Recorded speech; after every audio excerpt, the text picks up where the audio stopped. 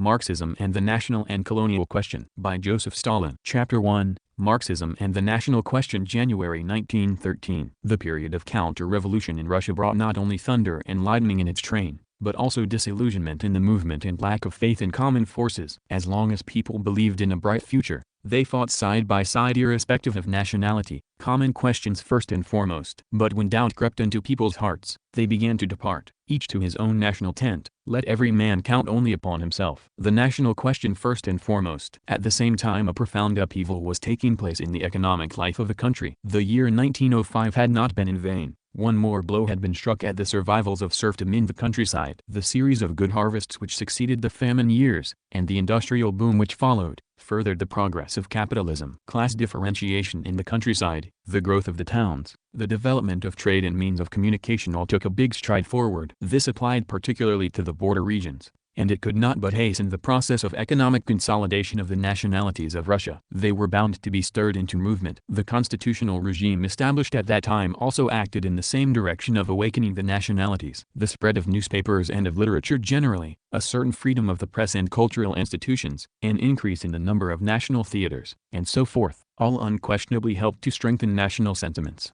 The Duma, with its election campaign and political groups, gave fresh opportunities for greater activity of the nations and provided a new and wide arena for their mobilization. And the mounting wave of militant nationalism above and the series of repressive measures taken by the powers that be in vengeance on the border regions for their love of freedom, evoked an answering wave of nationalism below, which at times took the form of crude chauvinism. The spread of Zionism among the Jews, the increase of chauvinism in Poland, pan-Islamism among the Tatars, the spread of nationalism among the Armenians, Georgians, and Ukrainians, the general swing of the Philistine towards anti-Semitism, all these are generally known facts. The wave of nationalism swept onwards with increasing force, threatening to engulf the mass of the workers. And the more the movement for emancipation declined, the more plentifully nationalism pushed forth its blossoms. At this difficult time social democracy had a high mission, to resist nationalism and to protect the masses from the general epidemic.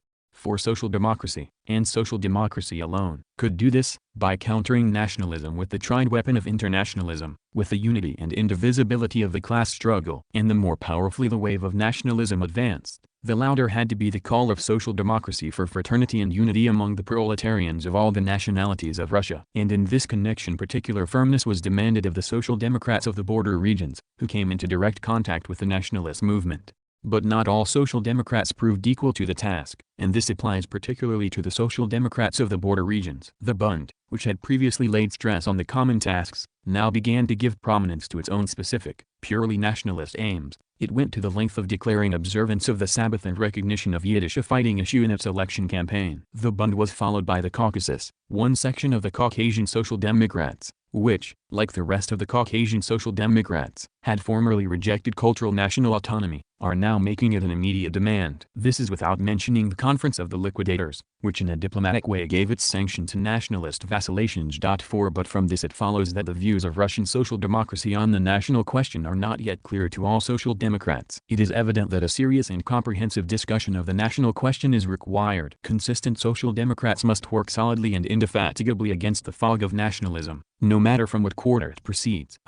The nation. What is a nation? A nation is primarily a community, a definite community of people. This community is not racial, nor is it tribal. The modern Italian nation was formed from Romans, Teutons, Etruscans, Greeks, Arabs, and so forth. The French nation was formed from Gauls, Romans, Britons, Teutons, and so on. The same must be said of the British, the Germans and others, who were formed into nations from people of diverse races and tribes. Thus, a nation is not a racial or a tribal, but a historically constituted community of people. On the other hand, it is unquestionable that the great empires of Cyrus and Alexander could not be called nations, although they came to be constituted historically and were formed out of different tribes and races. They were not nations, but casual and loosely connected conglomerations of groups, which fell apart or joined together according to the victories or defeats of this or that conqueror. Thus, a nation is not a casual or ephemeral conglomeration, but a stable community of people. But not every stable community constitutes a nation. Austria and Russia are also stable communities, but nobody calls them nations. What distinguishes a national community from a state community? The fact, among others, that a national community is inconceivable without a common language, while a state need not have a common language. The Czech nation in Austria and the Polish in Russia would be impossible if each did not have a common language, whereas the integrity of Russia and Austria is not affected by the fact that there are a number of different languages within their borders. We are referring, of course, to the spoken languages of the people and not to the official governmental languages. Thus, a common language is one of the characteristic features of a nation. This, of course, does not mean that different nations always and everywhere speak different languages,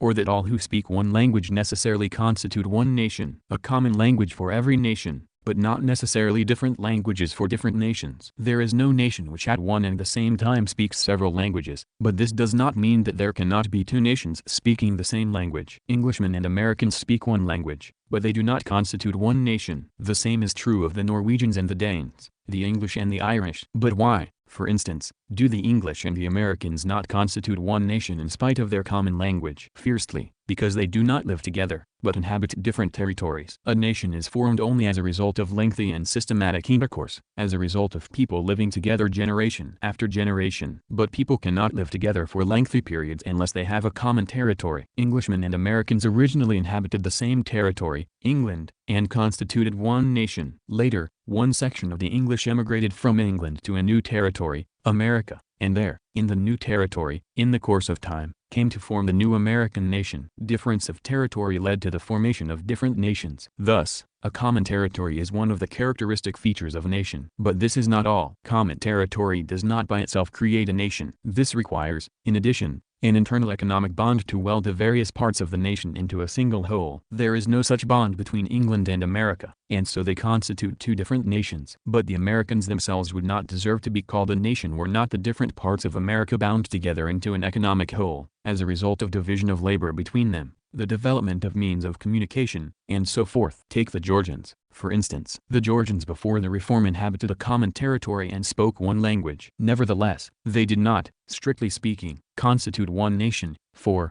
being split up into a number of disconnected principalities, they could not share a common economic life. For centuries they waged war against each other and pillaged each other, each inciting the Persians and Turks against the other. The ephemeral and casual union of the principalities which some successful king sometimes managed to bring about embraced at best a superficial administrative sphere, and rapidly disintegrated owing to the caprices of the princes and the indifference of the peasants. Nor could it be otherwise in economically disunited Georgia. Georgia came on the scene as a nation only in the latter half of the 19th century, when the fall of serfdom and the growth of the economic life of the country, the development of means of communication and the rise of capitalism, introduced division of labor between the various districts of Georgia, completely shattered the economic isolation of the principalities and bound them together into a single whole. The same must be said of the other nations which have passed through the stage of feudalism and have developed capitalism. Thus, a common economic life, economic cohesion, is one of the characteristic features of a nation. But even this is not all. Apart from the foregoing, one must take into consideration the specific spiritual complexion of the people constituting a nation. Nations differ not only in their conditions of life but also in spiritual complexion, which manifests itself in peculiarities of national culture. If England, America,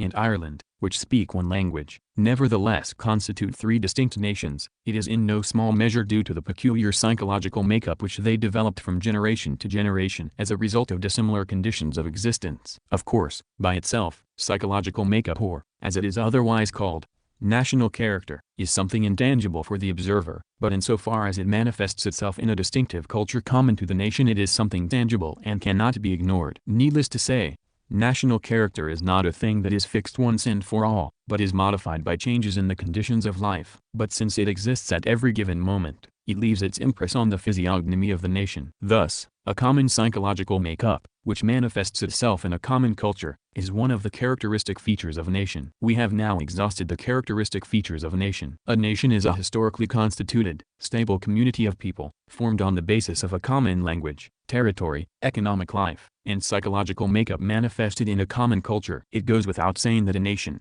like every historical phenomenon, is subject to the law of change, has its history, its beginning and end. It must be emphasized that none of the above characteristics taken separately is sufficient to define a nation. More than that, it is sufficient for a single one of these characteristics to be lacking and the nation ceases to be a nation. It is possible to conceive of people possessing a common national character who, nevertheless, cannot be said to constitute a single nation if they are economically disunited, inhabit different territories, speak different languages, and so forth. Such, for instance, are the Russian, Galician, American, Georgian, and Caucasian Highland Jews, who, in our opinion, do not constitute a single nation. It is possible to conceive of people with a common territory and economic life who nevertheless would not constitute a single nation because they have no common language and no common national character. Such, for instance, are the Germans and Letts in the Baltic region. Finally, the Norwegians and the Danes speak one language, but they do not constitute a single nation owing to the absence of the other characteristics. It is only when all these characteristics are present together that we have a nation. It might appear that national character is not one of the characteristics but the sole essential characteristic of a nation, and that all the other characteristics are, properly speaking, only conditions for the development of a nation, rather than its characteristics. Such, for instance, is the view held by R. Springer, and more particularly by O. Bauer, who are social democratic theoreticians on the national question well known in Austria. Let us examine their theory of the nation. According to Springer, a nation is a union of similarly thinking and similarly speaking persons. It is a cultural community of modern people no longer tied to the soil. Our italics, thus, a union of similarly thinking and similarly speaking people, no matter how disconnected they may be, no matter where they live, is a nation. Bauer goes even further. What is a nation? He asks. Is it a common language which makes people a nation? But the English and the Irish speak the same language without, however, being one people. The Jews have no common language and yet are a nation. What, then, is a nation? A nation is a relative community of character. But what is character? In this case, national character. National character is the sum total of characteristics which distinguish the people of one nationality from the people of another nationality, the complex of physical and spiritual characteristics which distinguish one nation from another. Bauer knows, of course, that national character does not drop from the skies, and he therefore adds, the character of people is determined by nothing so much as by their destiny. A nation is nothing but a community with a common destiny, which, in turn, is determined by the conditions under which people produce their means of subsistence and distribute the products of their labor. We thus arrive at the most complete, as Bauer calls it, definition of a nation. A nation is an aggregate of people bound into a community of character by a common destiny. We thus have common national character based on a common destiny, but not necessarily connected with a common territory, language or economic life. But what in that case remains of the nation? What common nationality can there be among people who are economically disconnected, inhabit different territories and from generation to generation speak different languages? Bauer speaks of the Jews as a nation, although they have no common language. But what common destiny and national cohesion is there, for instance, between the Georgian, Dagestanian, Russian, and American Jews, who are completely separated from one another, inhabit different territories and speak different languages? The above-mentioned Jews undoubtedly lead their economic and political life in common with the Georgians, Dagestanians, Russians and Americans respectively, and they live in the same cultural atmosphere as these. This is bound to leave a definite impression on their national character. If there is anything common to them left, it is their religion, their common origin and certain relics of the national character. All this is beyond question. But how can it be seriously maintained that petrified religious rites and fading psychological relics affect the destiny of these Jews more powerfully than the living social, economic and cultural environment that surrounds them? And it is only on this assumption that it is possible to speak of the Jews as a single nation at all. What, then, distinguishes Bauer's nation from the mystical and self-sufficient national spirit of the spiritualists? Bauer sets up an impassable barrier between the distinctive feature of nations, national character, and the conditions of their life, divorcing the one from the other. But what is national character if not a reflection of the conditions of life, a coagulation of impressions derived from environment? How can one limit the matter to national character alone, isolating and divorcing it from the soil that gave rise to it? Further, what indeed distinguished the English nation from the American nation at the end of the 18th and the beginning of the 19th centuries, when America was still known as New England? Not national character, of course, for the Americans had originated from England and had brought with them to America not only the English language but also the English national character, which, of course, they could not lose so soon, although, under the influence of the new conditions, they would naturally be developing their own specific character. Yet, despite their more or less common character, they at that time already constituted a nation distinct from England. Obviously, New England as a nation differed then from England as a nation not by its specific national character, or not so much by its national character, as by its environment and conditions of life. which were distinct from those of England. It is therefore clear that there is in fact no single distinguishing characteristic of a nation. There is only a sum total of characteristics, of which, when nations are compared, sometimes one characteristic,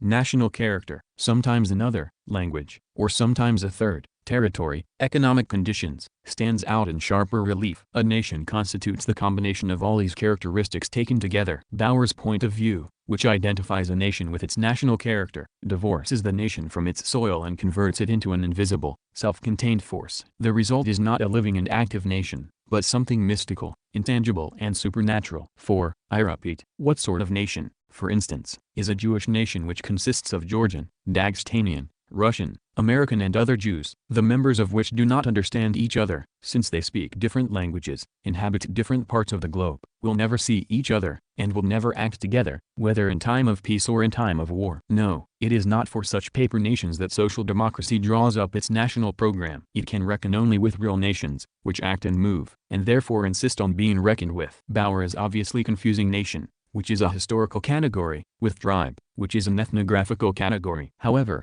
Bauer himself apparently feels the weakness of his position. While in the beginning of his book he definitely declares the Jews to be a nation, he corrects himself at the end of the book and states that in general capitalist society makes it impossible for them, the Jews, to continue as a nation, by causing them to assimilate with other nations. The reason, it appears, is that the Jews have no closed territory of settlement, whereas the Czechs, for instance, have such a territory and, according to Bauer, will survive as a nation. In short, the reason lies in the absence of a territory. By arguing thus, Bauer wanted to prove that the Jewish workers cannot demand national autonomy, but he thereby inadvertently refuted his own theory, which denies that a common territory is one of the characteristics of a nation. But Bauer goes further. In the beginning of his book he definitely declares that the Jews have no common language, and yet are a nation.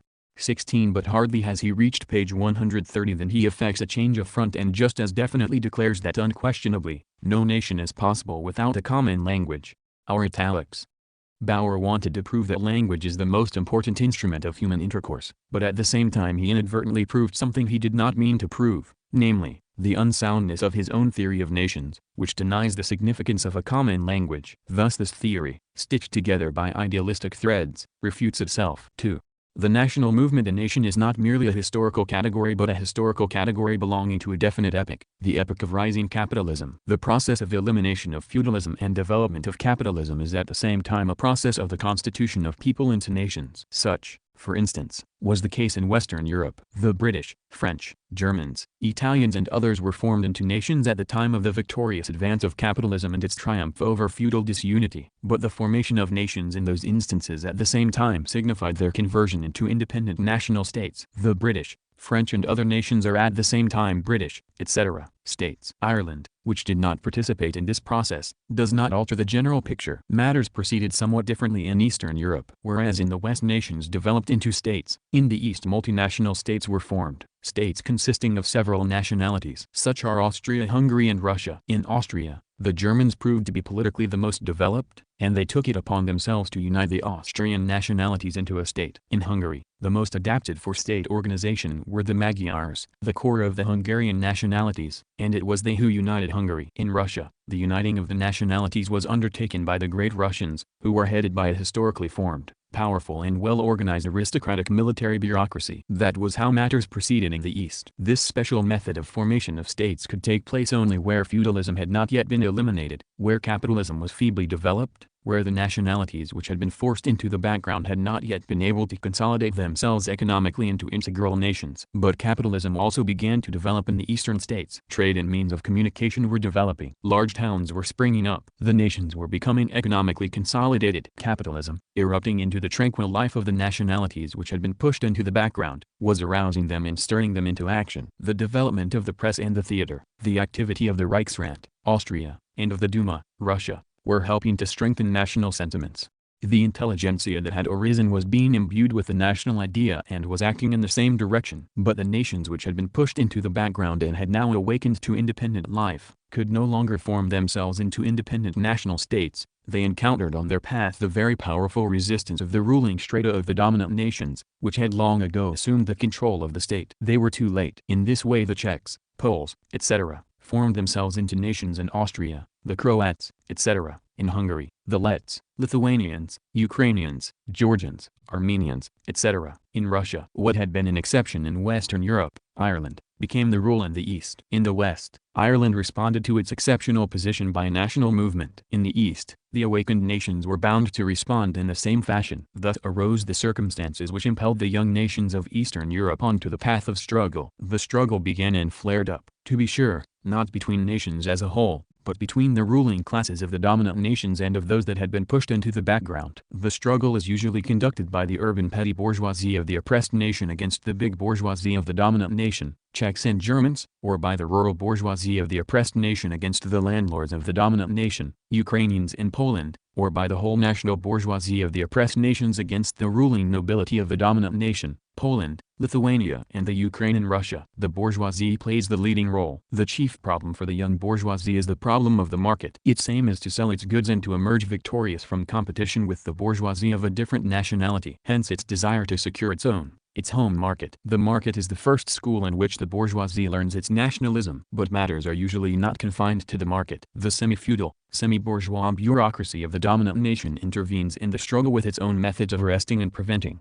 The bourgeoisie, whether big or small, of the dominant nation is able to deal more swiftly and decisively with its competitor. Forces are united and a series of restrictive measures is put into operation against the alien bourgeoisie, measures passing into acts of repression. The struggle spreads from the economic sphere to the political sphere. Restriction of freedom of movement, repression of language, restriction of franchise, closing of schools, religious restrictions, and so on, are piled upon the head of the competitor.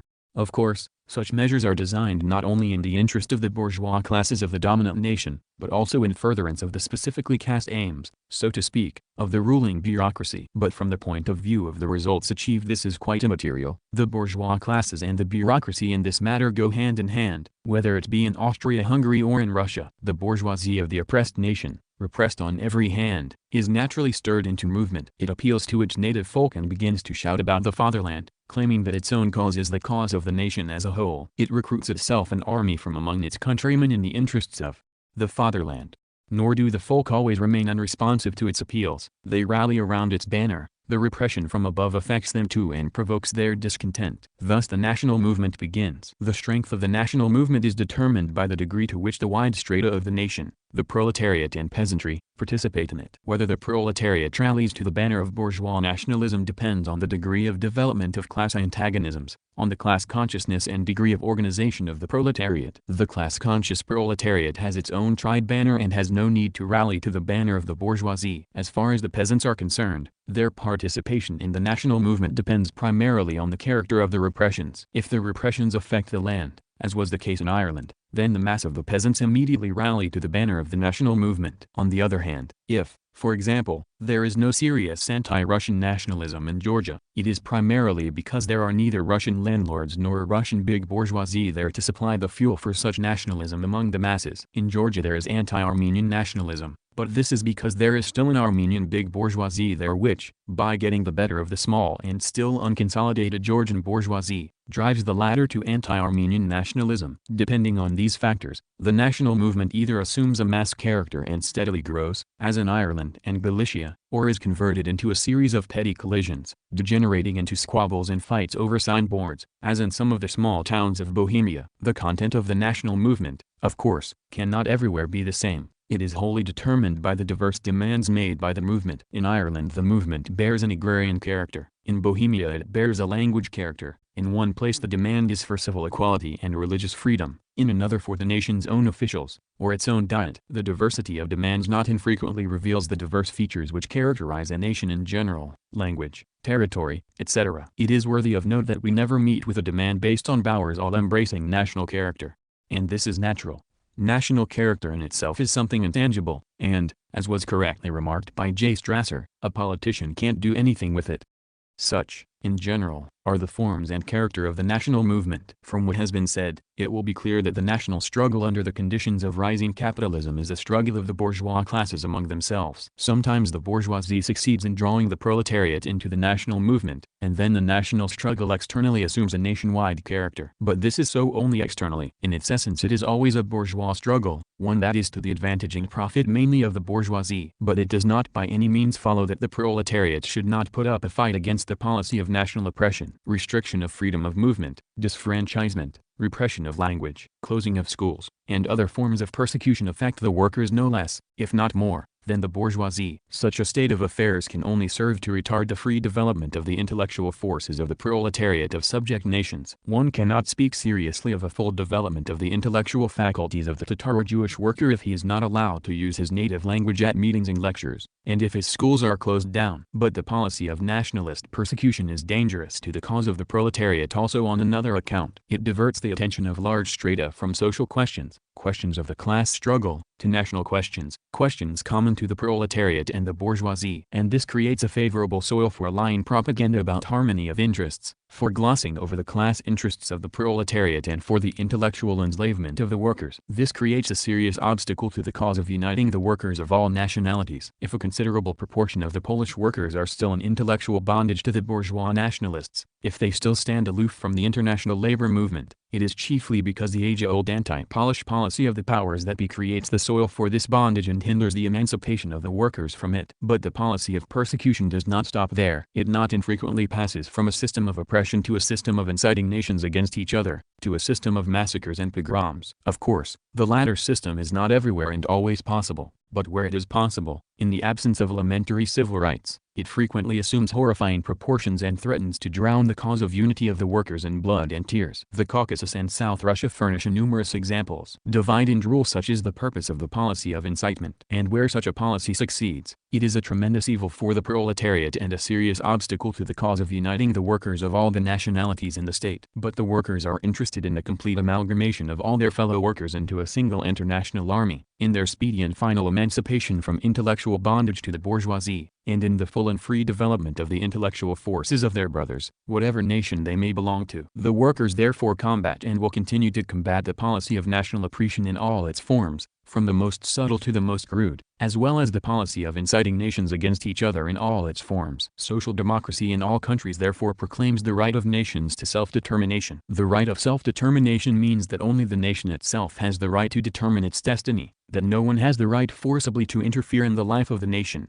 to destroy its schools and other institutions, to violate its habits and customs, to repress its language, or curtail its rights. This, of course, does not mean that social democracy will support every custom and institution of a nation. While combating the coercion of any nation, it will uphold only the right of the nation itself to determine its own destiny, at the same time agitating against harmful customs and institutions of the nation in order to enable the toiling strata of the nation to emancipate themselves from them. The right of self-determination means that a nation may arrange its life in the way it wishes. It has the right to arrange its life on the basis of autonomy. It has the right to enter into federal relations with other nations. It has the right to complete secession. Nations are sovereign, and all nations have equal rights. This, of course, does not mean that social democracy will support every demand of a nation. A nation has the right even to return to the old order of things, but this does not mean that social democracy will subscribe to such a decision if taken by some institution of a particular nation. The obligations of social democracy, which defends the interests of the proletariat, and the rights of a nation, which consists of various classes, are two different things. In fighting for the right of nations to self-determination, the aim of social democracy is to put an end to the policy of national oppression, to render it impossible, and thereby to remove the grounds of strife between nations, to take the edge off that strife and reduce it to a minimum. This is what essentially distinguishes the policy of the class-conscious proletariat from the policy of the bourgeoisie, which attempts to aggravate and fan the national struggle and to prolong and sharpen the national movement. And that is why the class-conscious proletariat cannot rally under the national flag of the bourgeoisie. That is why the so-called evolutionary national policy advocated by Bauer cannot become the policy of the proletariat. Bauer's attempt to identify his evolutionary national policy with the policy of the modern working class is an attempt to adapt the class struggle of the workers to the struggle of the nations. The fate of a national movement,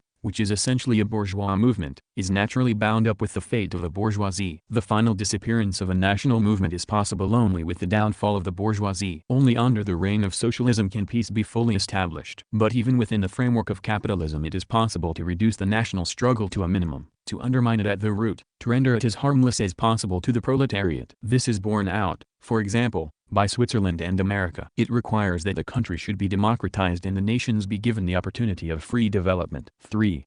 Presentation of the question: a nation has the right freely to determine its own destiny. It has the right to arrange its life as it sees fit, without, of course, trampling on the rights of other nations. That is beyond a dispute. But how exactly should it arrange its own life? What forms should its future constitution take? If the interests of the majority of the nation and, above all, of the proletariat are to be borne in mind, a nation has the right to arrange its life on autonomous lines. It even has the right to secede. But this does not mean that it should do so under all circumstances, that autonomy, or separation, will everywhere and always be advantageous for a nation, i.e., for its majority, i.e., for the toiling strata. The Transcaucasian Tatars as a nation may assemble, let us say, in their diet and, succumbing to the influence of their beys and mullahs, decide to restore the old order of things and to secede from the state. According to the meaning of the clause on self-determination they are fully entitled to do so. But will this be in the interest of the toiling strata of the Tatar nation? Can social democracy look on indifferently when the beys and mullahs assume the leadership of the masses in the solution of the national question? Should not social democracy interfere in the matter and influence the will of the nation in a definite way? Should it not come forward with a definite plan for the solution of the question, a plan which would be most advantageous for the Tatar masses? But what solution would be most compatible with the interests of the toiling masses? Autonomy, federation or separation? All these are problems, the solution of which will depend on the concrete historical conditions in which the given nation finds itself. More than that, conditions, like everything else, change, and a decision that is correct at one particular time may prove to be entirely unsuitable at another. In the middle of the 19th century Marx was in favor of the secession of Russian Poland, and he was right, for it was then a question of emancipating a higher culture from a lower culture that was destroying it. And the question at that time was not only a theoretical one, an academic question, but a practical one, a question of actual reality. At the end of the 19th century the Polish Marxists were already declaring against the secession of Poland, and they too were right, for during the 50 years that had elapsed profound changes had taken place, bringing Russia and Poland closer economically and culturally. Moreover, during that period the question of secession had been converted from a practical matter into a matter of academic dispute, which excited nobody except perhaps intellectuals abroad. This, of course, by no means precludes the possibility that certain internal and external conditions may arise in which the question of the secession of Poland may again come on the order of the day. The solution of the national question is possible only in connection with the historical conditions taken in their development. The economic, political and cultural conditions of a given nation constitute the only key to the question how a particular nation ought to arrange its life and what forms its future constitution ought to take. It is possible that a specific solution of the question will be required for each nation. If the dialectical approach to a question is required anywhere, it is required here, in the national question. In view of this we must declare our decided opposition to a certain very widespread, but very summary manner of solving the national question, which owes its inception to the Bund. We have in mind the easy method of referring to Austrian and South Slav social democracy,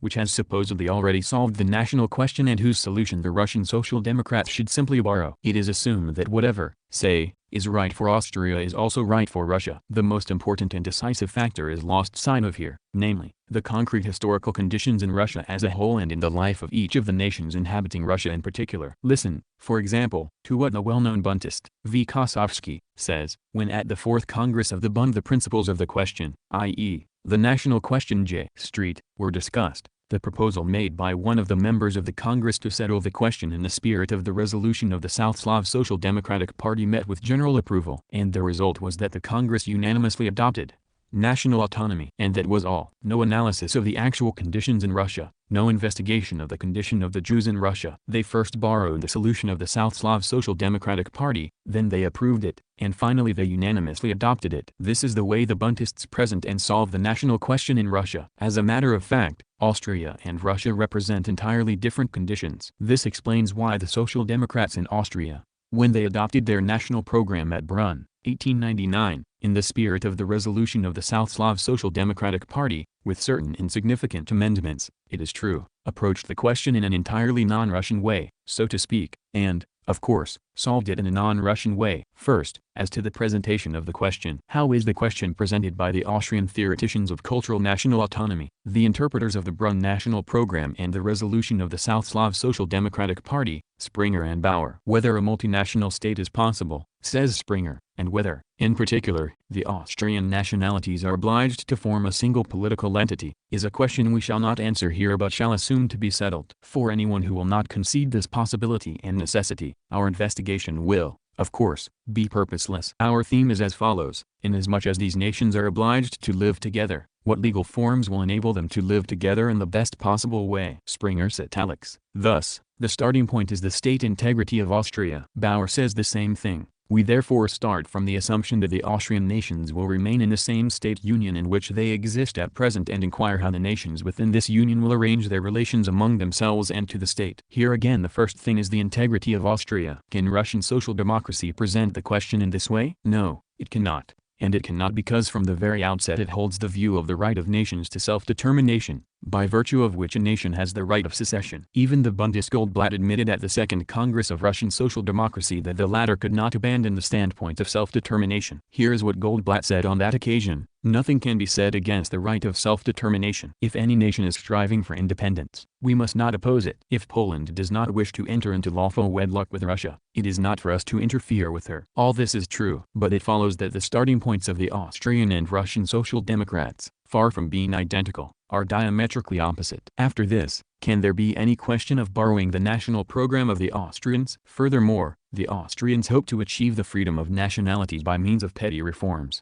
by slow steps. While they propose cultural national autonomy as a practical measure, they do not count on any radical change, on a democratic movement for liberation, which they do not even contemplate. The Russian Marxists, on the other hand, associate the freedom of nationalities with a probable radical change, with a democratic movement for liberation, having no grounds for counting on reforms. And this essentially alters matters in regard to the probable fate of the nations of Russia. Of course, says Bauer, there is little probability that national autonomy will be the result of a great decision, of a bold action. Austria will develop towards national autonomy step by step, by a slow process of development, in the course of a severe struggle, as a consequence of which legislation and administration will be in a state of chronic paralysis. The new constitution will not be created by a great legislative act, but by a multitude of separate enactments for individual provinces and individual communities. Springer says the same thing. I am very well aware, he writes, that institutions of this kind, i.e., organs of national autonomy J. Street, are not created in a single year or a single decade. The reorganization of the Prussian administration alone took considerable time. It took the Prussians 2 decades finally to establish their basic administrative institutions. Let nobody think that I harbor any illusions as to the time required and the difficulties to be overcome in Austria. All this is very definite. But can the Russian Marxists avoid associating the national question with bold actions? Can they count on partial reforms, on a multitude of separate enactments as a means for achieving the freedom of nationalities?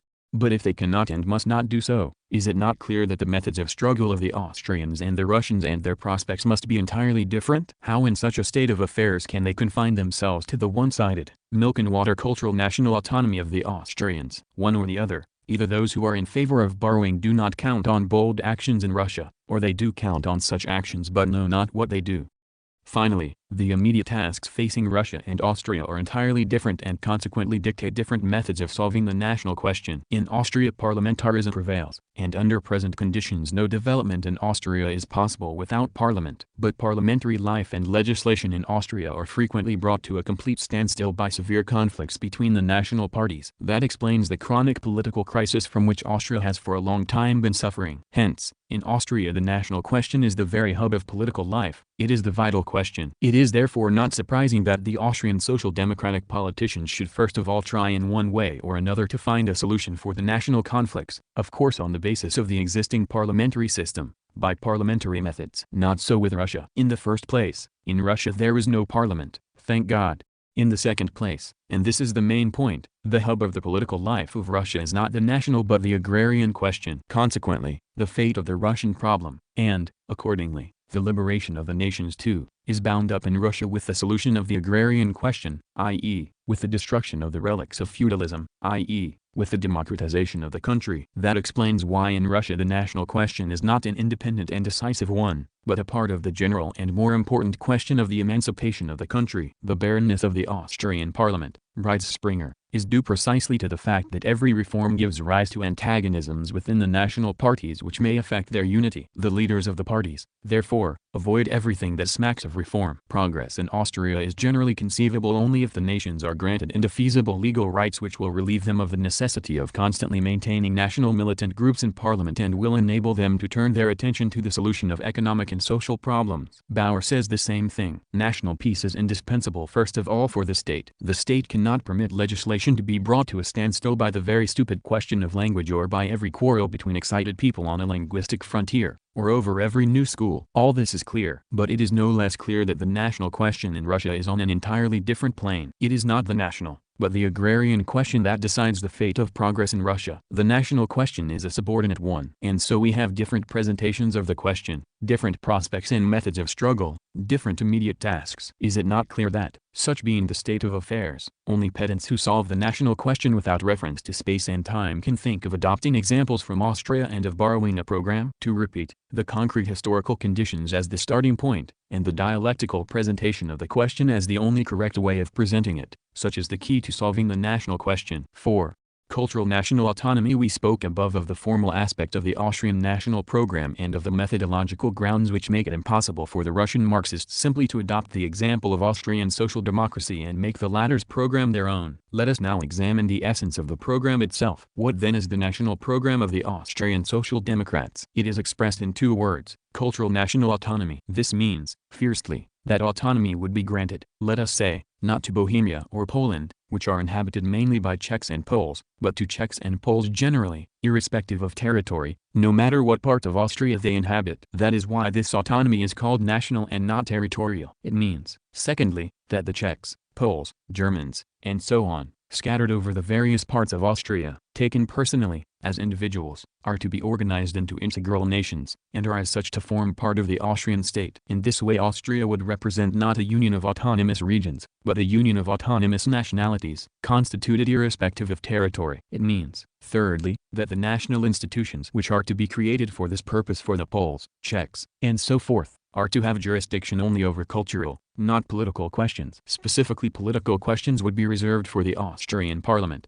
the Reichsrat. That is why this autonomy is also called cultural national autonomy. And here is the text of the program adopted by the Austrian Social Democratic Party at the Brunn Congress in 1899, having referred to the fact that national dissension in Austria is hindering political progress, that the final solution of the national question is primarily a cultural necessity, and that the solution is possible only in a genuinely democratic society, constructed on the basis of universal, direct and equal suffrage. The program goes on to say, the preservation and development of the national peculiarities of the peoples of Austria is possible only on the basis of equal rights and by avoiding all oppression. Hence, all bureaucratic state centralism and the feudal privileges of individual provinces must first of all be rejected. Under these conditions, and only under these conditions, will it be possible to establish a national order in Austria in place of national dissension, namely, on the following principles. 1. Austria must be transformed into a democratic state federation of nationalities. 2. The historical crown provinces must be replaced by nationally delimited self-governing corporations, in each of which legislation and administration shall be entrusted to national parliaments elected on the basis of universal, direct and equal suffrage. 3. All the self-governing regions of one and the same nation must jointly form a single national union, which shall manage its national affairs on an absolutely autonomous basis. 4. The rights of national minorities must be guaranteed by a special law passed by the Imperial Parliament. The program ends with an appeal for the solidarity of all the nations of Austria. It is not difficult to see that this program retains certain traces of territorialism, but that in general it gives a formulation of national autonomy. It is not without good reason that Springer, the first agitator on behalf of cultural national autonomy, greets it with enthusiasm. Bauer also supports this program, calling it a theoretical victory for national autonomy. Only, in the interests of greater clarity, he proposes that point 4 be replaced by a more definite formulation. which would declare the necessity of constituting the national minority within each self-governing region into a public corporation for the management of educational and other cultural affairs. Such is the national program of Austrian social democracy. Let us examine its scientific foundations. Let us see how the Austrian Social Democratic Party justifies the cultural national autonomy it advocates. Let us turn to the theoreticians of cultural national autonomy, Springer and Bauer. The starting point of national autonomy is the conception of a nation as a union of individuals without regard to a definite territory. Nationality, according to Springer, is not essentially connected with territory. Nations are autonomous unions of persons. Bauer also speaks of a nation as a community of persons which does not enjoy exclusive sovereignty in any particular region.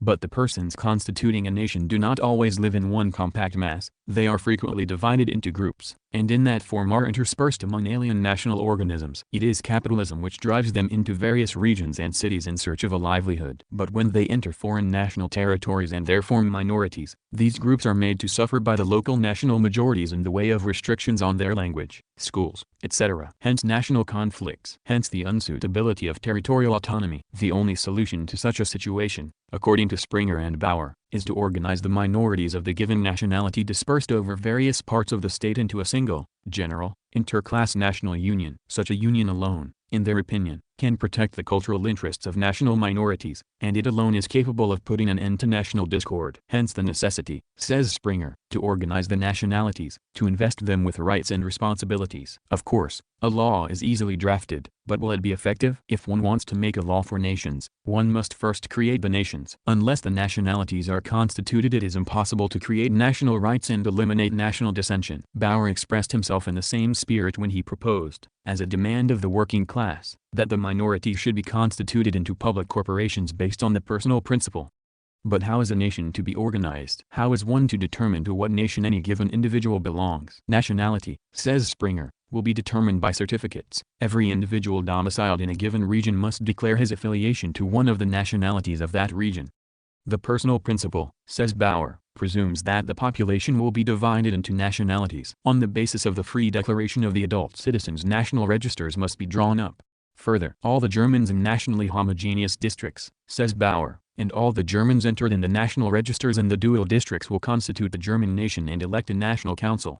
The same applies to the Czechs, Poles, and so on. The National Council, according to Springer, is the cultural parliament of the nation, empowered to establish the principles and to grant funds, thereby assuming guardianship over national education, national literature, art and science, the formation of academies, museums, galleries, theaters, etc. Such will be the organization of a nation and its central institution. According to Bauer, the Austrian Social Democratic Party is striving, by the creation of these interclass institutions, to make national culture the possession of the whole people and thereby unite all the members of the nation into a national cultural community. Our italics. One might think that all this concerns Austria alone. But Bauer does not agree. He emphatically declares that national autonomy is essential also for other states which, like Austria, consist of several nationalities. In the multinational state, according to Bauer, the working class of all the nations opposes the national power policy of the propertied classes with the demand for national autonomy. 48. Then, imperceptibly substituting national autonomy for the self-determination of nations, he continues. Thus, national autonomy, the self-determination of nations, will necessarily become the constitutional program of the proletariat of all the nations in a multinational state.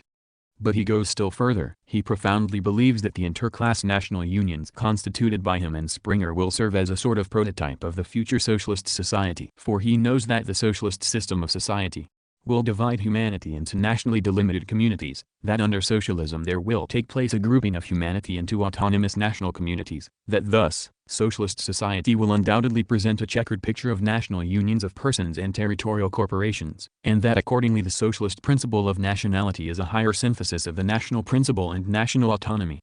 Enough, it would seem. These are the arguments for cultural national autonomy as given in the works of Bauer and Springer. The first thing that strikes the eye is the entirely inexplicable and absolutely unjustifiable substitution of national autonomy for self-determination of nations. One or the other. Either Bauer failed to understand the meaning of self-determination, or he did understand it but for some reason or other deliberately narrowed its meaning. For there is no doubt that cultural national autonomy presupposes the integrity of the multinational state, whereas self-determination goes outside the framework of this integrity, and b. that self-determination endows a nation with complete rights, whereas national autonomy endows it only with cultural rights. That in the first place. In the second place, a combination of internal and external conditions is fully possible at some future time by virtue of which one or another of the nationalities may decide to secede from a multinational state, say from Austria. Did not the Ruthenian Social Democrats at the Brunn Party Congress announce their readiness to unite the two parts of their people into one whole? What, in such a case, becomes of national autonomy, which is inevitable for the proletariat of all the nations?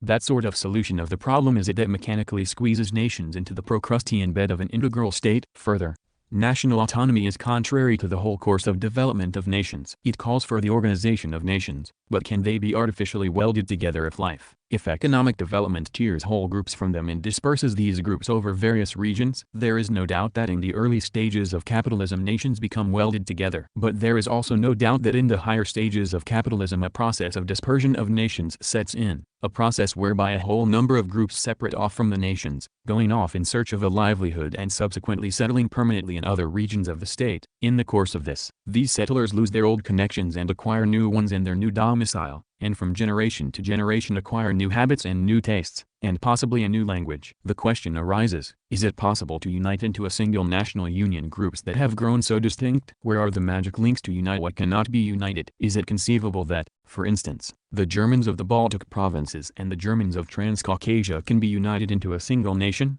But if it is not conceivable and not possible, wherein does national autonomy differ from the utopia of the old nationalists, who endeavored to turn back the wheel of history? But the unity of a nation diminishes not only as a result of migration. It diminishes also from internal causes, owing to the growing acuteness of the class struggle. In the early stages of capitalism one can still speak of a common culture of the proletariat and the bourgeoisie. But as large-scale industry develops and the class struggle becomes more and more acute, this common culture begins to melt away. One cannot seriously speak of the common culture of a nation when employers and workers of one and the same nation cease to understand each other. What common destiny can there be when the bourgeoisie thirsts for war, and the proletariat declares war on war? Can a single interclass national union be formed from such opposed elements? And, after this, can one speak of the union of all the members of the nation into a national cultural community? Is it not obvious that national autonomy is contrary to the whole course of the class struggle? But let us assume for a moment that the slogan "Organize the nation" is practicable. One might understand bourgeois nationalist parliamentarians endeavoring to organize a nation for the purpose of securing additional votes. But since when have social democrats begun to occupy themselves with organizing nations, constituting nations, creating nations? What sort of social democrats are they who in the epoch of extreme intensification of the class struggle organize interclass national unions? Until now the Austrian, as well as every other, social democratic party, had one task before it, namely, to organize the proletariat. That task has apparently become antiquated. Springer and Bauer are now setting a new task, a more absorbing task, namely, to organize a nation. However, logic has its obligations. He who adopts national autonomy must also adopt this new task, but to adopt the latter means to abandon the class position and to take the path of nationalism. Springer's and Bauer's cultural national autonomy is a subtle form of nationalism, and it is by no means fortuitous that the national program of the Austrian Social Democrats enjoins a concern for the preservation and development of the national peculiarities of the peoples. Just think, to preserve such national peculiarities of the Transcaucasian Tatars as self-flagellation at the festival of Shaksai-Vaksai, or to develop such national peculiarities of the Georgians as the vendetta. A demand of this character is in place in an outright bourgeois nationalist program, and if it appears in the program of the Austrian Social Democrats it is because national autonomy tolerates such demands. It does not contradict them. But if national autonomy is unsuitable now, it will be still more unsuitable in the future. Socialist society. Bauer's prophecy regarding the division of humanity into nationally delimited communities is refuted by the whole course of development of modern human society. National barriers are being demolished and are falling, rather than becoming firmer. As early as the 40s Marx declared that national differences and antagonisms between peoples are daily more and more vanishing and that the supremacy of the proletariat will cause them to vanish still faster. The subsequent development of mankind, accompanied as it was by the colossal growth of capitalist production, the reshuffling of nationalities and the union of people within ever larger territories, emphatically confirms Marx's thought. Bauer's desire to represent socialist society as a checkered picture of national unions of persons and territorial corporations is a timid attempt to substitute for Marx's conception of socialism a revised version of Bakunin's conception. The history of socialism proves that every such attempt contains the elements of inevitable failure. There is no need to mention the kind of socialist principle of nationality glorified by Bauer, which, in our opinion, substitutes for the socialist principle of the class struggle the bourgeois principle of nationality. If national autonomy is based on such a dubious principle, it must be admitted that it can only cause harm to the working class movement. True, such nationalism is not so transparent, for it is skillfully masked by socialist phrases, but it is all the more harmful to the proletariat for that reason. We can always cope with open nationalism, for it can easily be discerned. It is much more difficult to combat nationalism when it is masked and unrecognizable beneath its mask. Protected by the armor of socialism, it is less vulnerable and more tenacious. Implanted among the workers, it poisons the atmosphere and spreads harmful ideas of mutual distrust and segregation among the workers of the different nationalities. But this does not exhaust the harm caused by national autonomy. It prepares the ground not only for the segregation of nations but also for breaking up the united labor movement. The idea of national autonomy creates the psychological conditions for the division of the United Workers' Party into separate parties built on national lines. The breakup of the party is followed by the breakup of the trade unions, and complete segregation is the result. In this way the united class movement is broken up into separate national rivulets. Austria,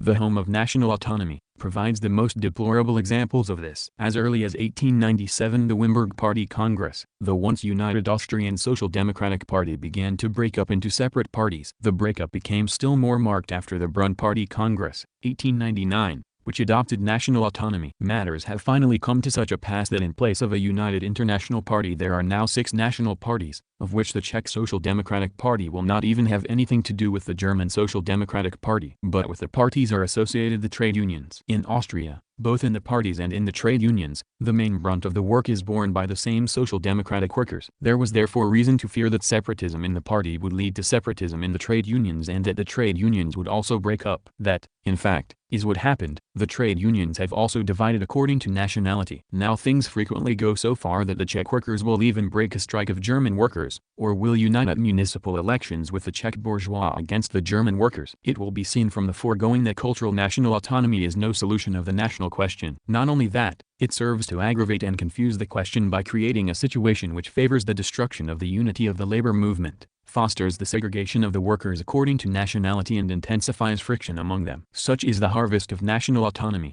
The Bund, its nationalism, its separatism we said above that Bauer, while granting the necessity of national autonomy for the Czechs, Poles, and so on, nevertheless opposes similar autonomy for the Jews. In answer to the question, should the working class demand autonomy for the Jewish people? Bauer says that national autonomy cannot be demanded by the Jewish workers. According to Bauer, the reason is that capitalist society makes it impossible for them, the Jews to continue as a nation. In brief, the Jewish nation is coming to an end, and hence there is nobody to demand national autonomy for. The Jews are being assimilated. This view of the fate of the Jews as a nation is not a new one. It was expressed by Marx as early as the 40s, in reference chiefly to the German Jews. It was repeated by Kautsky in 1903, in reference to the Russian Jews. It is now being repeated by Bauer in reference to the Austrian Jews, with the difference, however, that he denies not the present but the future of the Jewish nation. Bauer explains the impossibility of preserving the existence of the Jews as a nation by the fact that the Jews have no closed territory of settlement. This explanation, in the main a correct one, does not however express the whole truth. The fact of the matter is primarily that among the Jews there is no large and stable stratum connected with the land, which would naturally rivet the nation together, serving not only as its framework but also as a national market. Of the 5 or 6 million Russian Jews, only 3 to 4% are connected with agriculture in any way. The remaining 96% are employed in trade, industry, in urban institutions, and in general are town dwellers. Moreover, they are spread all over Russia and do not constitute a majority in a single gubernia. Thus, interspersed as national minorities in areas inhabited by other nationalities, the Jews as a rule serve foreign nations as manufacturers and traders and as members of the liberal professions, naturally adapting themselves to the foreign nations in respect to language and so forth. All this, taken together with the increasing reshuffling of nationalities characteristic of developed forms of capitalism, leads to the assimilation of the Jews. The abolition of the Pale of Settlement would only serve to hasten this process of assimilation. The question of national autonomy for the Russian Jews consequently assumes a somewhat curious character. Autonomy is being proposed for a nation whose future is denied and whose existence has still to be proved. Nevertheless, this was the curious and shaky position taken up by the Bund when at its 6th Congress, 1905, it adopted a national program on the lines of national autonomy. 2 circumstances impelled the Bund to take this step. The first circumstance is the existence of the Bund as an organization of Jewish, and only Jewish, social democratic workers. Even before 1897 the social democratic groups active among the Jewish workers set themselves the aim of creating a special Jewish workers' organization. They founded such an organization in 1897 by uniting to form the Bund. That was at a time when Russian social democracy as an integral body virtually did not yet exist. The Bund steadily grew and spread, and stood out more and more vividly against the background of the bleak days of Russian social democracy. Then came the 1900s. A mass labor movement came into being. Polish social democracy grew and drew the Jewish workers into the mass struggle. Russian social democracy grew and attracted the Bund workers. Lacking a territorial basis, the national framework of the Bund became too restrictive. The Bund was faced with the problem of either merging with the general international tide, or of upholding its independent existence as an extraterritorial organization. The Bund chose the latter course. Thus grew up the theory that the Bund is the sole representative of the Jewish proletariat. But to justify this strange theory in any simple way became impossible. Some kind of foundation on principle, some justification on principle, was needed. Cultural national autonomy provided such a foundation. The Bund seized upon it, borrowing it from the Austrian Social Democrats. If the Austrians had not had such a program, the Bund would have invented it in order to justify its independent existence on principle. Thus, after a timid attempt in 1901, the Fourth Congress, the Bund definitely adopted a national program in 1905, the Sixth Congress. The second circumstance is the peculiar position of the Jews as separate national minorities within compact majorities of other nationalities and integral regions. We have already said that this position is undermining the existence of the Jews as a nation and puts them on the road to assimilation. But this is an objective process. Subjectively, in the minds of the Jews, it provokes a reaction and gives rise to the demand for a guarantee of the rights of a national minority, for a guarantee against assimilation. Preaching as it does the vitality of the Jewish nationality, the Bund could not avoid being in favor of a guarantee. And, having taken up this position, it could not but accept national autonomy. For if the Bund could seize upon any autonomy at all, it could only be national autonomy, i.e., cultural national autonomy. There could be no question of territorial political autonomy for the Jews, since the Jews have no definite integral territory. It is noteworthy that the Bund from the outset stressed the character of national autonomy as a guarantee of the rights of national minorities, as a guarantee of the free development of nations. Nor was it fortuitous that the representative of the Bund at the Second Congress of the Russian Social Democratic Party, Goldblatt, defined national autonomy as institutions which guarantee them, i.e., nations J. Street, complete freedom of cultural development. A similar proposal was made by supporters of the ideas of the Bund to the Social Democratic group in the Fourth Duma. In this way the Bund adopted the curious position of national autonomy for the Jews. We have examined above national autonomy in general. The examination showed that national autonomy leads to nationalism. We shall see later that the Bund has arrived at the same end point. But the Bund also regards national autonomy from a special aspect, namely, from the aspect of guarantees of the rights of national minorities. Let us also examine the question from this special aspect. It is all the more necessary since the problem of national minorities, and not of the Jewish minorities alone, is one of serious moment for social democracy. And so, it is a question of institutions which guarantee nations complete freedom of cultural development. Our italics J. Street. But what are these institutions which guarantee, etc.? They are primarily the National Council of Springer and Bauer, something in the nature of a diet for cultural affairs. But can these institutions guarantee a nation complete freedom of cultural development?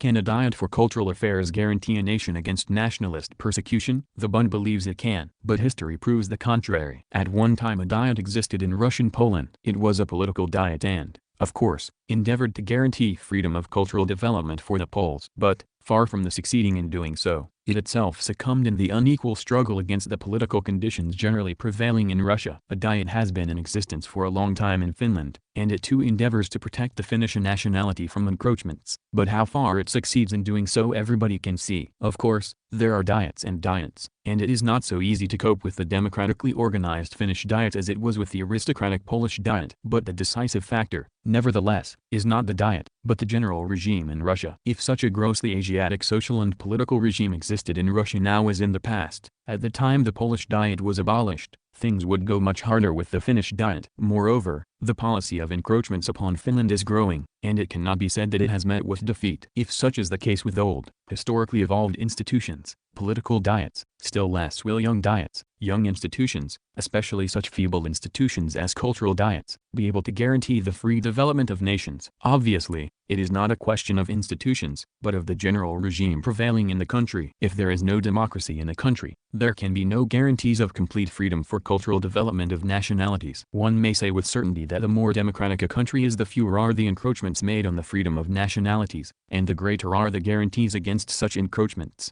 Russia is a semi-Asiatic country, and therefore in Russia the policy of encroachments not infrequently assumes the grossest form, the form of pogroms. It need hardly be said that in Russia guarantees have been reduced to the very minimum. Germany is, however, European, and she enjoys a measure of political freedom. It is not surprising that the policy of encroachments there never takes the form of pogroms. In France, of course, there are still more guarantees, for France is more democratic than Germany. There is no need to mention Switzerland, where, thanks to her highly developed, although bourgeois democracy, nationalities live in freedom, whether they are a minority or a majority. Thus the Bund adopts a false position when it asserts that institutions by themselves are able to guarantee complete cultural development for nationalities. It may be said that the Bund itself regards the establishment of democracy in Russia as a preliminary condition for the creation of institutions and guarantees of freedom. But this is not the case. From the report of the 8th Conference of the Bund it will be seen that the Bund thinks it can secure institutions on the basis of the present system in Russia, by reforming the Jewish community. The community, one of the leaders of the Bund said at this conference, may become the nucleus of future cultural national autonomy. Cultural national autonomy is a form of self-service on the part of nations, a form of satisfying national needs. The community form conceals within itself a similar content. They are links in the same chain, stages in the same evolution. On this basis, the conference decided that it was necessary to strive for reforming the Jewish community and transforming it by legislative means into a secular institution, democratically organized. Our italics J. Street. It is evident that the Bund considers as the condition and guarantee not the democratization of Russia, but some future secular institution of the Jews, obtained by reforming the Jewish community, so to speak, by legislative means, through the Duma. But we have already seen that institutions in themselves cannot serve as guarantees if the regime in the state generally is not a democratic one. But what, it may be asked, will be the position under a future democratic system? Will not special cultural institutions which guarantee, etc., be required even under democracy? What is the position in this respect in democratic Switzerland, for example? Are there special cultural institutions in Switzerland on the pattern of Springer's National Council? No, there are not. But do not the cultural interests of, for instance, the Italians, who constitute a minority there, suffer for that reason? One does not seem to hear that they do. And that is quite natural. In Switzerland all special cultural institutions, which supposedly guarantee, etc., are rendered superfluous by democracy. And so, impotent in the present and superfluous in the future, such are the institutions of cultural national autonomy, and such is national autonomy. But it becomes still more harmful when it is thrust upon a nation whose existence and future are open to doubt. In such cases the advocates of national autonomy are obliged to protect and preserve all the peculiar features of the nation, the bad as well as the good, just for the sake of saving the nation from assimilation, just for the sake of preserving it. That the Bund should take this dangerous path was inevitable, and it did take it. We are referring to the resolutions of recent conferences of the Bund on the question of the Sabbath, Yiddish, etc. Social democracy strives to secure for all nations the right to use their own language. But that does not satisfy the Bund. It demands that the right of the Jewish language, our italics J. Street, be championed with exceptional persistence. And the Bund itself in the elections to the 4th Duma declared that it would give preference to those of them, i.e., electors, who undertake to defend the right of the Jewish language. 71. Not the general right of all nations to use their own language, but the particular right of the Jewish language, Yiddish. Let the workers of the various nationalities fight primarily for their own language, the Jews for Jewish, the Georgians for Georgian, and so forth. The struggle for the general right of all nations is a secondary matter. You do not have to recognize the right of all oppressed nationalities to use their own language. But if you have recognized the right of Yiddish, know that the Bund will vote for you. The Bund will prefer you. But in what way then does the Bund differ from the bourgeois nationalists? Social democracy strives to secure the establishment of a compulsory weekly rest day. But that does not satisfy the Bund. It demands that by legislative means the Jewish proletariat should be guaranteed the right to observe their Sabbath and be relieved of the obligation to observe another day. It is to be expected that the Bund will take another step forward and demand the right to observe all the ancient Hebrew holidays. And if, to the misfortune of the Bund, the Jewish workers have discarded religious prejudices and do not want to observe these holidays, the Bund with its agitation for the right to the Sabbath, will remind them of the Sabbath. It will, so to speak, cultivate among them the Sabbatarian spirit. Quite comprehensible, therefore, are the passionate speeches delivered at the 8th Conference of the Bund demanding Jewish hospitals, a demand that was based on the argument that a patient feels more at home among his own people, that the Jewish worker will not feel at ease among Polish workers, but will feel at ease among Jewish shopkeepers. preservation of everything Jewish, conservation of all the national peculiarities of the Jews, even those that are patently harmful to the proletariat, isolation of the Jews from everything non-Jewish, even the establishment of special hospitals. That is the level to which the Bund has sunk. Comrade Plekhanov was right 1,000 times over when he said that the Bund is adapting socialism to nationalism. Of course, V. Kosovsky and Buntists like him may denounce Plekhanov as a demagogue. Paper will put up with anything that is written on it, but those who are familiar with the activities of the Bund will easily realize that these brave fellows are simply afraid to tell the truth about themselves and are hiding behind strong language about demagogy. But since it holds such a position on the national question, the Bund was naturally obliged, in the matter of organization also, to take the path of segregating the Jewish workers, the path of formation of national curie within social democracy. Such is the logic of national autonomy. And, in fact, the Bund did pass from the theory of sole representation to the theory of national demarcation of workers. The Bund demands that Russian social democracy should in its organizational structure introduce demarcation according to nationalities. From demarcation it made a step forward to the theory of segregation. It is not for nothing that speeches were made at the 8th Conference of the Bund declaring that national existence lies in segregation. Organizational federalism harbors the elements of disintegration and separatism. The Bund is heading for separatism. And, indeed, there is nothing else it can head for. Its very existence as an extraterritorial organization drives it to separatism. The Bund does not possess a definite integral territory, it operates on foreign territories, whereas the neighboring Polish, Lettish and Russian social democracies are international territorial collective bodies. But the result is that every extension of these collective bodies means a loss to the Bund and a restriction of its field of action. There are two alternatives. Either Russian social democracy as a whole must be reconstructed on the basis of national federalism, which will enable the Bund to secure the Jewish proletariat for itself, or the territorial international principle of these collective bodies remains in force, in which case the Bund must be reconstructed on the basis of internationalism, as is the case with the Polish and Lettish social democracies. This explains why the Bund from the very beginning demanded the reorganization of Russian social democracy on a federal basis. In 1906, yielding to the pressure from below in favor of unity, the Bund chose a middle path and joined Russian social democracy. But how did it join? Whereas the Polish and Lettish social democracies joined for the purpose of peaceable joint action, the Bund joined for the purpose of waging war for a federation. That is exactly what Medem, the leader of the Buntists, said at the time. We are joining not for the sake of an idol, but in order to fight. There is no idol, and only Manilovs could hope for one in the near future. The Bund must join the party armed from head to foot. It would be wrong to regard this as an expression of evil intent on Medem's part. It is not a matter of evil intent, but of the peculiar position of the Bund, which compels it to fight Russian social democracy, which is built on the basis of internationalism. And in fighting it the Bund naturally violated the interests of unity. Finally, matters went so far that the Bund formally broke with Russian social democracy, violating its statutes, and in the elections to the Fourth Duma joining forces with the Polish nationalists against the Polish Social Democrats. The Bund has apparently found that a rupture is the best guarantee for independent activity. And so the principle of organizational demarcation led to separatism and to a complete rupture. In a controversy with the old Iskra on the question of federalism, the Bund once wrote, "Iskra wants to assure us that federal relations between the Bund and Russian social democracy are bound to weaken the ties between them. We cannot refute this opinion by referring to practice in Russia, for the simple reason that Russian social democracy does not exist as a federal body. But we can refer to the extremely instructive experience of social democracy in Austria, which assumed a federal character by virtue of the decision of the Party Congress of 1897. That was written in 1902. But we are now in the year 1913. We now have both Russian practice and the experience of social democracy in Austria. What do they tell us? Let us begin with the extremely instructive experience of social democracy in Austria. Up to 1896 there was a united Social Democratic Party in Austria. In that year the Czechs at the International Congress in London for the first time demanded separate representation, and were given it. In 1897, at the Vienna, Wimberg, Party Congress, the United Party was formally liquidated and in its place a federal league of 6 national social democratic groups was set up. Subsequently these groups were converted into independent parties, which gradually severed contact with one another. Following the parties, the parliamentary group broke up.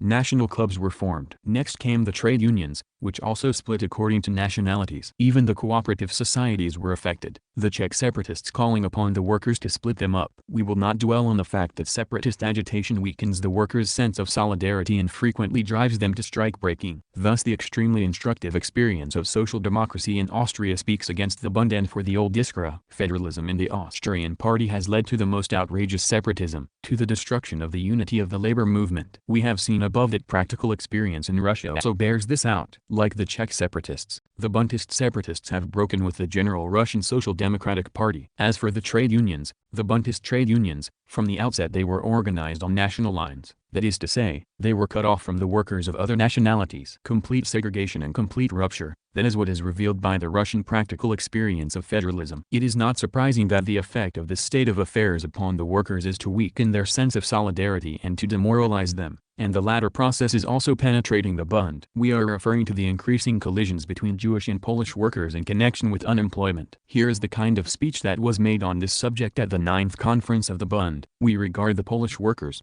who are ousting us, as pogromists, as scabs. We do not support their strikes, we break them. Secondly, we reply to being ousted by ousting in our turn. We reply to Jewish workers not being allowed into the factories by not allowing Polish workers near the benches. If we do not take this matter into our own hands, the workers will follow others. Our italics J Street, that is the way they talk about solidarity at a Bundist conference. You cannot go further than that in the way of demarcation and segregation.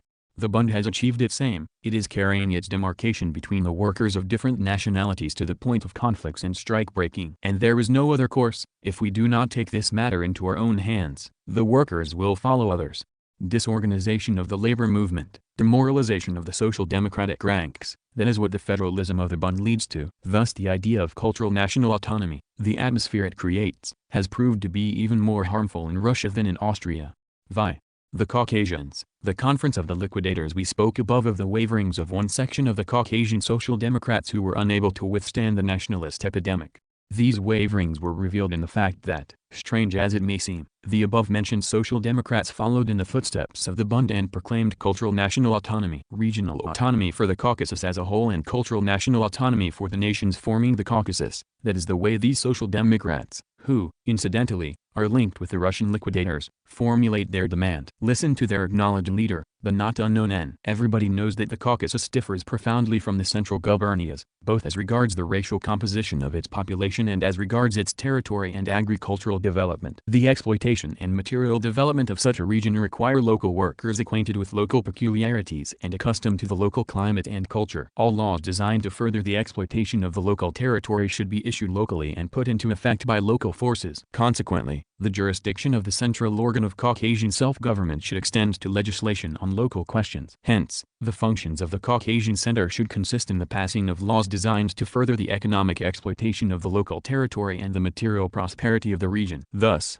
regional autonomy for the Caucasus. If we abstract ourselves from the rather confused and incoherent arguments of N, it must be admitted that his conclusion is correct. Regional autonomy for the Caucasus, within the framework of a general state constitution, which N does not deny, is indeed essential because of the peculiarities of its composition and its conditions of life. This was also acknowledged by the Russian Social Democratic Party, which at its second Congress proclaimed regional self-government for those border regions which in respect of their conditions of life and the composition of their population differ from the regions of Russia proper.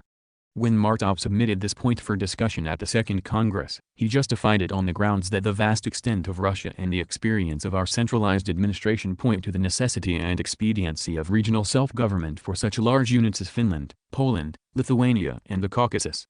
But it follows that regional self-government is to be interpreted as regional autonomy. But then goes further. According to him, regional autonomy for the Caucasus covers only one aspect of the question. So far we have spoken only of the material development of local life. But the economic development of a region is facilitated not only by economic activity but also by spiritual, cultural activity. A culturally strong nation is strong also in the economic sphere. But the cultural development of nations is possible only in the national languages. Consequently, all questions connected with the native language are questions of national culture. Such are the questions of education, the judicature, the church, literature, art, science, the theater, etc. If the material development of a region unites nations, matters of national culture disunite them and place each in a separate sphere. Activities of the former kind are associated with a definite territory. This is not the case with matters of national culture. These are associated not with a definite territory but with the existence of a definite nation. The fate of the Georgian language interests a Georgian, no matter where he lives. It would be a sign of profound ignorance to say that Georgian culture concerns only the Georgians who live in Georgia. Take, for instance, the Armenian Church. Armenians of various localities and states take part in the administration of its affairs. Territory plays no part here. Or, for instance, the creation of a Georgian museum interests not only the Georgians of Tiflis but also the Georgians of Baku, Kotais, St. Petersburg, etc. Hence, the administration and control of all affairs of national culture must be left to the nations concerned. We proclaim in favor of cultural national autonomy for the Caucasian nationalities. In short, since culture is not territory, and territory is not culture, cultural national autonomy is required. That is all one can say in the latter's favor. We shall not stop to discuss again national cultural autonomy in general. We have already spoken of its objectionable character. We should like to point out only that, while being unsuitable in general, cultural national autonomy is also meaningless and nonsensical in relation to Caucasian conditions. And for the following reason, cultural national autonomy presumes more or less developed nationalities, with a developed culture and literature. Failing these conditions, autonomy loses all sense and becomes an absurdity. But in the Caucasus there are a number of nationalities each possessing a primitive culture, a separate language, but without its own literature. Nationalities, moreover, which are in a state of transition, partly becoming assimilated and partly continuing to develop. How is cultural national autonomy to be applied to them? What is to be done with such nationalities? How are they to be organized into separate cultural national unions, as is undoubtedly implied by cultural national autonomy? What is to be done with the Mingrelians, the Abkhazians, the Agarians, the Svanetians, the Lesgians, and so on, who speak different languages but do not possess a literature of their own? To what nations are they to be attached? Can they be organized into national unions? Around what cultural affairs are they to be organized? What is to be done with the Ossetians, of whom the Transcaucasian Ossetians are becoming assimilated, but are as yet by no means wholly assimilated, by the Georgians, while the CIS Caucasian Ossetians are partly being assimilated by the Russians and partly continuing to develop and are creating their own literature? How are they to be organized into a single national union? To what national union should one attach the Agarians, who speak the Georgian language, but whose culture is Turkish and who profess the religion of Islam? Shall they be organized separately from the Georgians with regard to religious affairs and together with the Georgians with regard to other cultural affairs? And what about the Kabuletians, the Ingushes, the Angilos? What kind of autonomy is that which excludes a whole number of nationalities from the list? No, that is not a solution of the national question, but the fruit of idle fancy. But let us grant the impossible and assume that our N.S. national cultural autonomy has been put into effect. Where would it lead to? What would be its results? Take, for instance, the Transcaucasian Tatars, with their minimum percentage of literates, their schools controlled by the omnipotent mullahs and their culture permeated by the religious spirit. It is not difficult to understand that to organize them into a cultural national union would mean to place them under the control of the mullahs, to deliver them over to the tender mercies of the reactionary mullahs, to create a new stronghold of spiritual enslavement of the Tatar masses to their worst enemy. But since when have social democrats made it a practice to bring grist to the mill of the reactionaries? Could the Caucasian liquidators really find nothing better to proclaim than the isolation of the Transcaucasian Tatars within a cultural national union which would place the masses under the thraldom of vicious reactionaries? No. That is no solution of the national question. The national question in the Caucasus can be solved only by drawing the belated nations and nationalities into the common stream of a higher culture. It is the only progressive solution and the only solution acceptable to social democracy. Regional autonomy in the Caucasus is acceptable because it would draw the belated nations into the common cultural development. It would help them to cast off the shell of small nation insularity. It would impel them forward and facilitate access to the benefits of higher culture. Cultural national autonomy, however, acts in a diametrically opposite direction, because it shuts up the nations within their old shells, binds them to the lower stages of cultural development and prevents them from rising to the higher stages of culture. In this way national autonomy counteracts the beneficial aspects of regional autonomy and nullifies it. That is why the mixed type of autonomy which combines national cultural autonomy and regional autonomy as proposed by N. is also unsuitable. This unnatural combination does not improve matters but makes them worse, because in addition to retarding the development of the belated nations it transforms regional autonomy into an arena of conflict between the nations organized in the national unions. Thus cultural national autonomy, which is unsuitable generally, would be a senseless, reactionary undertaking in the Caucasus. So much for the cultural national autonomy of N and his Caucasian fellow thinkers. Whether the Caucasian liquidators will take a step forward and follow in the footsteps of the Bund on the question of organization also, the future will show. So far, in the history of social democracy, federalism and organization always preceded national autonomy and program. The Austrian Social Democrats introduced organizational federalism as far back as 1897, and it was only 2 years later, 1899, that they adopted national autonomy. The Buntists spoke distinctly of national autonomy for the first time in 1901, whereas organizational federalism had been practiced by them since 1897. The Caucasian liquidators have begun from the end, from national autonomy. If they continue to follow in the footsteps of the Bund, they will first have to demolish the whole existing organizational edifice, which was erected at the end of the 90s on the basis of internationalism. But, easy though it was to adopt national autonomy, which is still not understood by the workers, it will be difficult to demolish an edifice which it has taken years to build and which has been raised and cherished by the workers of all the nationalities of the Caucasus. This Herostration undertaking has only to be begun, and the eyes of the workers will be opened to the nationalist character of cultural national autonomy. While the Caucasians are settling the national question in the usual manner, by means of verbal and written discussion, the All-Russian Conference of the Liquidators has invented a most unusual method. It is a simple and easy method. Listen to this. Having heard the communication of the Caucasian delegation to the effect that it is necessary to demand national cultural autonomy, this conference, while expressing no opinion on the merits of this demand, declares that such an interpretation of the clause of the program which recognizes the right of every nationality to self-determination does not contradict the precise meaning of the program. Thus, first of all they express no opinion on the merits of the question, and then they declare an original method. And what does this original conference declare?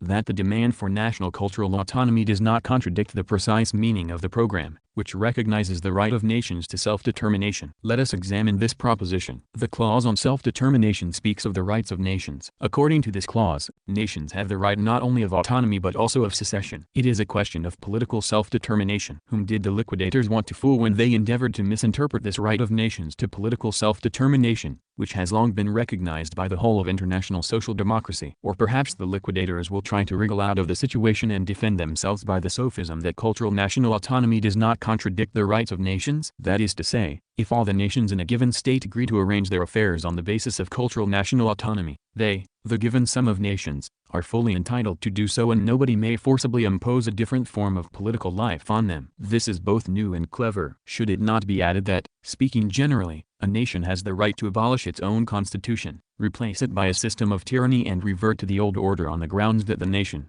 and the nation alone, has the right to determine its own destiny? We repeat, in this sense, neither cultural national autonomy nor any other kind of nationalist reaction contradicts the rights of nations. Is that what the esteemed conference wanted to say? No, not that. It specifically says that cultural national autonomy does not contradict, not the rights of nations, but the precise meaning of the program. The point here is the program and not the rights of nations, and that is quite understandable. If it were some nation that addressed itself to the Conference of Liquidators, the conference might have directly declared that the nation has a right to cultural national autonomy. But it was not a nation that addressed itself to the conference, but a delegation of Caucasian social democrats, bad social democrats, it is true, but social democrats nevertheless. And they inquired not about the rights of nations, but whether cultural national autonomy contradicted the principles of social democracy, whether it did not contradict the precise meaning of the program of social democracy. Thus, the rights of nations and the precise meaning of the program of social democracy are not one and the same thing. Evidently, there are demands which, while they do not contradict the rights of nations, may yet contradict the precise meaning of the program. For example, the program of the Social Democrats contains a clause on freedom of religion. According to this clause, any group of persons have the right to profess any religion they please: Catholicism,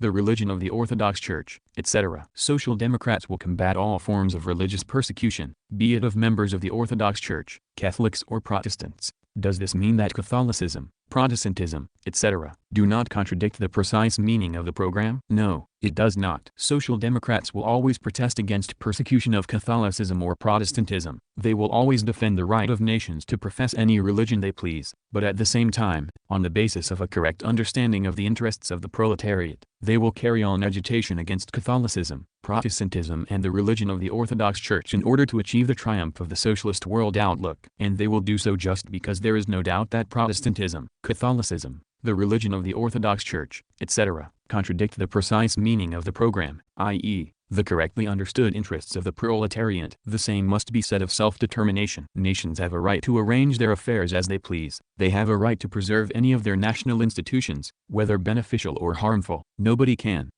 has a right to forcibly interfere in the life of a nation. But that does not mean that social democracy will not combat and agitate against the harmful institutions of nations and against the inexpedient demands of nations. On the contrary, it is the duty of social democracy to conduct such agitation and to endeavor to influence the will of nations so that the nations may arrange their affairs in the way that will best correspond to the interests of the proletariat. For this reason, social democracy, while fighting for the right of nations to self-determination, will at the same time agitate, for instance, against the secession of the Tatars, or against cultural national autonomy for the Caucasian nations, for both, while not contradicting the rights of these nations, do contradict the precise meaning of the program, i.e., the interests of the Caucasian proletariat. Obviously, the rights of nations and the precise meaning of the program are on two entirely different planes. Whereas the precise meaning of the program expresses the interests of the proletariat, as scientifically formulated in the program of the latter, the rights of nations may express the interests of any class, bourgeoisie, aristocracy, clergy, etc., depending on the strength and influence of these classes. On the one hand are the duties of Marxists, on the other the rights of nations, which consist of various classes. The rights of nations and the principles of social democracy may or may not contradict each other, just as, say, the Pyramid of Cheops may or may not contradict the famous Conference of the Liquidators. They are simply not comparable. But it follows that the esteemed conference most unpardonably muddled two entirely different things. The result obtained was not a solution of the national question but an absurdity, according to which the rights of nations and the principles of social democracy do not contradict each other, and, consequently, every demand of a nation may be made compatible with the interests of the proletariat. Consequently, no demand of a nation which is striving for self-determination will contradict the precise meaning of the program. They pay no heed to logic. It was this absurdity that gave rise to the now famous resolution of the Conference of the Liquidators, which declares that the demand for national cultural autonomy does not contradict the precise meaning of the program. But it was not only the laws of logic that were violated by the Conference of the Liquidators. By sanctioning cultural national autonomy, it also violated its duty to Russian social democracy. It most definitely did violate the precise meaning of the program, for it is well known that the Second Congress, which adopted the program, emphatically repudiated cultural national autonomy. Here is what was said at the Congress in this connection. Goldblatt, Buntist, I deem it necessary that special institutions be set up to protect the freedom of cultural development of nationalities, and I therefore propose that the following words be added to Section 8, and the creation of institutions which will guarantee them complete freedom of cultural development. This, as we know, is the Bund's definition of cultural national autonomy. J. Street, Martinov pointed out that general institutions must be so constituted as to protect particular interests also. It is impossible to create a special institution to guarantee freedom for cultural development of the nationalities. Yegrov, on the question of nationality we can adopt only negative proposals, i.e., we are opposed to all restrictions upon nationality. But we, as social democrats, are not concerned with whether any particular nationality will develop as such. That is a spontaneous process. Koltsov, the delegates from the Bund are always offended when their nationalism is referred to. Yet the amendment proposed by the delegate from the Bund is of a purely nationalist character. We are asked to take purely offensive measures in order to support even nationalities that are dying out. In the end, Goldblatt's amendment was rejected by the majority, only 3 votes being cast for it. Thus it is clear that the Conference of the Liquidators did contradict the precise meaning of the program. It violated the program. The Liquidators are now trying to justify themselves by referring to the Stockholm Congress, which they allege sanctioned cultural national autonomy. Thus, V. Kosovsky writes, as we know, according to the agreement adopted by the Stockholm Congress, the Bund was allowed to preserve its national program, pending the decision on the national question by a General Party Congress. This Congress recorded that national cultural autonomy at any rate does not contradict the General Party program. But the efforts of the liquidators are in vain. The Stockholm Congress never thought of sanctioning the program of the Bund. It merely agreed to leave the question open for the time being. The brave Kosovsky did not have enough courage to tell the whole truth. But the facts speak for themselves. Here they are. An amendment was moved by Galen. The question of the national program is left open in view of the fact that it is not being examined by the Congress. For 50 votes, against 32, voice. What does that mean? Open? Chairman, when we say that the national question is left open, it means that the Bund may maintain its decision on this question until the next Congress. Our italics J. Street, as you see, the Congress even did not examine the question of the national program of the Bund. It simply left it open, leaving the Bund itself to decide the fate of its program until the next General Congress met. In other words, the Stockholm Congress avoided the question, expressing no opinion on cultural national autonomy one way or another. The Conference of the Liquidators, however, most definitely undertakes to give an opinion on the matter, declares cultural national autonomy to be acceptable, and endorses it in the name of the party program. The difference is only too evident. Thus, in spite of all its artifices, the Conference of the Liquidators did not advance the national question a single step. All it could do was to squirm before the Bund and the Caucasian national liquidators. 7.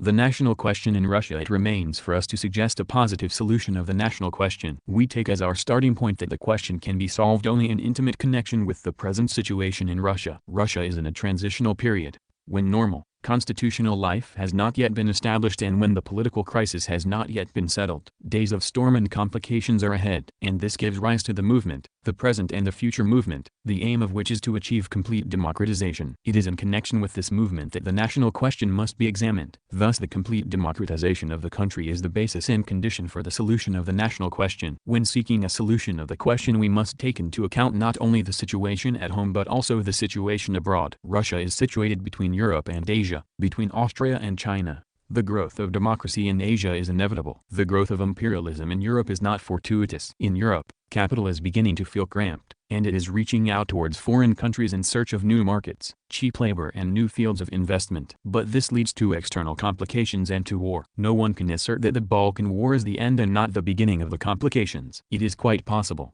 therefore, that a combination of internal and external conditions may arise in which one or another nationality in Russia may find it necessary to raise and settle the question of its independence. And, of course, it is not for Marxists to create obstacles in such cases. But it follows that Russian Marxists cannot dispense with the right of nations to self-determination. Thus, the right of self-determination is an essential element in the solution of the national question. Further, what must be our attitude towards nations which for one reason or another will prefer to remain within the framework of the whole? We have seen that cultural national autonomy is unsuitable. Fiercely, it is artificial and impracticable, for it proposes artificially to draw into a single nation people whom the march of events, real events, is disuniting and dispersing to every corner of the country. Secondly, it stimulates nationalism, because it leads to the viewpoint in favor of the demarcation of people according to national curie, the organization of nations, the preservation and cultivation of national peculiarities, all of which are entirely incompatible with social democracy. It is not fortuitous that the Moravian separatists and the Reichsrat,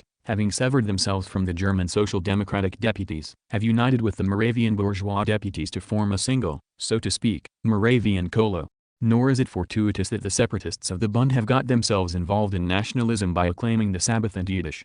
There are no Bundist deputies yet in the Duma, but in the Bund area there is a clerical reactionary Jewish community, in the controlling institutions of which the Bund is arranging, for a beginning, a get-together of the Jewish workers and bourgeois. Such is the logic of cultural national autonomy. Thus, national autonomy does not solve the problem. What, then, is the way out? The only correct solution is regional autonomy. Autonomy for such crystallized units as Poland, Lithuania, the Ukraine, the Caucasus, etc. The advantage of regional autonomy consists, first of all, in the fact that it does not deal with a fiction bereft of territory, but with a definite population inhabiting the definite territory. Next, it does not divide people according to nations. It does not strengthen national barriers. On the contrary, it breaks down these barriers and unites the population in such a manner as to open the way for division of a different kind, division according to classes. Finally, it makes it possible to utilize the natural wealth of the region and to develop its productive forces in the best possible way without awaiting the decisions of a common center, functions which are not inherent features of cultural national autonomy. Thus,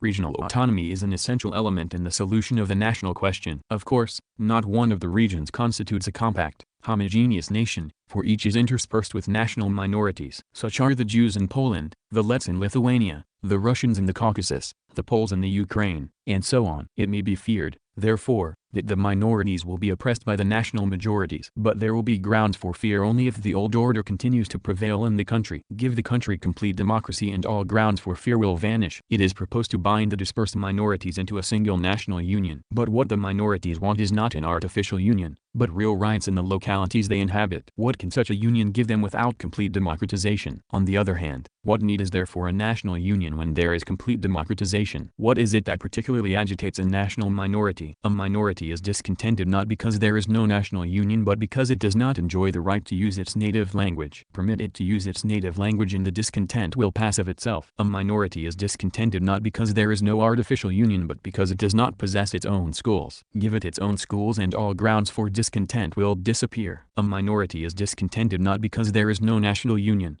but because it does not enjoy liberty of conscience, religious liberty, liberty of movement, etc. Give it these liberties and it will cease to be discontented. Thus, equal rights of nations in all forms, language, schools, etc., is an essential element in the solution of the national question. Consequently, a state law based on complete democratization of the country is required, prohibiting all national privileges without exception and every kind of disability or restriction on the rights of national minorities. That, and that alone, is the real, not a paper guarantee of the rights of a minority. One may or may not dispute the existence of a logical connection between organizational federalism and cultural national autonomy. But one cannot dispute the fact that the latter creates an atmosphere favoring unlimited federalism, developing into complete rupture, into separatism. If the Czechs in Austria and the Buntists in Russia began with autonomy, passed to federation and ended in separatism, there can be no doubt that an important part in this was played by the nationalist atmosphere that is naturally generated by cultural national autonomy. It is not fortuitous that national autonomy and organizational federalism go hand in hand. It is quite understandable. Both demand demarcation according to nationalities. Both presume organization according to nationalities. The similarity is beyond question. The only difference is that in one case the population as a whole is divided, while in the other it is the social democratic workers who are divided. We know where the demarcation of workers according to nationalities leads to: the disintegration of a united workers' party, the splitting of trade unions according to nationalities, aggravation of national friction, national strike-breaking, complete demoralization within the ranks of social democracy. Such are the results of organizational federalism. This is eloquently borne out by the history of social democracy in Austria and the activities of the Bund in Russia. The only cure for this is organization on the basis of internationalism, to unite locally the workers of all nationalities of Russia into single, integral collective bodies, to unite these collective bodies into a single party.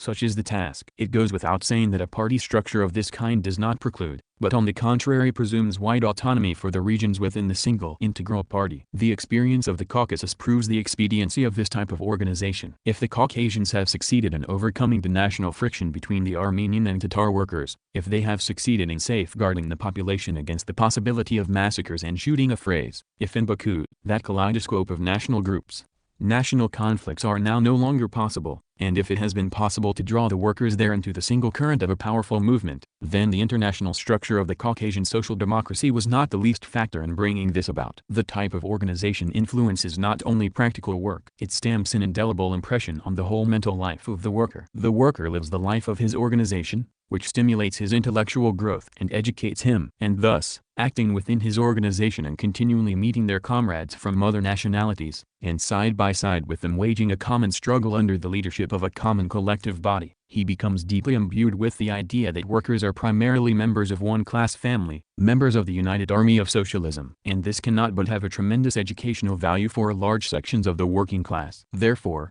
the international type of organization serves as a school of fraternal sentiments and is a tremendous agitational factor on behalf of internationalism. But this is not the case with an organization on the basis of nationalities. When the workers are organized according to nationality, they isolate themselves within their national shells, fenced off from each other by organizational barriers. The stress is laid not on what is common to the workers but on what distinguishes them from each other. In this type of organization the worker is primarily a member of his nation, a Jew, a Pole, and so on. It is not surprising that national federalism in organization inculcates in the workers a spirit of national seclusion. Therefore, the national type of organization is a school of national narrow-mindedness and stagnation. Thus we are confronted by two fundamentally different types of organization, the type based on international solidarity and the type based on the organizational demarcation of the workers according to nationalities. Attempts to reconcile these two types have so far been vain. The compromise rules of the Austrian Social Democratic Party drawn up in Wimberg in 1897 were left hanging in the air. The Austrian party fell to pieces and dragged the trade unions with it. Compromise proved to be not only utopian, but harmful. Strasser is right when he says that separatism achieved its first triumph at the Wimberg Party Congress.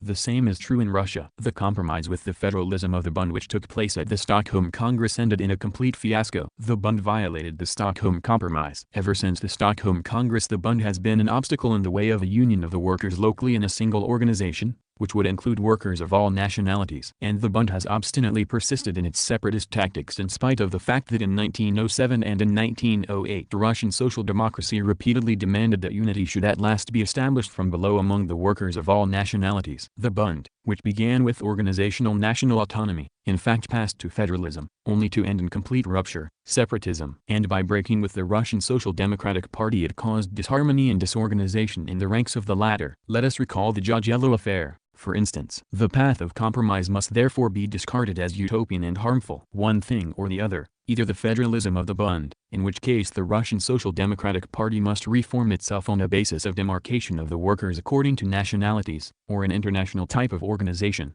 in which case the Bund must reform itself on a basis of territorial autonomy after the pattern of the Caucasian, Lettish and Polish social democracies, and thus make possible the direct union of the Jewish workers with the workers of the other nationalities of Russia. There is no middle course, principles triumph, they do not compromise.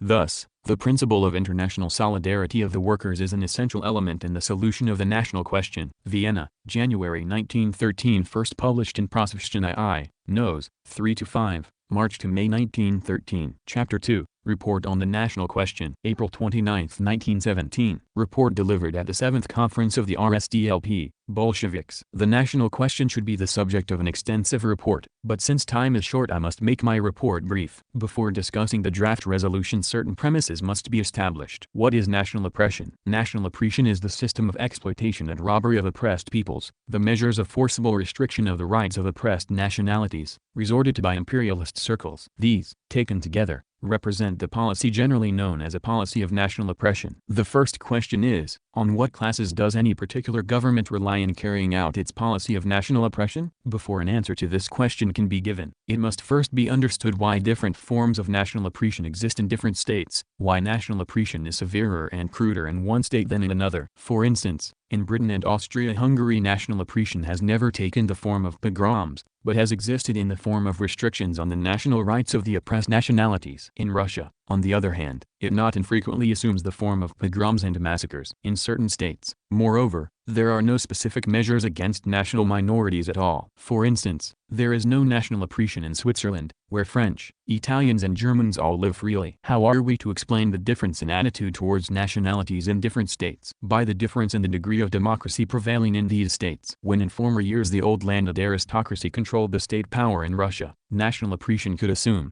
and actually did assume, the monstrous form of massacres and pogroms. In Britain, where there is a certain degree of democracy and political freedom, national oppression is of a less brutal character. Switzerland approximates to a democratic society, and in that country the nations have more or less complete freedom. In short, the more democratic a country, the less the national oppression, and vice versa. And since by democracy we mean that definite classes are in control of the state power, it may be said from this point of view that the Marxism and the national and colonial question closer the old landed aristocracy is to power, as was the case in old Tsarist Russia, the more severe is the oppression and the more monstrous are its forms. However, national oppression is maintained not only by the landed aristocracy. There is, in addition, another force, the imperialist groups, who introduce in their own country the methods of enslaving nationalities learned in the colonies and thus become the natural allies of the landed aristocracy. They are followed by the petty bourgeoisie, a section of the intelligentsia and a section of the upper stratum of the workers, who also share the spoils of robbery. Thus, there is a whole gamut of social forces, headed by the landed and financial aristocracy, which support national oppression. In order to create a real democratic system, it is first of all necessary to clear the ground and remove these forces from the political stage. Reads the text of the resolution. The first question is, how is the political life of the oppressed nations to be arranged? In answer to this question it must be said that the oppressed peoples forming part of Russia must be allowed the right to decide for themselves whether they wish to remain part of the Russian state or to secede and form independent states. We are at present witnessing a definite conflict between the Finnish people and the provisional government. The representatives of the Finnish people, the representatives of social democracy, are demanding that the provisional government should restore to the people the rights they enjoyed before they were annexed to Russia. The provisional government refuses, because it will not recognize the sovereignty of the Finnish people. On whose side must we range ourselves? Obviously, on the side of the Finnish people, for it is inconceivable for us to accept the forcible retention of any people whatsoever within the bounds of a unitary state. When we put forward the principle that peoples have the right to self-determination, we thereby raise the struggle against national oppression to the level of a struggle against imperialism, our common enemy. If we fail to do this,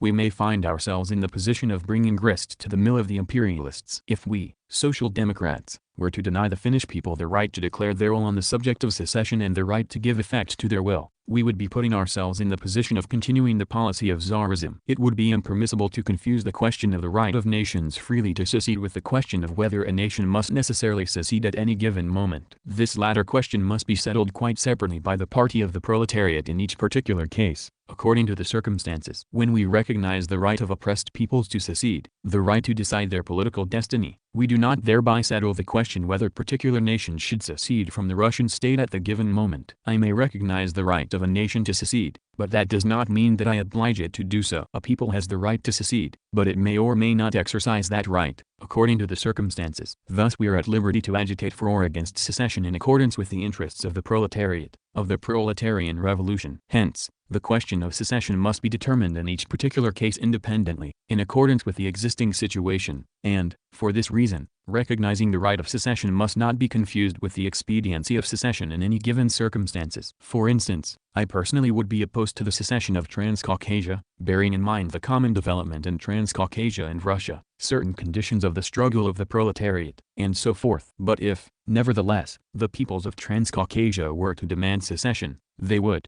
of course, secede without encountering opposition from us. Reads further the text of the resolution. Further, what is to be done with the peoples which may desire to remain within the Russian state? Whatever mistrust of Russia existed among the peoples was fostered chiefly by the Tsarist policy. But now that Tsarism no longer exists, and its policy of oppression no longer exists, this mistrust is bound to diminish and attraction towards Russia to increase. I believe that now, after the overthrow of Tsarism, 9/10 of the nationalities will not desire to secede. The party therefore proposes to institute a regional autonomy for regions which do not desire to secede and which are distinguished by peculiarities of customs and language, as, for instance, Transcaucasia, Turkestan and the Ukraine. The geographical boundaries of these autonomous regions must be determined by the populations themselves with due regard for economic conditions, customs, etc. In contradistinction to regional autonomy there exists another plan, one which has long been recommended by the Bund, and particularly by Springer and Bauer, who advocate the principle of cultural national autonomy. I consider that plan unacceptable for social democrats. Its essence is that Russia should be transformed into a union of nations, and nations into unions of persons, drawn into a common society no matter what part of the state they may be living in. All Russians, all Armenians, and so on, are to be organized into separate national unions, irrespective of territory, and only then are they to enter the Union of Nations of all Russia. That plan is extremely inconvenient and inexpedient. The fact is that the development of capitalism has dispersed whole groups of people, severed them from their nations and scattered them through various parts of Russia. In view of the dispersion of nations resulting from economic conditions, to draw together the various individuals of a given nation would be to organize and build a nation artificially. And to draw people together into nations artificially would be to adopt the standpoint of nationalism. That plan, advanced by the Bund, cannot be endorsed by social democrats. It was rejected at the 1912 conference of our party, and generally enjoys no popularity in social democratic circles with the exception of the Bund. That plan is also known as cultural autonomy, because from among the numerous and varied questions which interest a nation it would single out the group of cultural questions and put them in the charge of national unions. The reason for singling out these questions is the assumption that what unites a nation into an integral whole is its culture. It is assumed that within a nation there are, on the one hand, interests which tend to disintegrate the nation, economic, for instance, and on the other, interests which tend to weld it into an integral whole, and that the latter interests are cultural interests. Lastly,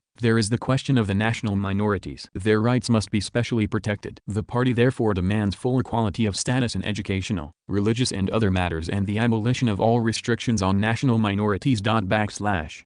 There is Section 9, which proclaims the equality of nations. The conditions required for its realization can arise only when the whole of society has been fully democratized. We have still to settle the question of how to organize the proletariat of the various nations into a single, common party. One plan is that the workers should be organized on national lines, so many nations, so many parties. That plan was rejected by the Social Democrats. Experience has shown that the organization of the proletariat of a given state on national lines tends only to destroy the idea of class solidarity. All the proletarians of all the nations in a given state must be organized in a single, indivisible proletarian collective. Thus, our views on the national question can be reduced to the following propositions: A. Recognition of the right of nations to secession. B. Regional autonomy for nations remaining within the given state. C. Special legislation guaranteeing freedom of development for national minorities. D. A single, indivisible proletarian collective, a single party, for the proletarians of all nationalities of the given state. Chapter 3, The October Revolution and the National Question. November 6 to 19, 1918. The national question must not be regarded as something self-contained and fixed for all time, being only part of the general question of the transformation of the existing order. The national question is wholly determined by the conditions of the social environment, by the kind of power in the country and by the whole course of social development in general. This is being strikingly borne out in the period of revolution in Russia, when the national question and the national movement in the border regions of Russia are rapidly and obviously changing their character in accordance with the course and outcome of the revolution. The February Revolution and the national question in the period of the bourgeois revolution in Russia, February 1917. The national movement in the border regions bore the character of a bourgeois liberation movement. The nationalities of Russia, which for ages had been oppressed and exploited by the old regime, for the first time felt their strength and rushed into the fight with their oppressors. Abolish national oppression, such was the slogan of the movement. All national institutions sprang up overnight throughout the border regions of Russia. The movement was headed by the national, bourgeois democratic intelligentsia. National councils in Latvia, the Estonian region, Lithuania, Georgia, Armenia, Azerbaijan, the North Caucasus, Kyrgyzstan in the Middle Volga region, the Rada in the Ukraine and in Byelorussia, Belarus, the Sfachilzorii in Bessarabia, the Kurultai in the Crimea and in Bashkiria, the autonomous government in Turkestan. Such were the all-national institutions around which the national bourgeoisie rallied its forces. It was a question of emancipation from Tsarism, the fundamental cause of national oppression, and of the formation of national bourgeois states. The right of nations to self-determination was interpreted as the right of the national bourgeoisies in the border regions to take power into their own hands and to take advantage of the February Revolution for forming their own national states. The further development of the revolution did not, and could not, come within the calculations of the above-mentioned bourgeois institutions. And the fact was overlooked that Tsarism was being replaced by naked and barefaced imperialism, and that this imperialism was a stronger and more dangerous foe of the nationalities and the basis of a new national oppression. The abolition of Tsarism and the accession to power of the bourgeoisie did not, however, lead to the abolition of national oppression. The old, crude form of national oppression was replaced by a new, refined, but all the more dangerous, form of oppression. Far from abandoning the policy of national oppression, the Lvov-Milyukov-Kerensky government organized a new campaign against Finland, dispersal of the Diet in the summer of 1917, and the Ukraine, suppression of Ukrainian cultural institutions. What is more, that government, which was imperialist by its very nature, called upon the population to continue the war in order to subjugate new lands, new colonies and nationalities. It was compelled to this not only because of the intrinsic nature of imperialism but also because of the existence of the old imperialist states in the West, which were irresistibly striving to subjugate new lands and nationalities and threatening to narrow its sphere of influence. A struggle of the imperialist states for the subjugation of small nationalities as a condition for the existence of these states, such was the picture which was revealed in the course of the imperialist war. This unsightly picture was in no way improved by the abolition of Tsarism and the appearance of the Milyukov-Kerensky government on the scene. Since the all-national institutions in the border regions displayed a tendency to political independence, naturally they encountered the insuperable hostility of the imperialist government of Russia. Since, on the other hand, while establishing the power of the national bourgeoisie, they remained deaf to the vital interests of their own workers and peasants, they evoked grumbling and discontent among those. What were known as the national regiments only added fuel to the flames. They were impotent against the danger from above and only intensified and aggravated the danger from below. The all-national institutions were left defenseless against blows from without and explosions from within. The incipient bourgeois national states began to fade before they could blossom. Thus, the old bourgeois democratic interpretation of the principle of self-determination became a fiction and lost its revolutionary significance. It was clear that under such circumstances there could be no question of the abolition of national oppression and establishing the independence of the small national states. It became obvious that the emancipation of the laboring masses of the oppressed nationalities and the abolition of national oppression were inconceivable without a break with imperialism, without the laboring masses overthrowing their own national bourgeoisie and taking power themselves. That was strikingly borne out after the October Revolution. 2. The October Revolution and the national question. The February Revolution harbored irreconcilable inner contradictions. The revolution was accomplished by the efforts of the workers and the peasants, soldiers, but as a result of the revolution power passed not to the workers and peasants, but to the bourgeoisie. In making the revolution the workers and peasants wanted to put an end to the war and to secure peace. But the bourgeoisie, on coming to power, strove to use the revolutionary ardor of the masses for a continuation of the war and against peace. The economic disruption of the country and the food crisis demanded the expropriation of capital and industrial establishments for the benefit of the workers, and the confiscation of the landlord's land for the benefit of the peasants. But the bourgeois Milyukov-Kerensky government stood guard over the interests of the landlords and capitalists, resolutely protecting them against all encroachments on the part of the workers and peasants. It was a bourgeois revolution, accomplished by the agency of the workers and peasants for the benefit of the exploiters. Meanwhile, the country continued to groan under the burden of the imperialist war, economic disintegration and the breakdown of the food supply. The front was falling to pieces and melting away. Factories and mills were coming to a standstill. Famine was spreading throughout the country. The February Revolution, with its inner contradictions, was obviously not enough for the salvation of the country. The Milyukov-Kerensky government was obviously incapable of solving the basic problems of the revolution. A new, socialist revolution was required to lead the country out of the blind alley of imperialist war and economic disintegration. That revolution came as a result of the October uprising, by overthrowing the power of the landlords and the bourgeoisie and replacing it by a government of workers and peasants. The October Revolution resolved the contradictions of the February Revolution at one stroke. The abolition of the omnipotence of the landlords and kulaks and the handing over of the land for the use of the laboring masses of the countryside, the expropriation of the mills and factories and their transfer to control by the workers, the break with imperialism and the ending of the predatory war, the publication of the secret treaties and the exposure of the policy of annexations. Lastly, the proclamation of self-determination for the laboring masses of the oppressed peoples and the recognition of the independence of Finland. Such were the basic measures carried into effect by the Soviet power in the early period of the Soviet Revolution. That was a genuinely socialist revolution. The revolution, which started in the center, could not long be confined to that narrow territory. Once having triumphed in the center, it was bound to spread to the border regions. And, indeed, from the very first days of the revolution,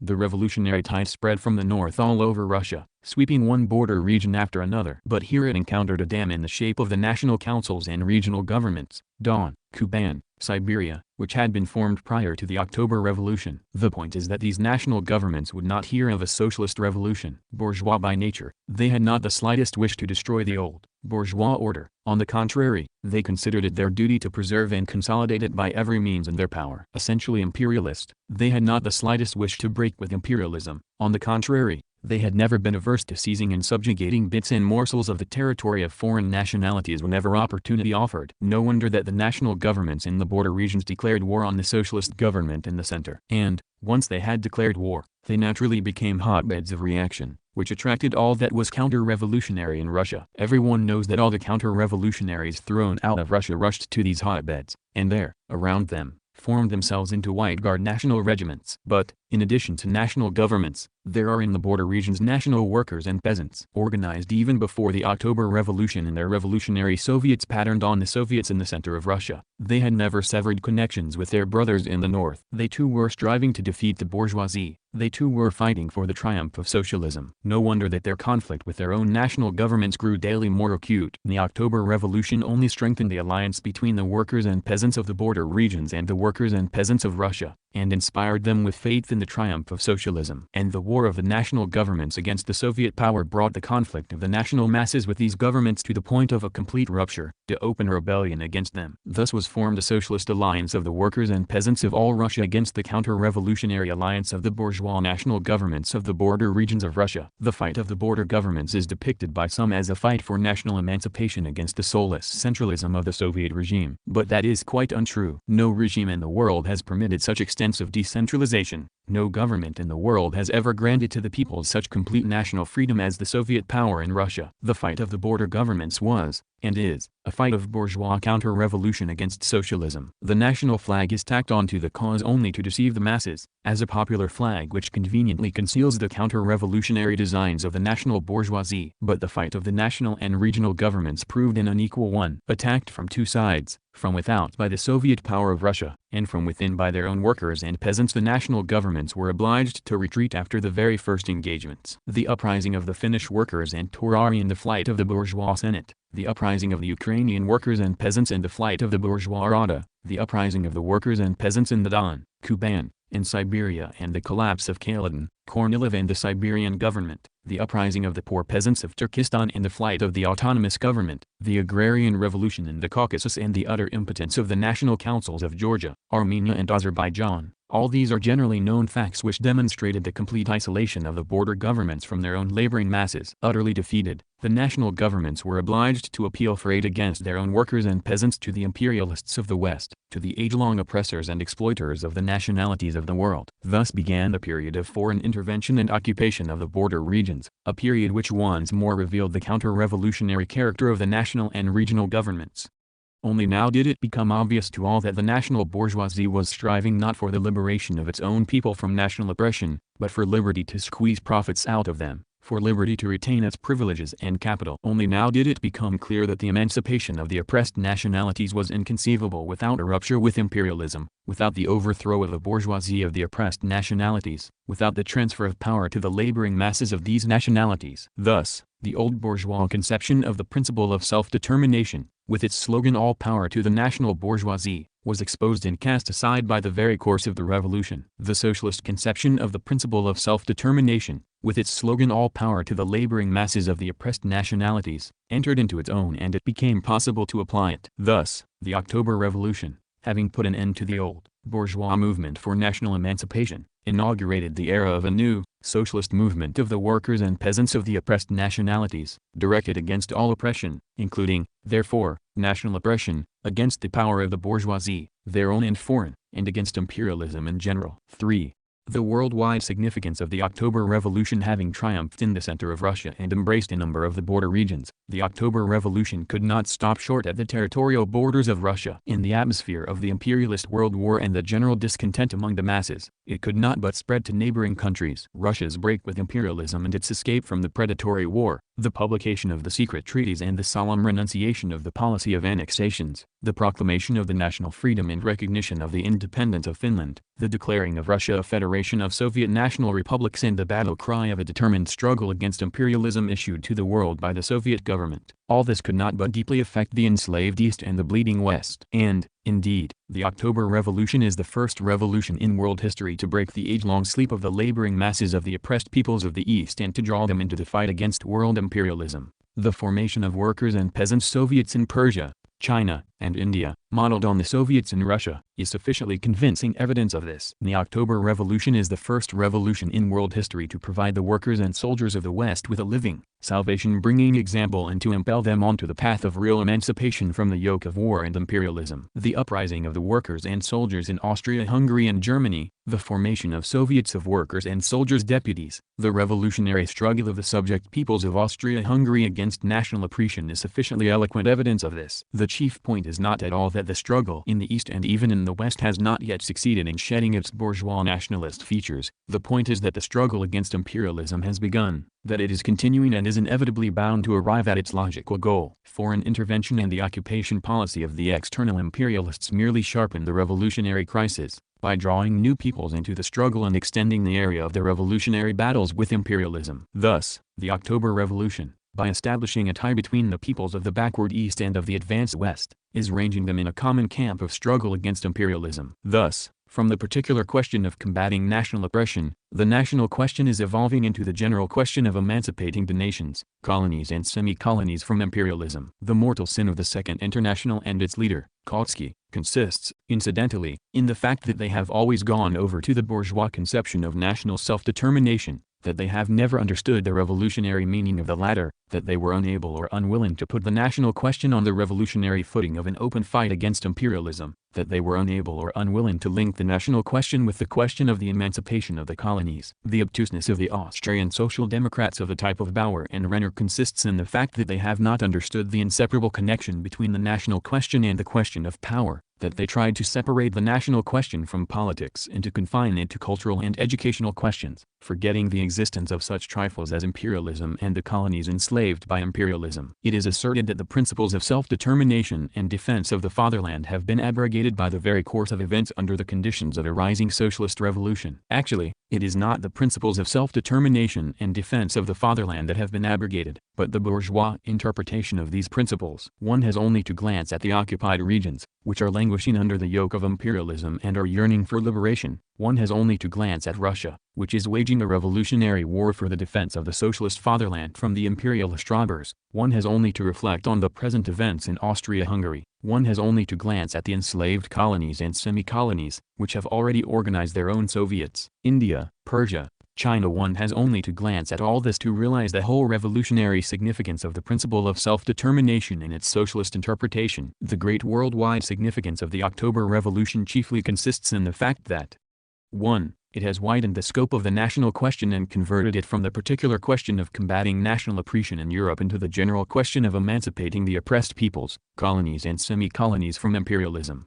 2. It has opened up wide possibilities for their emancipation and the right paths towards it, has thereby greatly facilitated the cause of the emancipation of the oppressed peoples of the West and the East, and has drawn them into the common current of the victorious struggle against imperialism. 3. It has thereby erected a bridge between the socialist West and the enslaved East, having created a new front of revolutions against world imperialism, extending from the proletarians of the West, through the Russian Revolution, to the oppressed peoples of the East. This in fact explains the indescribable enthusiasm which is now being displayed for the Russian proletariat by the toiling and exploited masses of the East and the West. And this mainly explains the frenzy with which the imperialist robbers of the whole world have now flung themselves upon Soviet Russia. Chapter 4. The policy of the Soviet government on the national question in Russia. October 10, 1920. 3 years of revolution and civil war in Russia have shown that unless Central Russia and her border regions support each other, the victory of the revolution and the liberation of Russia from the clutches of imperialism will be impossible. Central Russia, that hearth of world revolution, cannot hold out long without the assistance of the border regions, which abound in raw materials, fuel and foodstuffs. The border regions of Russia in their turn would be inevitably doomed to imperialist bondage without the political, military and organizational support of more developed Central Russia. If it is true to say that the more developed proletarian West cannot finish off the world bourgeoisie without the support of the peasant East, which is less developed but which abounds in raw materials and fuel, it is equally true to say that more developed Central Russia cannot carry the revolution through to the end without the support of the border regions of Russia, which are less developed but which abound in essential resources. The Entente undoubtedly took this circumstance into account from the very first days of the existence of the Soviet government, when it, the Entente, pursued the plan of the economic encirclement of Central Russia by cutting off the most important of her border regions. And the plan of the economic encirclement of Russia has remained the unchanging basis of all the Entente's campaigns against Russia, from 1918 to 1920, not excluding its present machinations in the Ukraine, Azerbaijan, and Turkestan. All the more important is it, therefore, to achieve a firm union between the center and the border regions of Russia. Hence the need to establish definite relations, definite ties between the center and the border regions of Russia, ensuring an intimate and indestructible union between them. What must these relations be? What forms must they assume? In other words, what is the policy of the Soviet government on the national question in Russia? The demand for the secession of the border regions from Russia as the form of the relations between the center and the border regions must be rejected, not only because it runs counter to the very formulation of the question of establishing a union between the center and the border regions, but primarily because it runs fundamentally counter to the interests of the mass of the people in both the center and the border regions. Apart from the fact that the secession of the border regions would undermine the revolutionary might of Central Russia, which is stimulating the movement for emancipation in the West and the East, the seceded border regions themselves would inevitably fall into the bondage of international imperialism. One has only to glance at Georgia, Armenia, Poland, Finland, etc., which have seceded from Russia but which have retained only the semblance of independence, having in reality been converted into unconditional vassals of the Entente. One has only, lastly, to recall the recent case of the Ukraine and Azerbaijan, of which the former was plundered by German capital and the latter by the Entente, to realize the utterly counter-revolutionary nature of the demand for the secession of the border regions under present international conditions. When a life-and-death struggle is developing between proletarian Russia and the imperialist Entente, there are only two possible outcomes for the border regions. Either they go along with Russia, and then the toiling masses of the border regions will be freed from imperialist oppression. Or they go along with the Entente, and then the yoke of imperialism will be inevitable. There is no third course. The so-called independence of so-called independent Georgia, Armenia, Poland, Finland, etc., is only an illusion, and conceals the utter dependence of these apologies for states on one or another group of imperialists. Of course, the border regions of Russia, the nations and races which inhabit these regions, possess, as all other nations do, the inalienable right to secede from Russia, and if any of these nations decided by a majority to secede from Russia, as was the case with Finland in 1917, Russia, presumably, would be obliged to take note of the fact and sanction the secession. But the question here is not about the rights of nations, which are unquestionable, but about the interests of the mass of the people both in the center and in the border regions. It is a question of the character, which is determined by these interests, of the agitation which our party must carry on if it does not wish to renounce its own principles and if it wishes to influence the will of the laboring masses of the nationalities in a definite direction. And the interests of the masses render the demand for the secession of the border regions at the present stage of the revolution a profoundly counter-revolutionary one. Similarly, what is known as cultural national autonomy must also be rejected as a form of union between the center and the border regions of Russia. The experience of Austria-Hungary, the birthplace of cultural national autonomy, during the last 10 years has revealed the absolutely ephemeral and non-viable character of cultural national autonomy as a form of alliance between the laboring masses of the nationalities of a multinational state. Springer and Bauer, the authors of cultural national autonomy, who are now confronted by the failure of their cunningly contrived national program, are living corroborations of this. Finally, the champion of cultural national autonomy in Russia, the once famous Bund, was itself recently obliged officially to acknowledge the superfluousness of cultural national autonomy, publicly declaring that the demand for cultural national autonomy, which was put forward under the capitalist system, loses its meaning in the conditions of a socialist revolution. There remains regional autonomy for border regions that are distinguished by a specific manner of life in national composition, as the only expedient form of union between the center and the border regions, an autonomy which is designed to connect the border regions of Russia with the center by a federal tie. This is the Soviet form of autonomy which was proclaimed by the Soviet government from the very first days of its existence and which is now being put into effect in the border regions in the form of administrative communes and autonomous Soviet republics. Soviet autonomy is not a rigid thing fixed once and for all time. It permits of the most varied forms and degrees of development. It passes from narrow, administrative autonomy, the Volga Germans, the Chuvashes, the Karelians, to a wider, political autonomy, the Bashkirs, the Volga Tatars, the Kyrgyz, from wide political law autonomy to a still wider form of it, the Ukraine, Turkestan, and, lastly, from the Ukrainian type of autonomy to the highest form of autonomy, to contractual relations, Azerbaijan. This flexibility of Soviet autonomy is one of its prime merits, for this flexibility enables it to embrace all the various types of border regions of Russia, which vary greatly in their levels of cultural and economic development. The 3 years of Soviet policy on the national question in Russia have shown that in applying Soviet autonomy in its diverse forms the Soviet government is on the right path. For this policy alone has made it possible for it to open the road to the remotest corners of the border regions of Russia, to arouse to political activity the most backward and nationally diverse masses and to connect these masses with the center by the most varied ties, a problem which no other government in the world has solved, or has even set itself, being afraid to do so. The administrative redivision of Russia on the basis of Soviet autonomy has not yet been completed. The North Caucasians, the Kalmyks, the Cheremiss, the Votyaks, the Buryats and others are still awaiting a settlement of the question. But no matter what aspect the administrative map of the future Russia may assume, and no matter what shortcomings there may have been in this field, and some shortcomings there certainly were, it must be acknowledged that by undertaking an administrative redivision on the basis of regional autonomy Russia has made a very big stride towards rallying the border regions around the proletarian center and bringing the government into closer contact with the broad masses of the border regions. But the proclamation of this or that form of Soviet autonomy, the issuing of corresponding decrees and ordinances, and even the creation of governments in the border regions, in the shape of regional councils of people's commissars of the autonomous republics, are still far from enough to consolidate the union between the border regions and the center. To consolidate this union it is necessary, first of all, to put an end to the estrangement and isolation of the border regions, to their patriarchal and uncultured manner of life, into their distrust of the center, which still persists in the border regions as a heritage of the brutal policy of Tsarism. Tsarism deliberately cultivated patriarchal and feudal oppression in the border regions in order to keep the masses in slavery and ignorance. Tsarism deliberately settled the best areas in the border regions with colonizing elements in order to force the masses of the native nationalities into the worst areas and to intensify national strife. Tsarism restricted, and at times simply suppressed, the native schools, theaters and educational institutions in order to keep the masses in ignorance. Tsarism frustrated all initiative of the best members of the native population. Lastly, Tsarism suppressed all activity of the masses in the border regions. By all these means Tsarism implanted among the mass of the native nationalities a profound distrust, at times passing into direct hostility, towards everything Russian. If the union between Central Russia and the border regions is to be consolidated,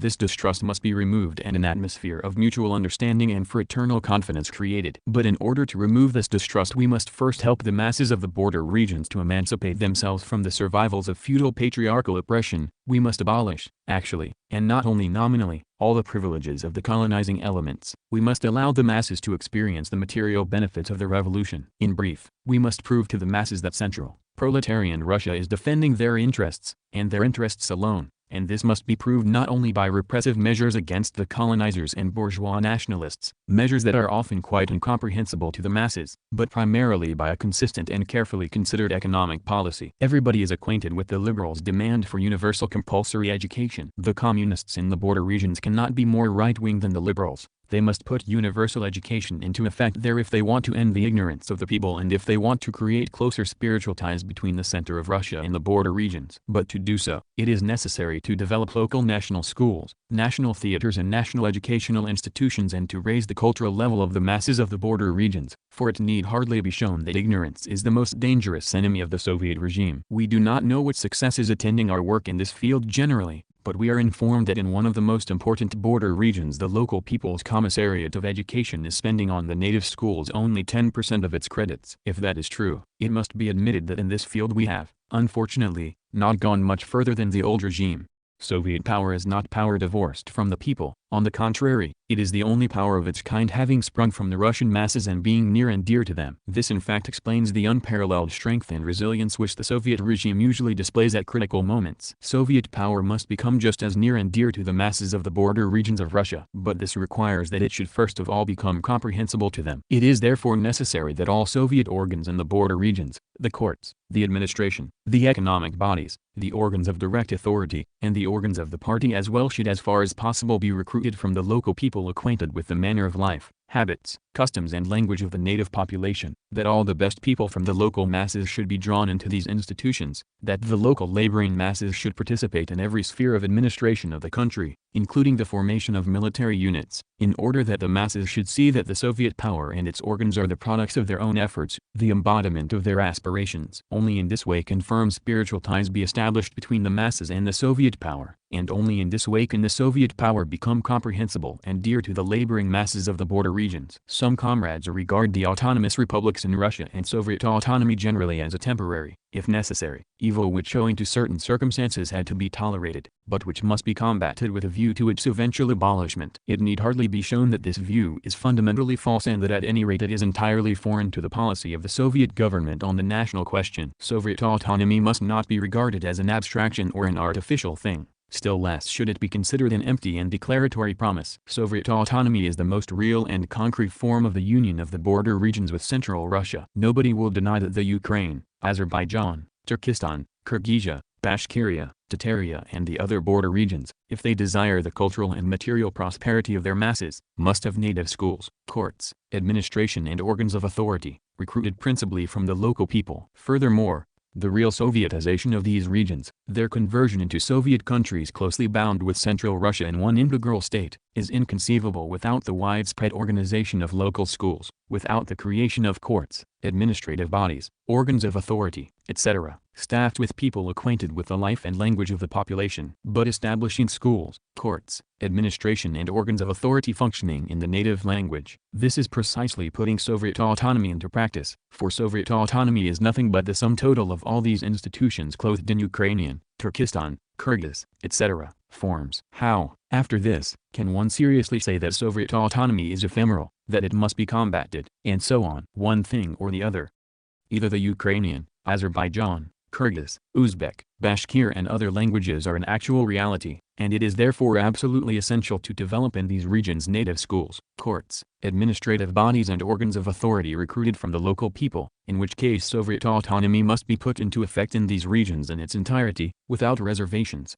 Or the Ukrainian, Azerbaijan and other languages are a pure fiction, and therefore schools and other institutions functioning in the native languages are unnecessary, in which case Soviet autonomy must be discarded as useless lumber. The search for a third way is due either to ignorance of the subject or to deplorable folly. One serious obstacle to the realization of Soviet autonomy is the acute shortage in the border regions of intellectual forces of local origin, the shortage of instructors in every branch of Soviet and party work without exception. This shortage cannot but hamper both educational and revolutionary constructive work in the border regions. But for that very reason it would be unwise and harmful to alienate the all too few groups of native intellectuals, who perhaps would like to serve the masses but are unable to do so, perhaps because, not being communists, they believe themselves to be surrounded by an atmosphere of mistrust and are afraid of possible repressive measures. The policy of drawing such groups into Soviet work, the policy of recruiting them for industrial, agrarian, food supply and other posts, with a view to their gradual Sovietization, may be applied with success. For it can hardly be maintained that these intellectual groups are less reliable than, let us say, the counter-revolutionary military experts who, their counter-revolutionary spirit notwithstanding, were drawn into the work and subsequently became Sovietized, occupying very important posts. But the employment of the national groups of intellectuals will still be far from sufficient to satisfy the demand for instructors. We must simultaneously develop in the border regions a ramified system of courses of study and schools in every branch of administration in order to create cadres of instructors from the local people. For it is clear that without such cadres the organization of native schools, courts, administrative and other institutions functioning in the native languages will be rendered extremely difficult. A no less serious obstacle to the realization of Soviet autonomy is the haste, often becoming gross tactlessness displayed by certain comrades in the matter of Sovietizing the border regions. When such comrades venture to take upon themselves the heroic task of introducing pure communism in regions which are a whole historical period behind Central Russia, regions where the medieval order has not yet been wholly abolished, one may safely say that no good will come of such cavalry raids, of communism of this kind. We should like to remind these comrades of the point in our program which says, the RCP upholds the historical and class standpoint, giving consideration to the stage of historical development in which the given nation finds itself, whether it is on the way from medievalism to bourgeois democracy, or from bourgeois democracy to Soviet, or proletarian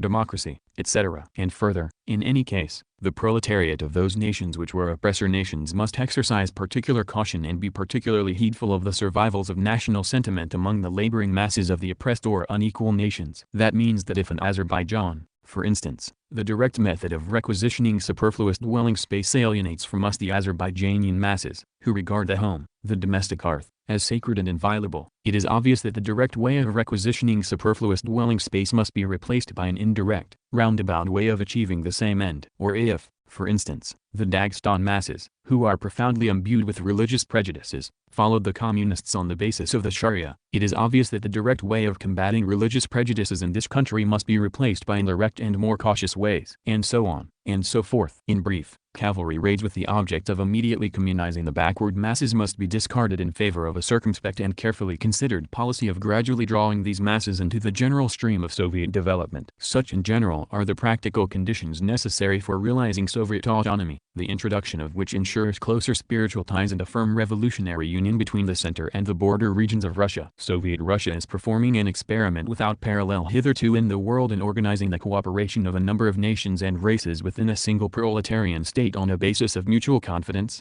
of voluntary and fraternal agreement. The 3 years of the revolution have shown that this experiment has every chance of succeeding. But this experiment can be certain of complete success only if our practical policy on the national question in the localities does not run counter to the demands of already proclaimed Soviet autonomy, in its varied forms and degrees, and if every practical measure we adopt in the localities helps to introduce the masses of the border regions to a higher, proletarian spiritual and material culture in forms conforming with the manner of life and national features of these masses. In that lies the guarantee of the consolidation of the revolutionary union between Central Russia and the border regions of Russia, against which all the machinations of the Entente will be shattered. Chapter 5. The Immediate Tasks of the Party and the National Question. March 10, 1921. Report delivered at the 10th Congress of the RCPB. Before proceeding to deal with the party's concrete immediate tasks in the national question, it is necessary to lay down certain premises, without which the national question cannot be solved. These premises concern the emergence of nations, the origin of national oppression, the forms assumed by national oppression in the course of historical development, and then the methods of solving the national question in the different periods of development. There have been 3 such periods. The first period was that of the elimination of feudalism in the West and of the triumph of capitalism. That was the period in which people were constituted into nations. I have in mind countries like Britain, excluding Ireland, France and Italy. In the West,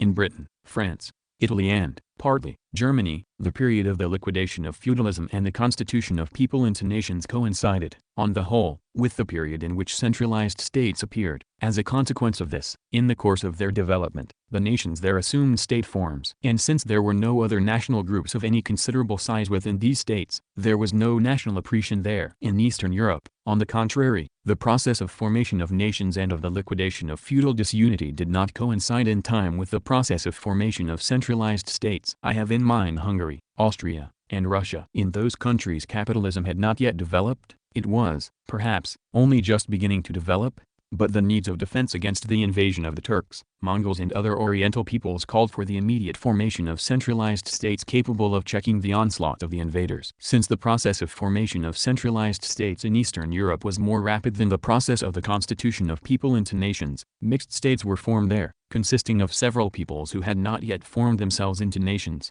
but who were already united in a common state. Thus, the first period is characterized by nations making their appearance at the dawn of capitalism. In Western Europe purely national states arose in which there was no national oppression, whereas in Eastern Europe multinational states arose headed by one, more developed, nation as the dominant nation, to which the other, less developed, nations were politically and later economically subjected. These multinational states in the East became the home of that national oppression, which gave rise to national conflicts, to national movements, to the national question, and to various methods of solving this question. The second period in the development of national oppression and of methods of combating it coincided with the period of the appearance of imperialism in the West, when, in its quest for markets, raw materials, fuel and cheap labor power, and in its fight for the export of capital and for securing important railway and sea routes, capitalism burst out of the framework of the national state and enlarged its territory at the expense of its neighbors, near and distant. In this second period the old national states in the West, Britain, Italy and France, ceased to be national states, i.e.,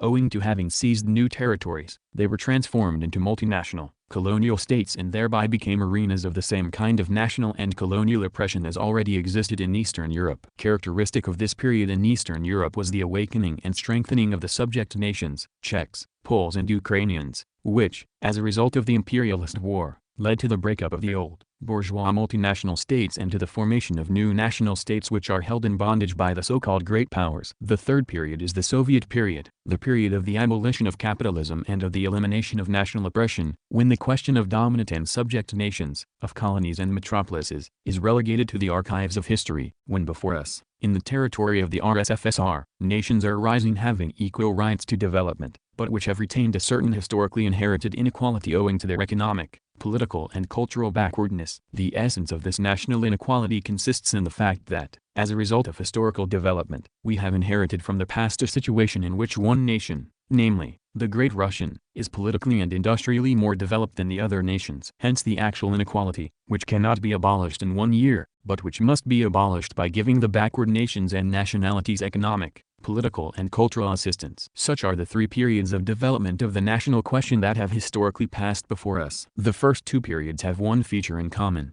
namely, in both periods nations suffer oppression and bondage, as a consequence of which the national struggle continues and the national question remains unsolved. But there is also a difference between them, namely, in the first period the national question remains within the framework of each multinational state and affects only a few, chiefly European, nations. In the second period, however, the national question is transformed from an intrastate question into an interstate question, into a question of war between imperialist states to keep the unequal nationalities under their domination, to subject to their influence new nationalities and races outside Europe. Thus, in this period, the national question, which formerly had been of significance only in cultured countries, loses its isolated character and merges with the general question of the colonies. The development of the national question into the general colonial question was not a historical accident. It was due, firstly, to the fact that during the imperialist war the imperialist groups of belligerent powers themselves were obliged to appeal to the colonies from which they obtained manpower for their armies. Undoubtedly, this inevitable appeal of the imperialists to the backward nationalities of the colonies, could not fail to rouse these races and nationalities for the struggle for liberation. The second factor that caused the widening of the national question, its development into the general colonial question embracing the whole world, first in the sparks and later in the flames of the liberation movement,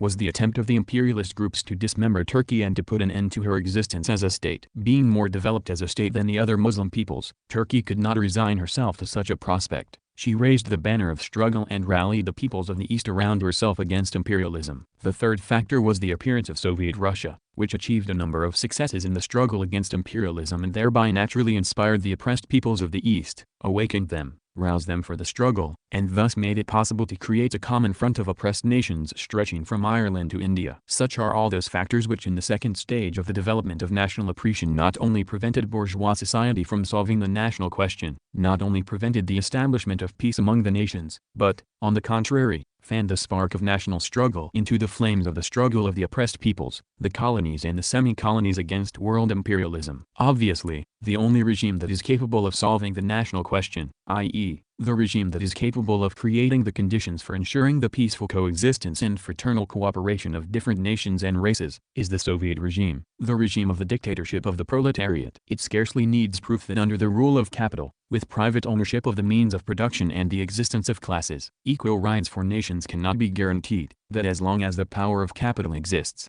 as long as the struggle for the possession of the means of production goes on, there can be no equal rights for nations, just as there can be no cooperation between the laboring masses of the different nations. History tells us that the only way to abolish national inequality, the only way to establish a regime of fraternal cooperation between the laboring masses of the oppressed and non-oppressed nations, is to abolish capitalism and establish the Soviet system. Further, history shows that although individual peoples succeed in liberating themselves from their own national bourgeoisie and also from the foreign bourgeoisie, i.e., although they succeed in establishing the Soviet system in their respective countries, they cannot, as long as imperialism exists, maintain and successfully defend their separate existence unless they receive the economic and military support of neighboring Soviet republics. The example of Hungary provides eloquent proof that unless the Soviet republics form a state union, unless they unite and form a single military and economic force, they cannot withstand the combined forces of world imperialism either on the military or on the economic front. A federation of Soviet republics is the needed form of state union, and the living embodiment of this form is the RSFSR. Such, comrades, are the premises that I wanted to speak of here first of all, before proceeding to prove that our party must take certain steps in the matter of solving the national question within the RSFSR. Although, under the Soviet regime in Russia and in the republics associated with her, there are no longer either dominant or nations without rights, no metropolises or colonies, no exploited or exploiters. Nevertheless, the national question still exists in Russia. The essence of the national question in the RSFSR lies in abolishing the actual backwardness, economic, political and cultural, that some of the nations have inherited from the past, to make it possible for the backward peoples to catch up with Central Russia in political, cultural and economic respects. Under the old regime, the Tsarist government did not, and could not, make any effort to develop the statehood of the Ukraine, Azerbaijan, Turkestan and other border regions. It opposed the development of the statehood, as well as of the culture, of the border regions, endeavoring forcibly to assimilate their native populations. Further, the old state, the landlords and capitalists, left us a heritage of such downtrodden nationalities as the Kyrgyz, Chechens, and Ossetians, whose lands were colonized by Cossack and Kulak elements from Russia. Those nationalities were doomed to incredible suffering and to extinction. Further, the position of the great Russian nation, which was the dominant nation, has left traces of its influence even upon Russian communists who were unable, or unwilling to draw closer to the laboring masses of the local population, to understand their needs and to help them to extricate themselves from backwardness and lack of culture. I am speaking of those few groups of Russian communists who, ignoring in their work the specific features of the manner of life and culture of the border regions, sometimes deviate towards Russian dominant nation chauvinism. Further, the position of the non-Russian nationalities which have experienced national oppression has not failed to influence the communists among the local population, who are sometimes unable to distinguish between the class interests of the laboring masses of their respective nations and so-called national interests. I am speaking of the deviation towards local nationalism that is sometimes observed in the ranks of the non-Russian communists, and which finds expression in the East in, for example, pan-Islamism and pan-Turkism. Lastly, we must save the Kyrgyz, the Bashkirs and certain mountain races from extinction. We must provide them with the necessary land at the expense of the Kulak colonizers. Such are the problems and tasks which together constitute the essence of the national question in our country. Having described these immediate tasks of the party in the national question, I would like to pass to the general task, the task of adapting our communist policy in the border regions to the specific conditions of economic life that obtain mainly in the East. The point is that a number of nationalities, chiefly Turk, comprising about 25 million people, have not been through, did not manage to go through, the period of industrial capitalism, and, therefore, have no industrial proletariat, or scarcely any, Consequently, they will have to skip the stage of industrial capitalism and pass from the primitive forms of economy to the stage of Soviet economy. To be able to perform this very difficult but by no means impossible operation, it is necessary to take into account all of the specific features of the economic condition, and even of the historical past, manner of life and culture of these nationalities. It would be unthinkable and dangerous to transplant to the territories of these nationalities the measures that had force and significance here, in Central Russia. Clearly, in applying the economic policy of the RSFSR, it is absolutely necessary to take into account all of the specific features of the economic condition, the class structure and the historical past confronting us in these border regions. There is no need for me to dwell on the necessity of putting an end to such incongruities as, for example, the order issued by the People's Commissariat of Food that pigs be included in the food quotas to be obtained from Kyrgyzia, the Muslim population of which has never raised pigs. This example shows how obstinately some people refuse to take into account peculiarities of the manner of life which strike the eye of every traveler. I have just been handed a note requesting me to answer Comrade Chichurin's articles. Comrades, I think that Chichurin's articles, which I have read carefully, are nothing more than literary exercises. They contain 4 mistakes, or misunderstandings. First, Comrade Chichurin is inclined to deny the contradictions among the imperialist states. He overestimates the international unity of the imperialists and loses sight of, underestimates, the internal contradictions among the imperialist groups and states, France, America, Britain, Japan, etc., which exist and contain the seeds of war. He has overestimated the unity of the imperialist upper circles and underestimated the contradictions existing within that trust.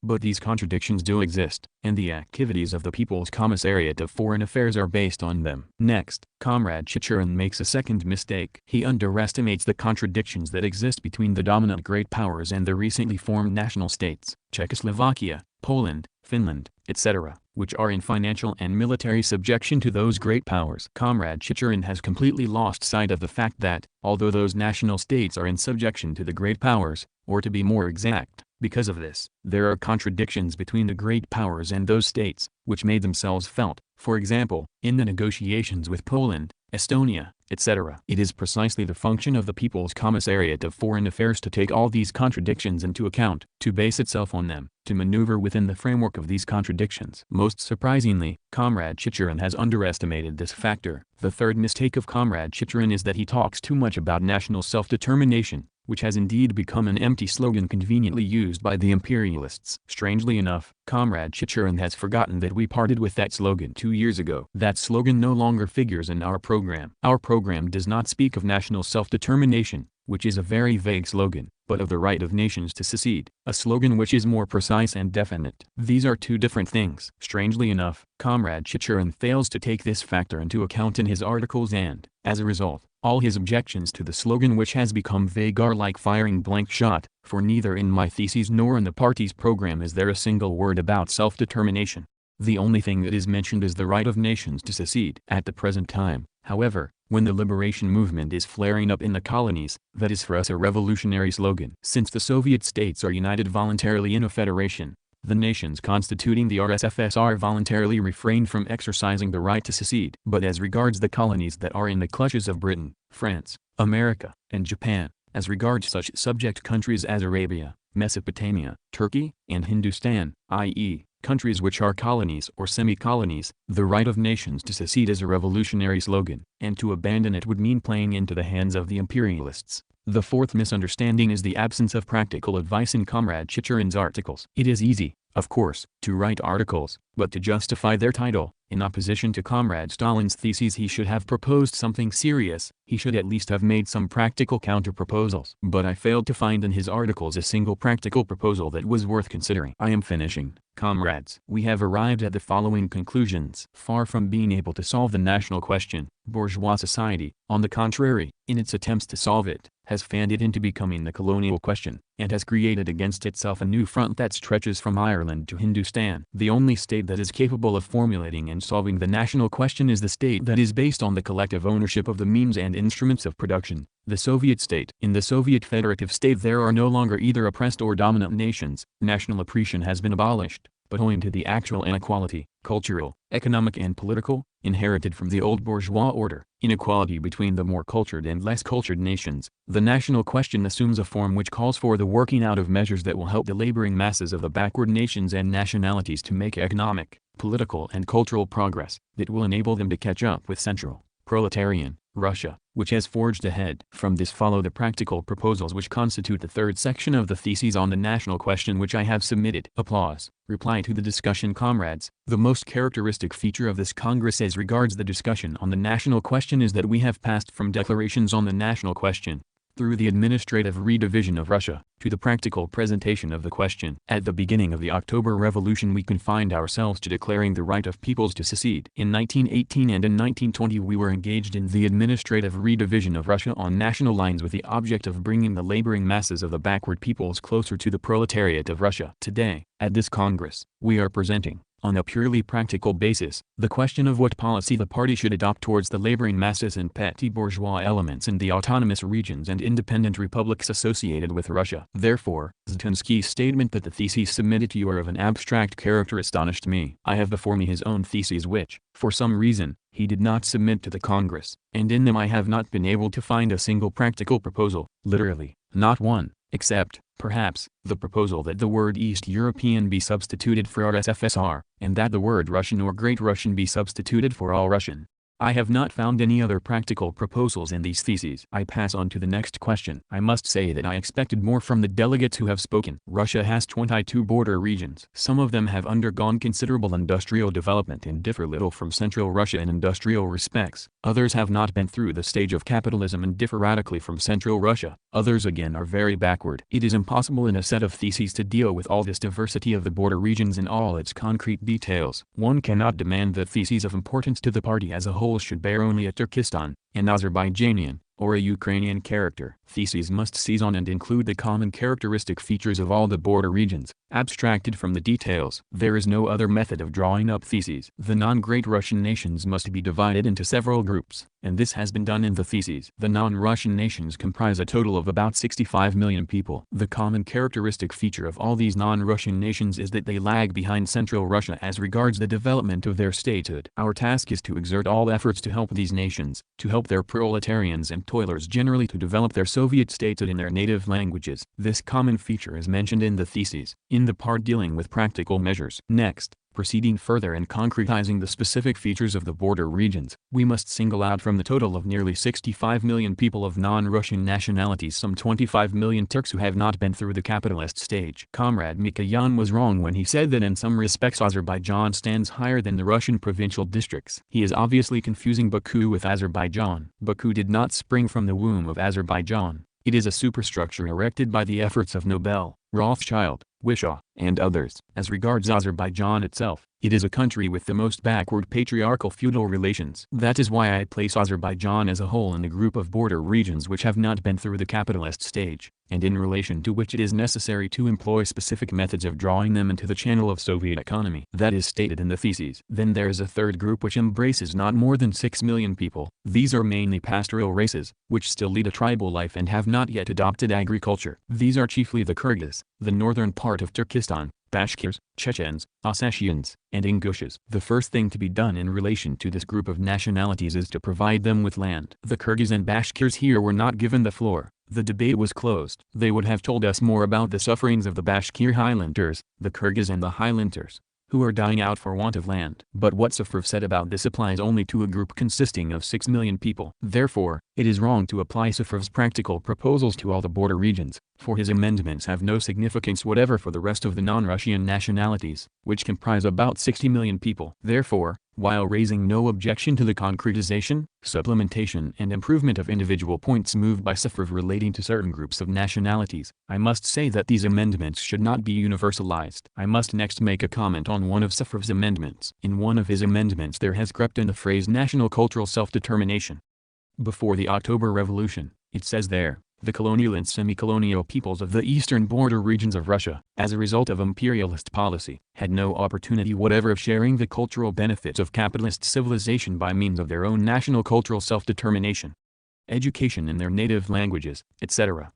I must say that I cannot accept this amendment because it smacks of Bundism. National cultural self-determination is a Bundist formula. We parted with nebulous slogans of self-determination long ago and there is no need to revive them. Moreover, the entire phrase is a most unnatural combination of words. Further, I have received a note alleging that we communists are artificially cultivating a Belarusian nationality. That is not true. for there exists a Byelorussian nation, which has its own language, different from Russian. Consequently, the culture of the Byelorussian people can be raised only in its native language. We heard similar talk 5 years ago about the Ukraine, about the Ukrainian nation. And only recently it was said that the Ukrainian Republic and the Ukrainian nation were inventions of the Germans. It is obvious, however, that there is a Ukrainian nation, and it is the duty of the communists to develop its culture. You cannot go against history. It is obvious that although Russian elements still predominate in the Ukrainian towns, in the course of time these towns will inevitably be Ukrainianized. About 40 years ago, Riga had the appearance of a German city, but since towns grow at the expense of the countryside, and since the countryside is the guardian of nationality, Riga is now a purely Lettish city.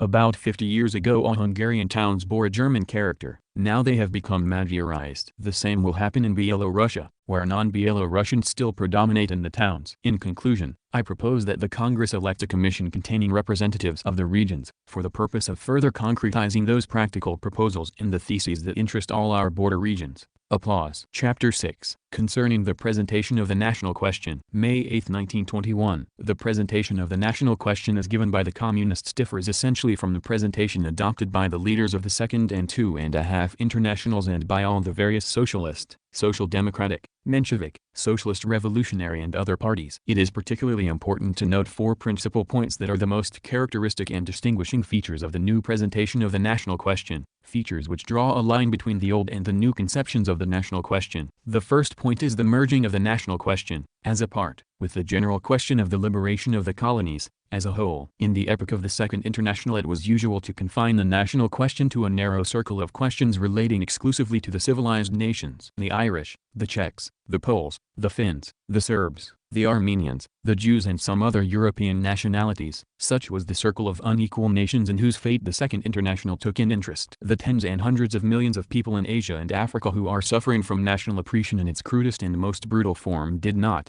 as a rule, come within the field of vision of the socialists. They did not venture to place whites and blacks, uncultured Negroes and civilized Irish, backward Indians and enlightened Poles on the same footing. It was tacitly assumed that although it might be necessary to strive for the liberation of the European unequal nations, it was entirely unbecoming for respectable socialists to speak seriously of the liberation of the colonies, which were necessary for the preservation of civilization.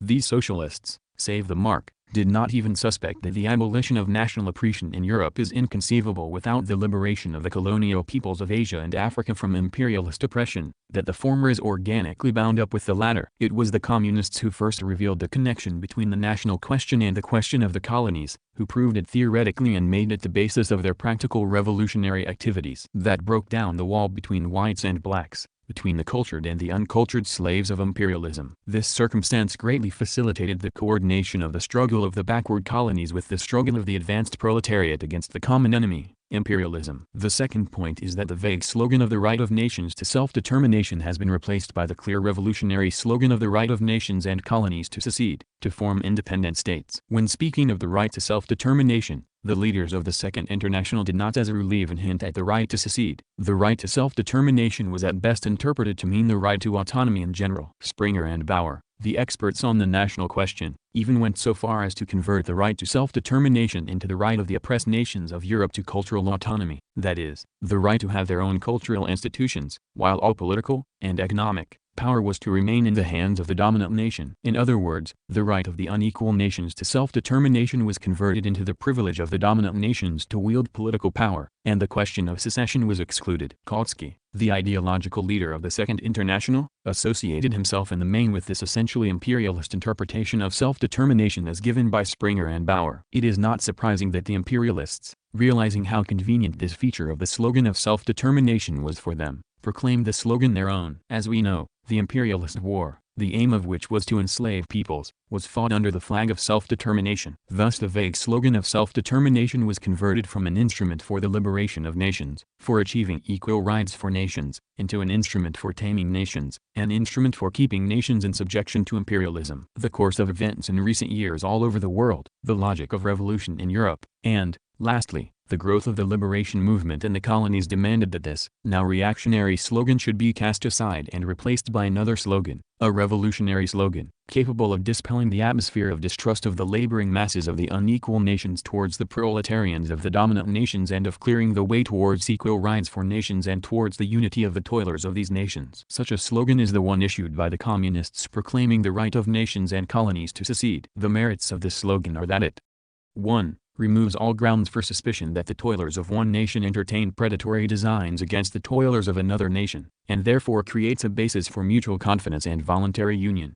2. Tears the mask from the imperialists, who hypocritically prate about self-determination but who are striving to keep the unequal peoples and colonies in subjection, to retain them within the framework of their imperialist state, and thereby intensifies the struggle for liberation that these nations and colonies are waging against imperialism. It scarcely needs proof that the Russian workers would not have gained the sympathy of their comrades of other nationalities in the West and the East if, having assumed power, they had not proclaimed the right of nations to secede, if they had not demonstrated and practiced their readiness to give effect to this unalienable right of nations, if they had not renounced their rights, let us say, to Finland, 1917, if they had not withdrawn their troops from North Persia, 1917, if they had not renounced all claims to certain parts of Mongolia, China, etc., etc. It is equally beyond doubt that if the policy of the imperialists, skillfully concealed under the flag of self-determination, has nevertheless lately been meeting with defeat after defeat in the East, it is because, among other things, it has encountered there a growing liberation movement, which has developed on the basis of the agitation conducted in the spirit of the slogan of the right of nations to secede. This is not understood by the heroes of the Second and 2.5 Internationals, who roundly abuse the Baku Council of Action and Propaganda for some slight mistakes it has committed, but it will be understood by everyone who takes the trouble to acquaint himself with the activities of that council during the year it has been in existence, and with the liberation movement in the Asiatic and African colonies during the past 2 or 3 years. The third point is the disclosure of the organic connection between the national and colonial question and the question of the rule of capital, of overthrowing capitalism, of the dictatorship of the proletariat. In the epoch of the Second International, the national question, narrowed down to the extreme, was usually regarded as an isolated question, unrelated to the coming proletarian revolution. It was tacitly assumed that the national question would be settled naturally, before the proletarian revolution, by means of a series of reforms within the framework of capitalism,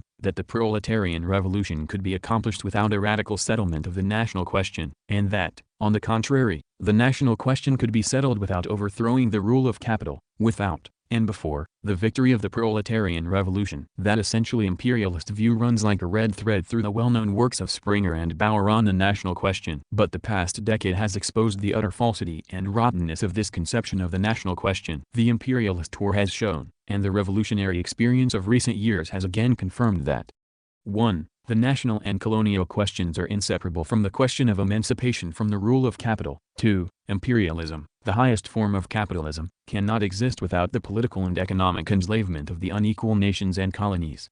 3. The unequal nations and colonies cannot be liberated without overthrowing the rule of capital. 4. The victory of the proletariat cannot be lasting without the liberation of the unequal nations and colonies from the yoke of imperialism. If Europe and America may be called the front or the arena of the major battles between socialism and imperialism, the unequal nations and the colonies, with their raw materials, fuel, food and vast store of manpower, must be regarded as the rear, the reserve of imperialism. To win a war it is necessary not only to triumph at the front but also to revolutionize the enemy's rear, his reserves. Hence, the victory of the world proletarian revolution may be regarded as assured only if the proletariat is able to combine its own revolutionary struggle with the liberation movement of the laboring masses of the unequal nations and the colonies against the rule of the imperialists and for the dictatorship of the proletariat. This trifle was overlooked by the leaders of the Second and 2.5 Internationals, who divorced the national and colonial question from the question of power in the epoch of growing proletarian revolution in the West. The fourth point is that a new element has been introduced into the national question, the element of the actual, and not merely juridical, equalization of nations, help and cooperation for the backward nations in raising themselves to the cultural and economic level of the more advanced nations, as one of the conditions necessary for securing fraternal cooperation between the laboring masses of the various nations. In the epoch of the Second International the matter was usually confined to proclaiming national equality of rights, at best. Things went no further than the demand that such equality of rights should be put into effect. But national equality of rights, although a very important political gain in itself, runs the risk of remaining a mere phrase in the absence of adequate resources and opportunities for exercising this very important right. It is beyond doubt that the laboring masses of the backward peoples are not in a position to exercise the rights that are accorded them under national equality of rights to the same degree to which they can be exercised by the laboring masses of advanced nations. The backwardness, cultural and economic, which some nations have inherited from the past, and which cannot be abolished in 1 or 2 years, makes itself felt. This circumstance is also perceptible in Russia, where a number of peoples have not gone through, and some have not even entered, the phase of capitalism and have no proletariat, or hardly any, of their own, where, although complete national equality of rights has already been established, the laboring masses of these nationalities are not in a position to make adequate use of the rights they have won, owing to their cultural and economic backwardness. This circumstance will make itself felt still more on the morrow of the victory of the proletariat in the West, when numerous backward colonies and semi-colonies, standing at most diverse levels of development, will inevitably appear on the scene. For that very reason the victorious proletariat of the advanced nations must render assistance, real and prolonged assistance, to the laboring masses of the backward nations in their cultural and economic development, so as to help them to rise to a higher stage of development and to catch up with the more advanced nations. Unless such aid is forthcoming, it will be impossible to bring about the peaceful coexistence and fraternal cooperation of the toilers of the various nations and nationalities within a single world economic system that are so essential for the final triumph of socialism. But from this it follows that we cannot confine ourselves merely to national equality of rights, that we must pass from national equality of rights to measures that will bring about real equality of nations, that we must proceed to work out and put into effect practical measures in relation to 1. The study of the economic conditions, manner of life and culture of the backward nations and nationalities. 2. The development of their culture. 3. Their political education. 4. Their gradual and painless introduction to the higher forms of economy. 5. The organization of economic cooperation between the toilers of the backward and of the advanced nations. Such are the 4 principal points which distinguish the new presentation of the national question given by the Russian Communists. Pravda, number 98, May 8, 1921. Chapter 7, The Union of the Soviet Republics. December 26, 1922. Report delivered at the 10th All-Russian Congress of Soviets Comrades, a few days ago. Before this Congress began, the Presidium of the All-Russian Central Executive Committee received a number of resolutions from Congresses of Soviets of the Transcaucasian Republics, the Ukraine and Belarus on the desirability and necessity of uniting these republics into a single union state. The Presidium of the All-Russian Central Executive Committee has had this question under consideration and has declared that such a union is opportune. As a result of its resolution, the question of uniting the republics is included in the agenda of this Congress. The campaign for the union of the Soviet Socialist Republics began some 3 or 4 months ago. The initiative was taken by the Azerbaijanian, Armenian, and Georgian republics, which were later joined by the Ukrainian and Belarusian republics. The idea of the campaign is that the old treaty relations, the relations established by the conventions between the RSFSR and the other Soviet republics, have served their purpose and are no longer adequate. The idea of the campaign is that we must inevitably pass from the old treaty relations to relations based on a closer union, relations which imply the creation of a single union state with corresponding union executive and legislative organs, with a central executive committee and a council of people's commissars of the union. To put it briefly, it is now, in the course of the campaign, proposed that what was formerly decided from time to time, within the framework of convention relations, should be put on a permanent basis. What are the reasons that impel the republics to take the path of union? What are the circumstances that have determined the necessity for union? 3 groups of circumstances have made the union of the Soviet republics into a single union state inevitable. The first group of circumstances consists of facts relating to our internal economic situation. First, the meagerness of the economic resources left at the disposal of the republics after 7 years of war. This compels us to combine these meager resources so as to employ them more rationally and to develop the main branches of our economy which form the backbone of Soviet power in all the republics. Secondly, the historically evolved natural division of labor, the economic division of labor, between the various regions and republics of our federation. For instance, the North supplies the South and East with textiles, the South and East supply the North with cotton, fuel, and so forth. And this division of labor established between the regions cannot be eliminated by a mere stroke of the pen. It has been created historically by the whole course of economic development of the Federation. And this division of labor, which makes the full development of the individual regions impossible as long as each republic leads a separate existence, is compelling the republics to unite in a single economic whole. Thirdly, the unity of the principal means of communication in the entire Federation, constituting the nerves and foundation of any possible union. It goes without saying that the means of communication cannot be allowed to have a divided existence, at the disposal of the individual republics and subordinated to their interests, for that would convert the main nerve of economic life, transport, into a conglomeration of separate parts utilized without a plan. This circumstance also inclines the republics towards union into a single state. Lastly, the meagerness of our financial resources. Comrades, it must be bluntly stated that our financial position now, in the 6th year of existence of the Soviet regime, has far fewer opportunities for large-scale development than, for instance, under the old regime, which had vodka, which we will not have, yielding 500 million rubles per annum, and which possessed foreign credits to the amount of several hundred million rubles, which we also do not have. All this goes to show that with such meager opportunities for our financial development, we shall not succeed in solving the fundamental and current problems of the financial systems of our republics unless we join forces and combine the financial strength of the individual republics into a single whole. Such is the first group of circumstances that are impelling our republics to take the path of union. The second group of circumstances that have determined the union of the republics are facts relating to our international situation. I have in mind our military situation. I have in mind our relations with foreign capital through the Commissariat of Foreign Trade. Lastly, I have in mind our diplomatic relations with the bourgeois states. It must be remembered, comrades,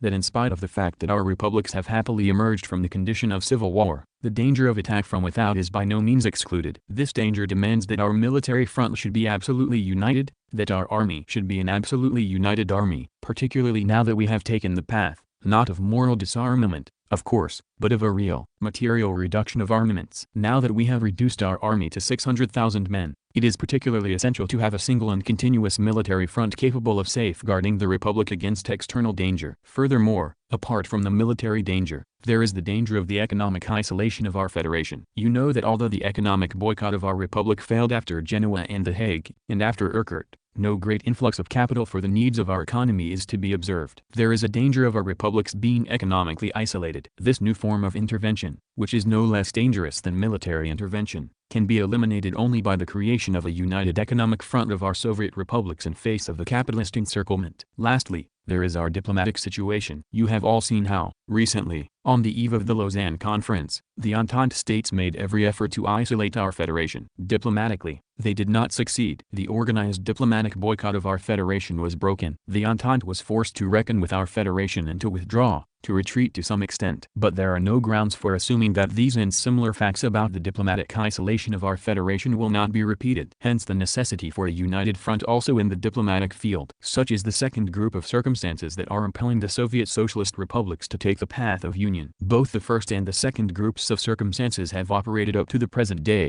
being enforced during the whole period of the existence of the Soviet regime. Our economic needs, of which I have just spoken, as well as our military and diplomatic needs in the sphere of foreign policy were, undoubtedly, also felt before the present day. But those circumstances have acquired special force only now, after the termination of the Civil War, when the republics have for the first time obtained the opportunity to start economic construction, and for the first time realize how very meager their economic resources are, and how very necessary union is as regards both internal economy and foreign relations. That is why now, in the 6th year of existence of the Soviet regime, the question of uniting the independent Soviet Socialist republics has become an immediate one. Finally, there is a third group of facts, which also call for union and which are associated with the structure of the Soviet regime, with the class nature of the Soviet regime. The Soviet regime is so constructed that, being international in its intrinsic nature, it in every way fosters the idea of union among the masses and itself impels them to take the path of union. Whereas capital, private property and exploitation disunite people, split them into mutually hostile camps, examples of which are provided by Great Britain, France and even small multinational states like Poland and Yugoslavia with their irreconcilable internal national contradictions which corrode the very foundations of these states. Whereas, I say, over there, in the West, where capitalist democracy reigns and where the states are based on private property,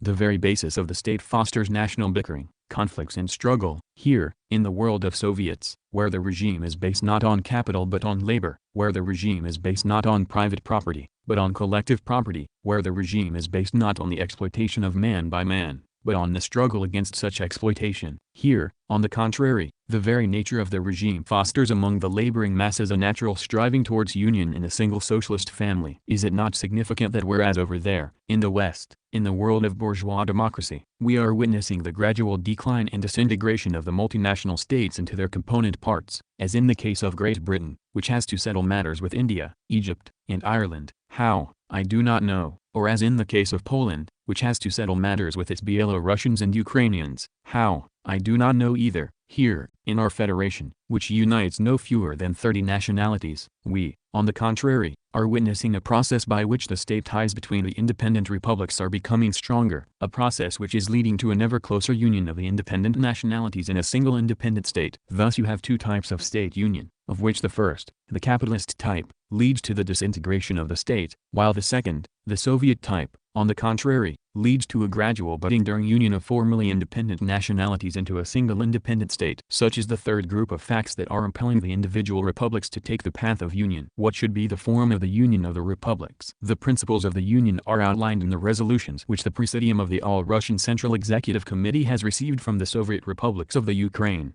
Belarus, and Transcaucasia. Four republics are to unite: the RSFSR as an integral federal unit, the Transcaucasian Republic, also as an integral federal unit, the Ukraine, and Belarus. Two independent Soviet republics, Kyrgyzstan and Bukhara, which are not socialist republics, but People's Soviet republics, remain for the time being outside this union solely and exclusively because these republics are not yet socialist. I have no doubt, comrades, and I hope that you too have no doubt, that, as they develop internally towards socialism, these republics will also join the union state which is now being formed. It might seem to be more expedient for the RSFSR not to join the union of republics as an integral federal unit, but that the republics comprising it should join individually, for which purpose it would evidently be necessary to dissolve the RSFSR into its component parts. I think that this way would be irrational and inexpedient, and that it is precluded by the very course of the campaign. First, the effect would be that, parallel with the process that is leading to the union of the republics, we would have a process of disuniting the already existing federal units, a process that would upset the truly revolutionary process of union of the republics which has already begun. Secondly, if we took this wrong road, we would arrive at a situation in which we would have to separate out of the RSFSR, in addition to the 8 autonomous republics, a specifically Russian Central Executive Committee and a Russian Council of People's Commissars, and this would lead to considerable organizational perturbations, which are entirely unnecessary and harmful at the present time, and which are not in the least demanded by either the internal or external situation. That is why I think that the parties to the formation of the Union should be the 4 republics, the RSFSR, the Transcaucasian Federation, the Ukraine, and Belarus. The Treaty of Union must be based on the following principles: commissariats of foreign trade, military, and naval affairs, foreign affairs, transport, and posts and telegraphs shall be set up only within the Council of People's Commissars of the Union. The People's Commissariats of Finance, National Economy, Food, Labor, and State Inspection shall continue to function within each of the contracting republics, with the proviso that they operate in accordance with the instructions of the corresponding central commissariats of the Union. This is necessary in order that the forces of the laboring masses of the republics may be united under the direction of the Union Center as regards food supply, the Supreme Council of National Economy, the People's Commissariat of Finance, and the People's Commissariat of Labor. Lastly, the remaining commissariats, i.e., the commissariats of internal affairs, justice, education, agriculture, and so on, there are 6 in all, which are directly connected with the manner of life, customs, special forms of land settlement, special forms of legal procedure, and with the language and culture of the peoples forming the republics, must be left as independent commissariats under the control of the central executive committees and councils of people's commissars of the contracting republics. This is necessary in order to provide a real guarantee of freedom of national development for the peoples of the Soviet republics. Such, in my opinion, are the principles that must be made the basis of the treaty that is shortly to be signed between our republics. Accordingly, I move the following draft resolution, which has been approved by the Presidium of the All-Russian Central Executive Committee. 1. The Union of the Russian Socialist Federative Soviet Republic, the Ukrainian Socialist Soviet Republic, the Transcaucasian Socialist Federative Soviet Republic and the Belarusian Socialist Soviet Republic into a union of Soviet Socialist republics is to be regarded as opportune. 2. The union is to be based on the principle of voluntary consent and equal rights of the republics, each of which shall retain the right freely to secede from the union of republics. 3. The delegation from the RSFSR, in collaboration with the delegations from the Ukraine, the Transcaucasian Republic and Belarus, is to be instructed to draft a declaration on the formation of the Union of Republics, setting forth the considerations which dictate the union of the republics into a single union state. 4. The delegation is to be instructed to draw up the terms on which the RSFSR is to enter the Union of Republics and when examining the Treaty of Union, is to adhere to the following principles. A. The formation of the appropriate Union legislative and executive organs. B. The merging of the commissariats of military and naval affairs, transport, foreign affairs, foreign trade, and posts and telegraphs. C. The subordination of the commissariats of finance, food, national economy, labor, and workers and peasants' inspection of the contracting republics to the instructions of the corresponding commissariats of the Union of Republics. D. Complete guarantee of national development for the peoples belonging to the contracting republics. 5. The draft treaty is to be submitted for the approval of the All-Russian Central Executive Committee represented by its Presidium before it is submitted to the First Congress of the Union of Republics. 6. On the basis of the approval of the terms of union by the All-Russian Central Executive Committee, the delegation is to be empowered to conclude a treaty between the RSFSR and the Socialist Soviet Republics of the Ukraine, Transcaucasia and Byelorussia for the formation of the Union of Soviet Socialist Republics. 7. The treaty is to be submitted for ratification to the First Congress of the Union of Republics. Such is the draft resolution I submit for your consideration. Comrades, since the Soviet republics were formed, the states of the world have split into two camps, the camp of socialism and the camp of capitalism. In the camp of capitalism there are imperialist wars, national strife, oppression, colonial slavery and chauvinism. In the camp of the Soviets, the camp of socialism, there are, on the contrary, mutual confidence, national equality of rights and the peaceful coexistence and fraternal cooperation of peoples. Capitalist democracy has been striving for decades to eliminate national contradictions by combining the free development of nationalities with the system of exploitation. So far it has not succeeded, and it will not succeed. On the contrary, the skein of national contradictions is becoming more and more entangled, threatening capitalism with death. Here alone, in the world of the Soviets, in the camp of socialism, has it been possible to eradicate national oppression and to establish mutual confidence and fraternal cooperation between peoples. And only after the Soviets succeeded in doing this did it become possible for us to build up our federation and to defend it against the attack of the enemies, both internal and external. 5 years ago the Soviet power succeeded in laying the foundation for the peaceful coexistence and fraternal cooperation of peoples. Now, when we here are deciding the question of the desirability and necessity of union, the task before us is to erect on this foundation a new edifice by forming a new and mighty union state of the working people. The will of the peoples of our republics, who recently assembled at their congresses and unanimously resolved to form a union of republics, is incontestable proof that the cause of union is on the right road, that it is based on the great principle of voluntary consent and equal rights for nations. Let us hope, comrades, that by forming our Union Republic we shall create a reliable bulwark against international capitalism, and that the new Union State will be another decisive step towards the union of the working people of the whole world into a world Soviet Socialist Republic. Prolonged applause. The Internationale is sung. Chapter 8. The National Factors in Party and State Affairs. April 23, 1923. Report delivered at the 12th Congress of the RCPB 104. Comrades, this is the third time since the October Revolution that we are discussing the national question. The first time was at the 8th Congress, the second was at the 10th, and the third at the 12th. Does this indicate that some fundamental change has taken place in our views on the national question? No, our fundamental outlook on the national question has remained what it was before and after the October Revolution. But since the 10th Congress the international situation has changed in that the heavy reserves of the revolution which the countries of the East now constitute have acquired greater importance. That is the first point. The second point is that since the 10th Congress our party has also witnessed certain changes in the internal situation in connection with the new economic policy. All these new factors must be taken into account and the conclusions must be drawn from them. It is in this sense that it can be said that the national question is being presented at the 12th Congress in a new way. The international significance of the national question. You know, comrades, that by the will of history we, the Soviet Federation, now represent the advanced detachment of the world revolution. You know that we were the first to breach the general capitalist front, that it has been our destiny to be ahead of all others. You know that in our advance we got as far as Warsaw, that we then retreated and entrenched ourselves in the positions we considered strongest. From that moment we passed to the new economic policy. From that moment we took into account the slowing down of the international revolutionary movement, and from that moment our policy changed from the offensive to the defensive. We could not advance after we had suffered a reverse at Warsaw.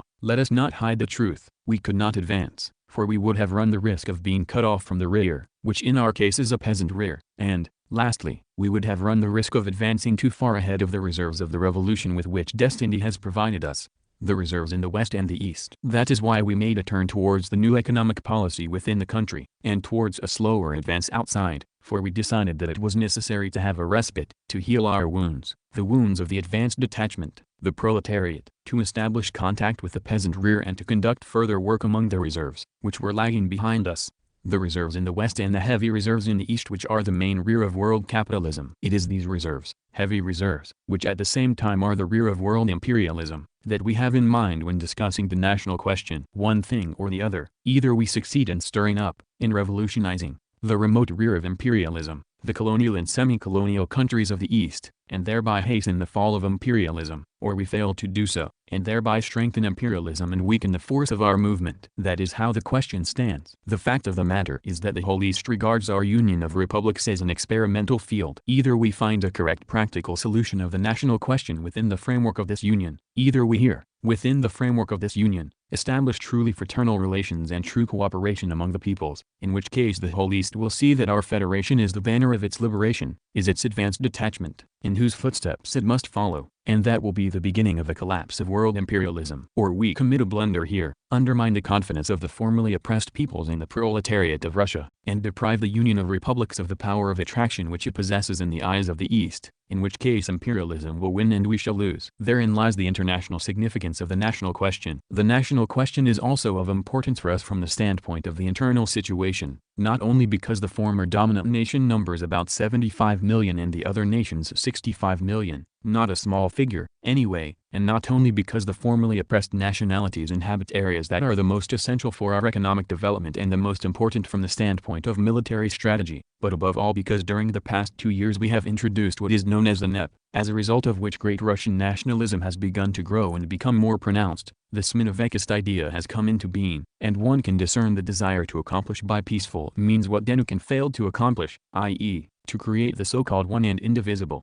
Thus, as a result of the NEP, a new force is arising in the internal life of our country, namely, great Russian chauvinism, which entrenches itself in our institutions, which penetrates not only the Soviet institutions, but also the party institutions, and which is to be found in all parts of our federation. Consequently, if we do not resolutely combat this new force, if we do not cut it off at the root, and the NEP conditions foster it, we run the risk of being confronted by a rupture between the proletariat of the former dominant nation and the peasants of the formerly oppressed nations, which will mean undermining the dictatorship of the proletariat. But the NEP fosters not only great Russian chauvinism, it also fosters local chauvinism, especially in those republics where there are several nationalities. I have in mind Georgia, Azerbaijan, Bukhara and partly Turkestan. In each of these there are several nationalities, the advanced elements of which may soon begin to compete among themselves for supremacy. Of course, this local chauvinism as regards its strength is not such a danger as great Russian chauvinism. But it is a danger nevertheless, for it threatens to convert some of the republics into arenas of national squabbling and to weaken the bonds of internationalism there. Such are the international and internal circumstances that make the national question one of great, of first-rate, importance in general, and at the present moment in particular. What is the class essence of the national question? Under the present conditions of Soviet development, the class essence of the national question lies in the establishment of correct mutual relations between the proletariat of the former dominant nation and the peasantry of the formerly oppressed nationalities. The question of the bond has been more than sufficiently discussed here,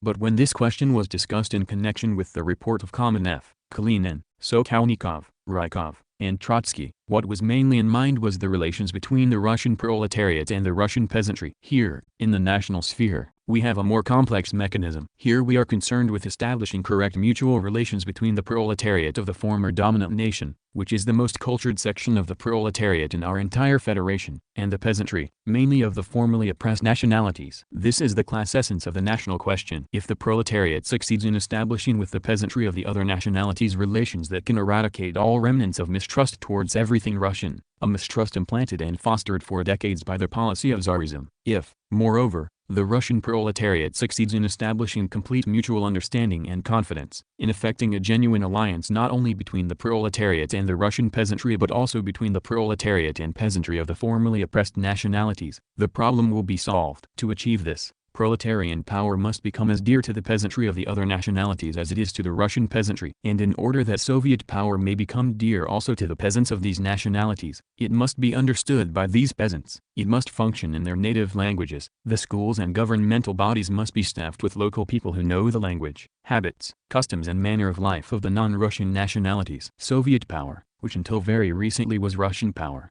will become a power which is not merely Russian but international, a power dear to the peasants of the formerly oppressed nationalities, only when and to the degree that the institutions and governmental bodies in the republics of these countries begin to speak and function in the native languages. That is one of the fundamentals of the national question in general, and under Soviet conditions in particular. What is the characteristic feature of the solution of the national question at the present moment? In 1923, what form have the problems requiring solution in the national sphere assumed in 1923? The form of establishing cooperation between the peoples of our federation in the economic, military and political spheres. I have in mind international relations. The national question, at the basis of which lie the tasks of establishing correct relations between the proletariat of the former dominant nation and the peasantry of the other nationalities, assumes at the present time the special form of establishing the cooperation and fraternal coexistence of those nations which were formerly disunited and which are now uniting in a single state. Such is the essence of the national question in the form it has assumed in 1923. The concrete form of this state union is the Union of Republics, which we already discussed at the Congress of Soviets at the end of last year, and which we then established. The basis of this union is the voluntary consent and the juridical equality of the members of the union. Voluntary consent and equality, because our national program starts out from the clause on the right of nations to exist as independent states, what was formerly called the right to self-determination. Proceeding from this, we must definitely say that no union of peoples into a single state can be durable unless it is based on absolutely voluntary consent,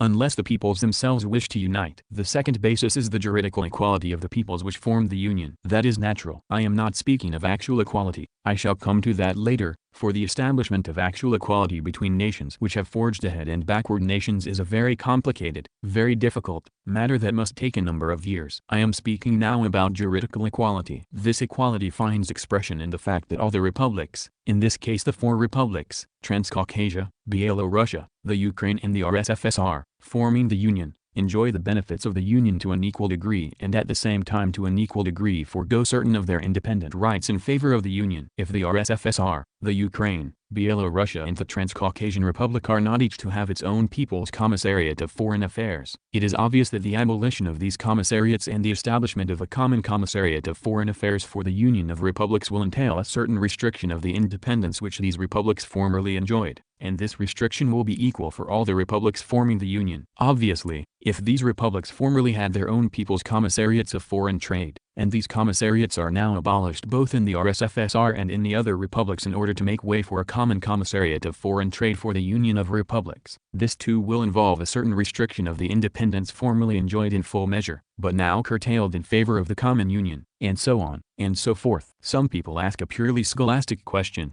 namely, do the republics remain independent after uniting? That is a scholastic question. Their independence is restricted, for every union involves a certain restriction of the former rights of the parties to the union. But the basic elements of independence of each of these republics certainly remain, if only because every republic retains the right to secede from the union at its own discretion. Thus, the concrete form the national question has assumed under the conditions at present prevailing in our country is how to achieve the cooperation of the peoples in economic, foreign and military affairs. We must unite the republics along these lines into a single union called the USSR. Such are the concrete forms the national question has assumed at the present time. But that is easier said than done. The fact of the matter is that under the conditions prevailing in our country, there are, in addition to the factors conducive to the union of the peoples into one state, a number of factors which hinder this union. You know what the conducive factors are. First of all, the economic coming together of the peoples that was established prior to Soviet power and which was consolidated by Soviet power, a certain division of labor between the peoples,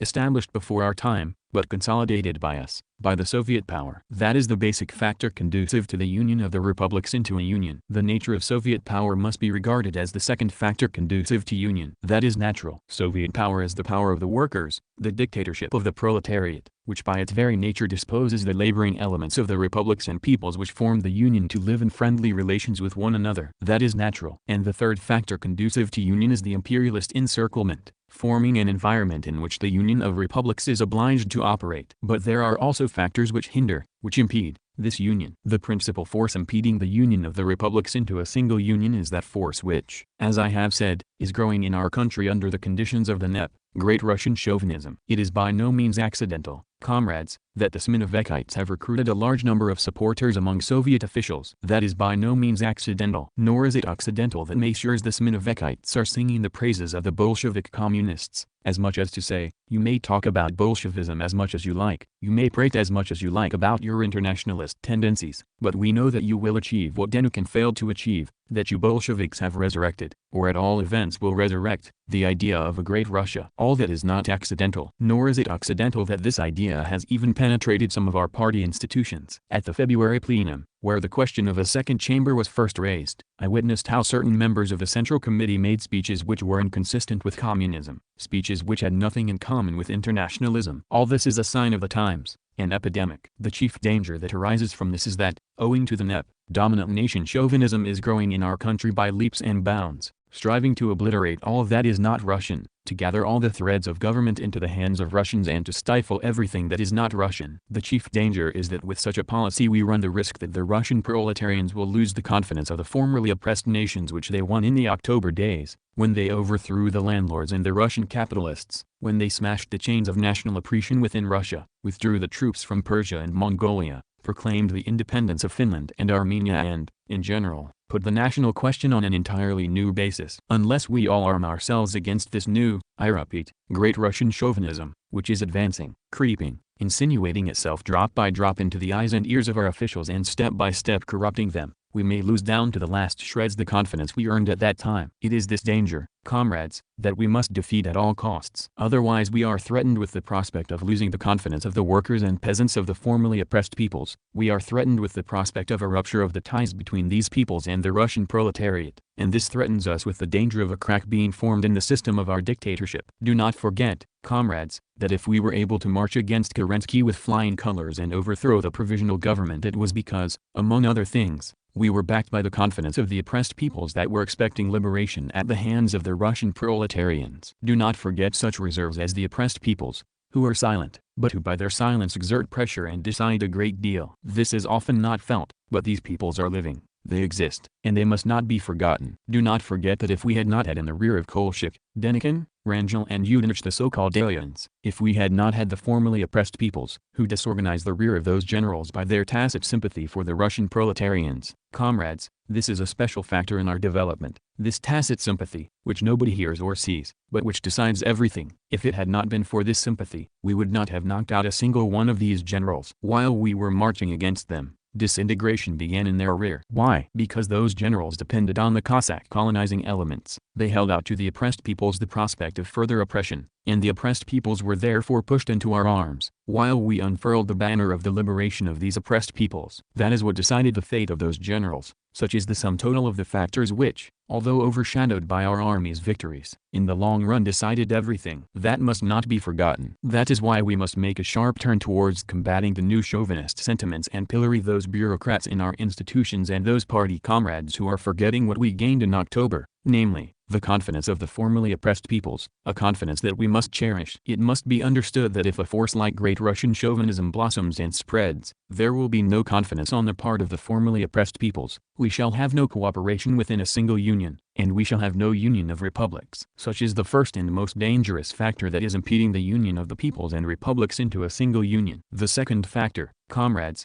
which is also hindering the union of the formerly oppressed peoples around the Russian proletariat, is the actual inequality of nations that we have inherited from the period of Tsarism. We have proclaimed juridical equality and are practicing it, but juridical equality, although in itself of very great importance in the history of the development of the Soviet republics, is still far from being actual equality. Formally, all the backward nationalities and all the peoples enjoy just as many rights as are enjoyed by the other, more advanced, nations which constitute our federation. But the trouble is that some nationalities have no proletarians of their own, have not undergone industrial development, have not even started on this road, are terribly backward culturally and are entirely unable to take advantage of the rights granted them by the revolution. This, comrades, is a far more important question than that of the schools. Some of our comrades here think that the knot can be cut by putting the question of schools and language in the forefront. That is not so. Comrades, schools will not carry you very far. These schools are developing, so are the languages, but actual inequality remains the basis of all the discontent and friction. Schools and language will not settle the matter. What is needed is real, systematic, sincere and genuine proletarian assistance on our part to the laboring masses of the culturally and economically backward nationalities. In addition to schools and language, the Russian proletariat must take all measures to create in the border regions, in the culturally backward republics, and they are not backward because of any fault of their own, but because they were formerly regarded as sources of raw materials, must take all measures to ensure the building of centers of industry in these republics. Certain attempts have been made in this direction. Georgia has taken a factory from Moscow and it should start operating soon. Bukhara has taken one factory, but could have taken 4. Turkestan is taking one large factory. Thus, all the facts show that these economically backward republics, which possess no proletariat, must with the aid of the Russian proletariat establish their own centers of industry, even though small ones, in order to create in these centers groups of local proletarians to serve as a bridge between the Russian proletarians and peasants and the laboring masses of these republics. In this sphere we have a lot of work to do, and schools alone will not settle the matter. But there is still a third factor that is impeding the union of the republics into a single union, the existence of nationalism in the individual republics. The net affects not only the Russian but also the non-Russian population. The new economic policy is developing private trade and industry not only in the center of Russia but also in the individual republics. And it is this same NEP, and the private capital associated with it, which nourishes and fosters Georgian, Azerbaijanian, Uzbek and other nationalism. Of course, if there were no great Russian chauvinism, which is aggressive because it is strong, because it was also strong previously and has retained the habit of oppressing and humiliating, if there were no great Russian chauvinism, then, perhaps, local chauvinism also, as a retaliation to great Russian chauvinism, would exist only in a much reduced form, in miniature, so to speak, because, in the final analysis, anti-Russian nationalism is a form of defense, an ugly form of defense against great Russian nationalism, against great Russian chauvinism. If this nationalism were only defensive, it might not be worth making a fuss about. We could concentrate the entire force of our activities, the entire force of our struggle, against great Russian chauvinism, in the hope that as soon as this powerful enemy is overcome, anti-Russian nationalism will be overcome with it. For, I repeat, in the last analysis, this nationalism is a reaction to great Russian nationalism, a retaliation to it, a certain form of defense. Yes, that would be so if anti-Russian nationalism in the localities were nothing more than a reaction to great Russian nationalism. But the trouble is that in some republics this defensive nationalism is turning into aggressive nationalism. Take Georgia. Over 30% of her population are non-Georgians. They include Armenians, Abkhazians, Azerians, Ossetians, and Tatars. The Georgians are at the head. Among some of the Georgian communists the idea has sprung up and is gaining ground that there is no particular need to reckon with these small nationalities. They are less cultured, less developed, they say, and there is therefore no need to reckon with them. That is chauvinism, harmful and dangerous chauvinism, for it may turn the small Republic of Georgia into an arena of strife. In fact, it has already turned it into an arena of strife. Azerbaijan. The basic nationality here is the Azerbaijanian, but there are also Armenians. Among a section of the Azerbaijanians there is also a tendency, sometimes quite unconcealed, to think that the Azerbaijanians are the indigenous population and the Armenians intruders, and therefore, it is possible to push the Armenians somewhat into the background, to disregard their interests. That is chauvinism too. It undermines the equality of nationalities on which the Soviet system is based. Bukhara. In Bukhara there are 3 nationalities: Uzbeks, the basic nationality; Turkmenians, a less important nationality from the point of view of Bukharan chauvinism; and Kyrgyz, who are few in number here and, apparently, less important. In Kyrgyzstan you have the same thing, Turkmenians and Uzbeks. The Uzbeks are the basic nationality and the Turkmenians less important. All this leads to conflict and weakens the Soviet regime. This tendency towards local chauvinism must also be cut off at the root. Of course, compared with great Russian chauvinism, which in the general scheme of the national question comprises 3/4 of the whole, local chauvinism is not so important, but for local work, for the local people, for the peaceful development of the national republics themselves, this chauvinism is a matter of first-rate importance. Sometimes this chauvinism begins to undergo a very interesting evolution. I have in mind Transcaucasia. You know that Transcaucasia consists of 3 republics embracing 10 nationalities. From very early times Transcaucasia has been an arena of massacre and strife and, under the Mensheviks and Dashnaks, it was an arena of war. You know of the Georgian-Armenian War. You also know of the massacres in Azerbaijan at the beginning and at the end of 1905. I could mention a whole list of districts where the Armenian majority massacred all the rest of the population, consisting of Tatars, Zanjir, For instance, I could mention another province, Nakhchivan. There the Tatars predominated, and they massacred all the Armenians. That was just before the liberation of Armenia and Georgia from the yoke of imperialism. That was their way of solving the national question. That, of course, is also a way of solving the national question. But it is not the Soviet way. Of course, the Russian workers are not to blame for this state of mutual national enmity, for it is the Tatars and Armenians who are fighting without the Russians. That is why a special organ is required in Transcaucasia to regulate the relations between the nationalities. It may be confidently stated that the relations between the proletariat of the formerly dominant nation and the toilers of all the other nationalities constitute 3/4 of the whole national question. But 1/4 of this question must be attributed to the relations between the formerly oppressed nationalities themselves. And if in this atmosphere of mutual distrust the Soviet government had failed to establish in Transcaucasia an organ of national peace capable of settling all friction and conflict, we would have reverted to the era of Tsarism, or to the era of the Dashnaks, the Mossavidists, the Mensheviks, when people maimed and slaughtered one another. That is why the Central Committee has on 3 occasions affirmed the necessity of preserving the Transcaucasian Federation as an organ of national peace. There has been and still is a group of Georgian communists who do not object to Georgia uniting with the Union of Republics, but who do object to this union being effected through the Transcaucasian Federation. They, you see, would like to get closer to the Union. They say that there is no need for this partition wall in the shape of the Transcaucasian Federation between themselves, the Georgians, and the Union of Republics. The Federation, they say, is superfluous. This, they think, sounds very revolutionary. But there is another motive behind this. In the first place, these statements indicate that on the national question the attitude towards the Russians is of secondary importance in Georgia. For these comrades, the deviators, that is what they are called, have no objection to Georgia joining the Union directly. That is, they do not fear great Russian chauvinism, believing that its roots have been cut in one way or another, or, at any rate, that it is not of decisive importance. Evidently, what they fear most is the federation of Transcaucasia. Why? Why should the 3 principal nations which inhabit Transcaucasia, which fought among themselves so long, massacred each other and warred against each other, why should these nations, now that Soviet power has at last united them by bonds of fraternal union in the form of a federation, now that this federation has produced positive results, why should they now break these federal ties? What is the point,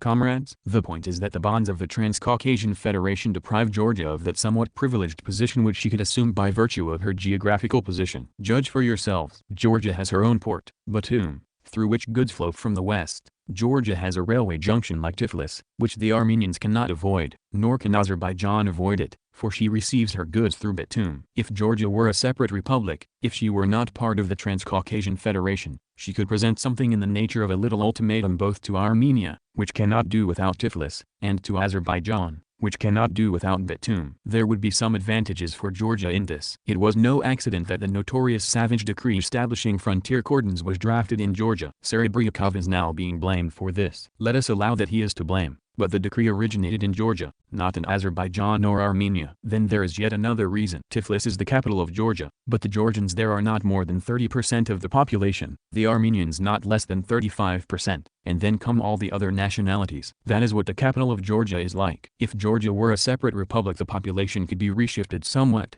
For instance, the Armenian population could be shifted from Tiflis. Was not a well-known decree adopted in Georgia to regulate the population of Tiflis, about which Comrade Mokrad said that it was not directed against the Armenians? The intention was to reshift the population so as to reduce the number of Armenians in Tiflis from year to year, making them fewer than the Georgians, and thus convert Tiflis into a real Georgian capital. I grant that they have rescinded the eviction decree, but they have a vast number of possibilities, a vast number of flexible forms, such as decongestion by which it would be possible, while maintaining a semblance of internationalism, to arrange matters in such a way that Armenians in Tiflis would be in the minority. It is these geographical advantages that the Georgian deviators do not want to lose, and the unfavorable position of the Georgians in Tiflis itself, where there are fewer Georgians than Armenians, that are causing our deviators to oppose federation. The Mensheviks simply evicted Armenians and Tatars from Tiflis. Now, however, under the Soviet regime, eviction is impossible. Therefore, they want to leave the federation, and this will create legal opportunities for independently performing certain operations which will result in the advantageous position enjoyed by the Georgians being fully utilized against Azerbaijan and Armenia. And all this would create a privileged position for the Georgians in Transcaucasia. Therein lies the whole danger. Can we ignore the interests of national peace in Transcaucasia and allow conditions to be created under which the Georgians would be in a privileged position in relation to the Armenian and Azerbaijanian republics? No, we cannot allow that. There is an old, special system of governing nations, under which a bourgeois authority favors certain nationalities,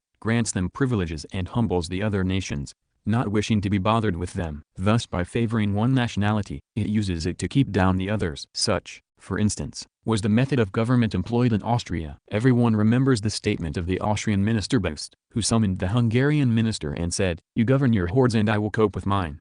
In other words, you curb and keep down your nationalities in Hungary and I will keep down mine in Austria. You and I represent privileged nations, let's keep down the rest. The same was the case with the Poles in Austria itself. The Austrians favored the Poles, granted them privileges, in order that the Poles should help the Austrians strengthen their position in Poland, and in return they allowed the Poles to strangle Galicia. This system of singling out some nationalities and granting them privileges in order to cope with the rest is purely and specifically Austrian. From the point of view of the bureaucracy, it is an economical method of governing, because it has to bother only with one nationality, but from the political point of view it means certain death to the state, for to violate the principle of equality of nationalities and to grant privileges to any one nationality means dooming one's national policy to certain failure. Britain is now ruling India in exactly the same way. To make it easier, from the point of view of the bureaucracy, to deal with the nationalities and races of India, Britain divided India into British India, 240 million population, and native India, 72 million population. Why? Because Britain wanted to single out one group of nations and grant it privileges in order the more easily to govern the remaining nationalities. In India there are several hundred nationalities, and Britain decided that, rather than bother with these nationalities, it was better to single out a few nations,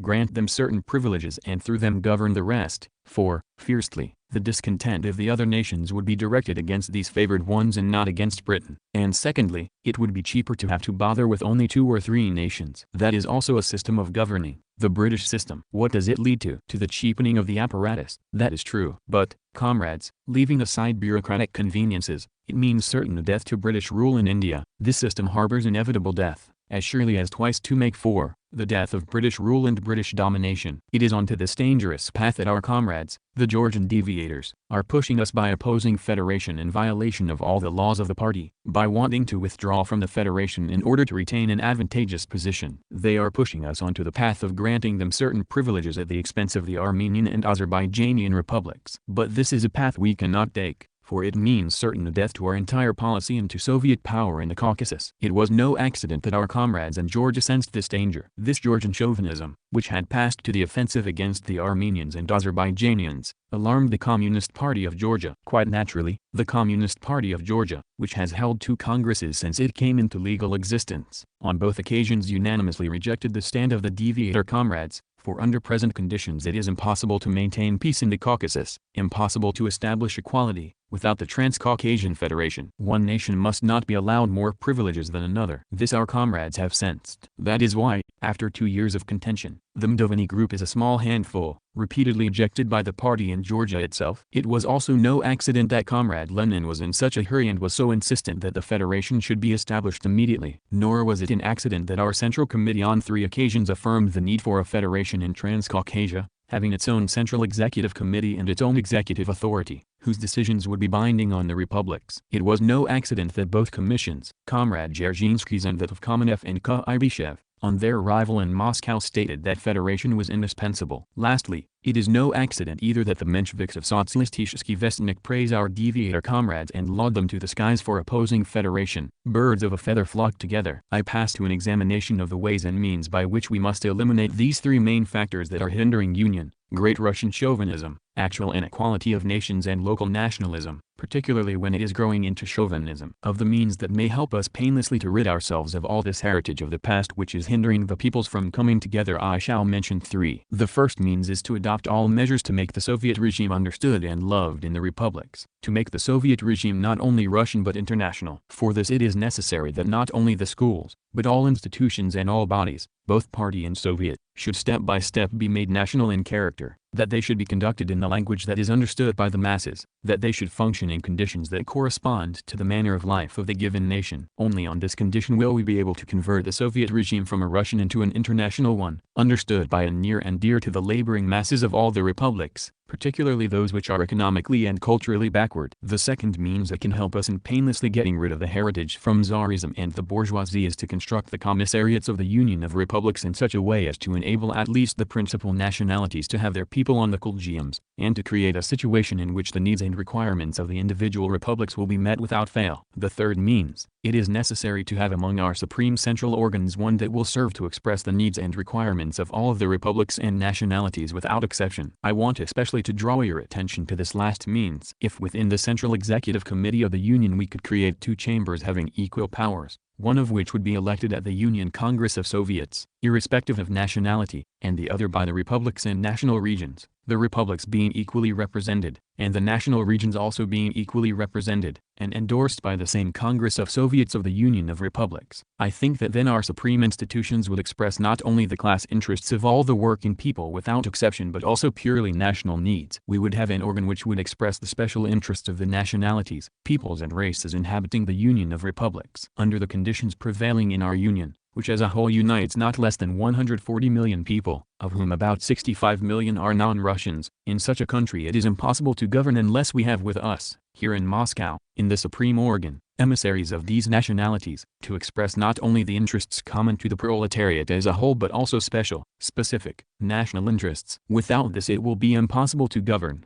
comrades. Unless we have this barometer, and people capable of formulating these special needs of the individual nationalities, it will be impossible to govern. There are two ways of governing a country. One way is to have a simplified apparatus, headed, say, by a group of people, or by one man, having hands and eyes in the localities in the shape of governors. This is a very simple form of government, under which the ruler, in governing the country, receives the kind of information that can be received from governors and comforts himself with the hope that he is governing honestly and well. Presently, friction arises, friction grows into conflicts, and conflicts into revolts. Later, the revolts are crushed. Such a system of government is not our system, and in addition, although a simple one, it is too costly. But there is another system of government, the Soviet system. In our Soviet country we are operating this other system of government, the system which enables us to foresee with accuracy all changes, all the circumstances among the peasants, among the nationals, among the so-called aliens and among the Russians. This system of supreme organs possesses a number of barometers which forecast every change, which register and warn against a Basmaki movement, a bandit movement, Kronstadt,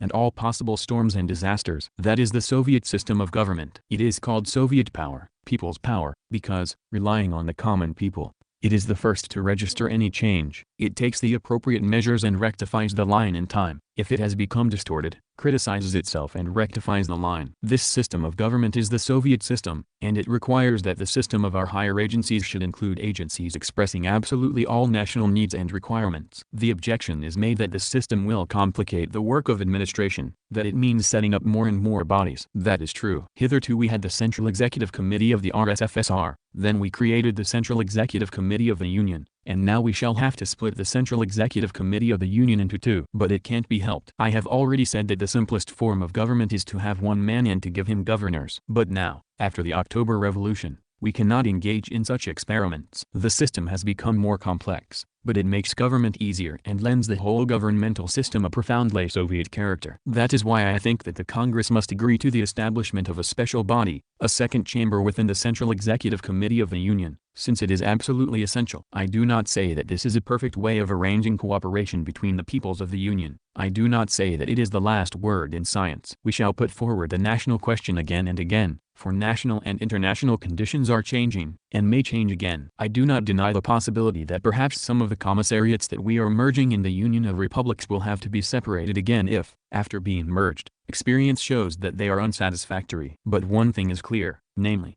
that under present conditions, and in the present circumstances, no better method and no more suitable organ is available. As yet we have no better way or means of creating an organ capable of registering all the oscillations and all the changes that take place within the individual republics than that of establishing a second chamber. It goes without saying that the second chamber must contain representatives not only of the four republics that have united, but of all the peoples, for the question concerns not only the republics which have formally united, there are four of them, but all the peoples and nationalities in the Union of Republics. We therefore require a form that will express the needs of all the nationalities and republics without exception. I shall sum up, comrades. Thus, the importance of the national question is determined by the new situation in international affairs, by the fact that here, in Russia, in our federation we must solve the national question in a correct, a model way, in order to set an example to the East, which constitutes the heavy reserves of the revolution, and thereby increase their confidence in our federation and its attraction for them. From the standpoint of the internal situation, the conditions created by the NEP and the growing Great Russian chauvinism and local chauvinism also oblige us to emphasize the special importance of the national question. I said, further, that the essence of the national question lies in establishing correct relations between the proletariat of the formerly dominant nation and the peasantry of the formerly subject nations, and that from this point of view the concrete form of the national question at the present moment is expressed by having to find ways and means of arranging the cooperation of the peoples within a union of republics, within a single state. I spoke, further, of the factors which are conducive to such a coming together of the peoples. I spoke of the factors impeding such a union. I dwelled especially on Great Russian chauvinism, as a force that is gaining in strength. That force is a basic danger, capable of undermining the confidence of the formerly oppressed peoples in the Russian proletariat. It is a most dangerous enemy, which we must overcome, for once we overcome it, we shall have overcome 9/10 of the nationalism which has survived, and which is growing in certain republics. Further, we are faced with the danger that certain groups of comrades may push us onto the path of granting privileges to some nationalities at the expense of others. I have said that we cannot take this path,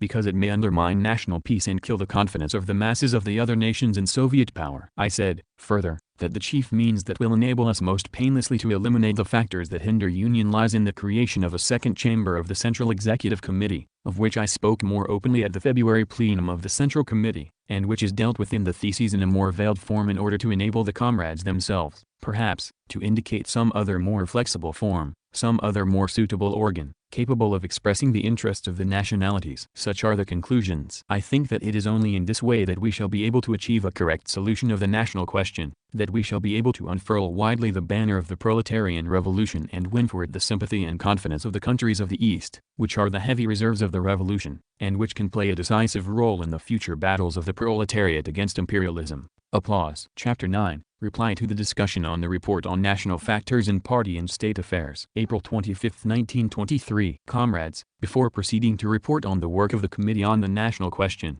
permit me to deal with two main points in answer to the speakers in the discussion on my report. It will take about 20 minutes, not more. The first point is that a group of comrades headed by Bukharin and Rakovsky has overemphasized the significance of the national question, has exaggerated it, and has allowed it to overshadow the social question, the question of working class power. It is clear to us, as communists, that the basis of all our work lies in strengthening the power of the workers, and that only after that are we confronted by the other question, a very important one but subordinate to the first, namely, the national question. We are told that we must not offend the non-Russian nationalities. That is perfectly true. I agree that we must not offend them. But to evolve out of this a new theory to the effect that the great Russian proletariat must be placed in a position of inequality in relation to the formerly oppressed nations is absurd. What was merely a figure of speech in Comrade Lenin's well-known article, Bukharin has converted into a regular slogan. Nevertheless, it is clear that the political basis of the dictatorship of the proletariat is primarily and chiefly the central, industrial regions, and not the border regions, which are peasant countries. If we exaggerate the importance of the peasant border regions, to the detriment of the proletarian districts, it may result in a cracking the system of the dictatorship of the proletariat. That is dangerous, comrades. We must not exaggerate things in politics,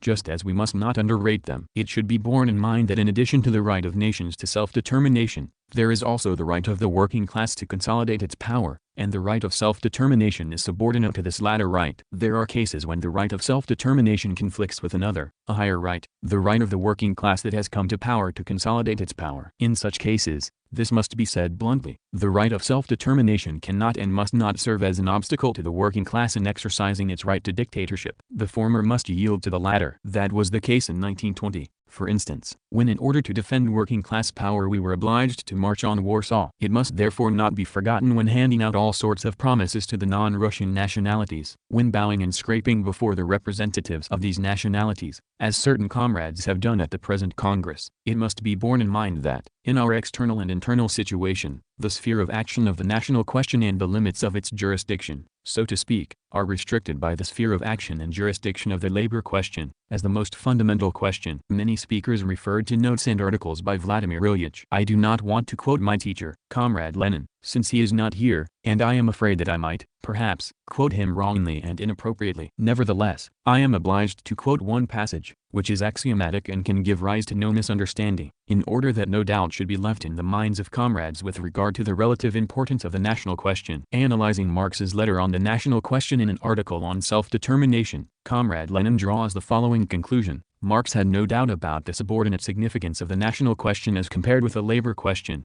Here are only 2 lines, but they are decisive. And that is what some of our comrades who are more zealous than wise should drill into their heads. The second point is about Great Russian chauvinism and local chauvinism. Rakovsky and especially Bukharin spoke here, and the latter proposed that the clause dealing with the harmfulness of local chauvinism should be deleted. Their argument was that there is no need to bother with a little worm like local chauvinism when we are faced by a Goliath like Great Russian chauvinism. In general, Bukharin was in a repentant mood. That is natural. He has been sinning against the nationalities for years, denying the right to self-determination. It was high time for him to repent. But in repenting, he went to the other extreme. It is curious that Bukharin calls upon the party to follow his example and also repent, although the whole world knows that the party is in no way involved, for from its very inception, 1898, it recognized the right to self-determination and therefore has nothing to repent of. The fact of the matter is that Bukharin has failed to understand the essence of the national question. When it is said that the fight against Great Russian chauvinism must be made the cornerstone of the national question, the intention is to indicate the duties of the Russian communist.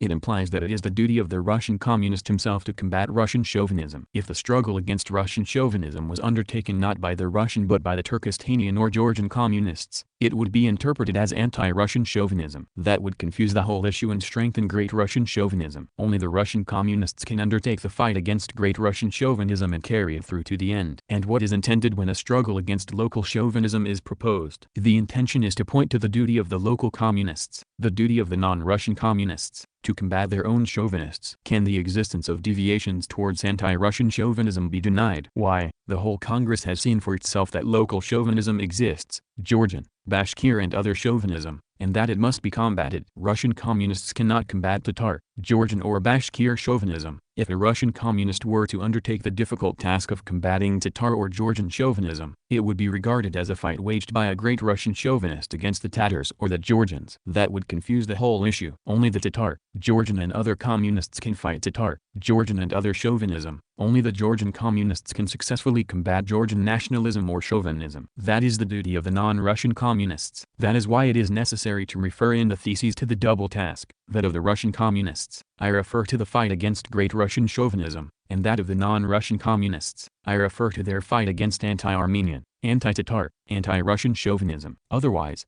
the theses will be one-sided. There will be no internationalism, whether in state or party affairs. If we combat only Great Russian chauvinism, it will obscure the fight that is being waged by the Tatar and other chauvinists, a fight which is developing in the localities and which is especially dangerous now, under the conditions of the NEP. We cannot avoid fighting on 2 fronts, for we can achieve success only by fighting on 2 fronts. On the one hand, Marxism and the national and colonial question against Great Russian chauvinism, which is the chief danger in our work of construction, and, on the other hand, against local chauvinism. Unless we wage this double fight, there will be no solidarity between the Russian workers and peasants and the workers and peasants of the other nationalities. Failure to wage this fight may result in encouraging local chauvinism, a policy of pandering to local chauvinism, which we cannot allow. Permit me here to quote Comrade Lenin. I would not have done so, but since there are many comrades at our Congress who quote Comrade Lenin right and left and distort what he says, permit me to read a few words from a well-known article of his. The proletariat must demand freedom of political secession for the colonies and nations that are oppressed by its nation. Unless it does this, proletarian internationalism will remain a meaningless phrase. Neither mutual confidence nor class solidarity between the workers of the oppressing and the oppressed nations will be possible. These are, so to say, the duties of proletarians of the dominant or formerly dominant nation. Then he goes on to speak of the duties of proletarians or communists of the formerly oppressed nations. On the other hand, the socialists of the oppressed nations must particularly fight for and put into effect complete and absolute unity, including organizational unity, between the workers of the oppressed nation and the workers of the oppressing nation. Otherwise, it is impossible to uphold the independent policy of the proletariat and its class solidarity with the proletariat of other countries against all the subterfuges, treachery and trickery of the bourgeoisie. For the bourgeoisie of the oppressed nations constantly converts the slogans of national liberation into a means for deceiving the workers. As you see, if we are to follow in Comrade Lenin's footsteps, and some comrades here have sworn by him, both theses must be retained in the resolution, both the thesis on combating Great Russian chauvinism and that on combating local chauvinism, as 2 aspects of one phenomenon, as theses on combating chauvinism in general. With this I conclude my answers to those who have spoken here.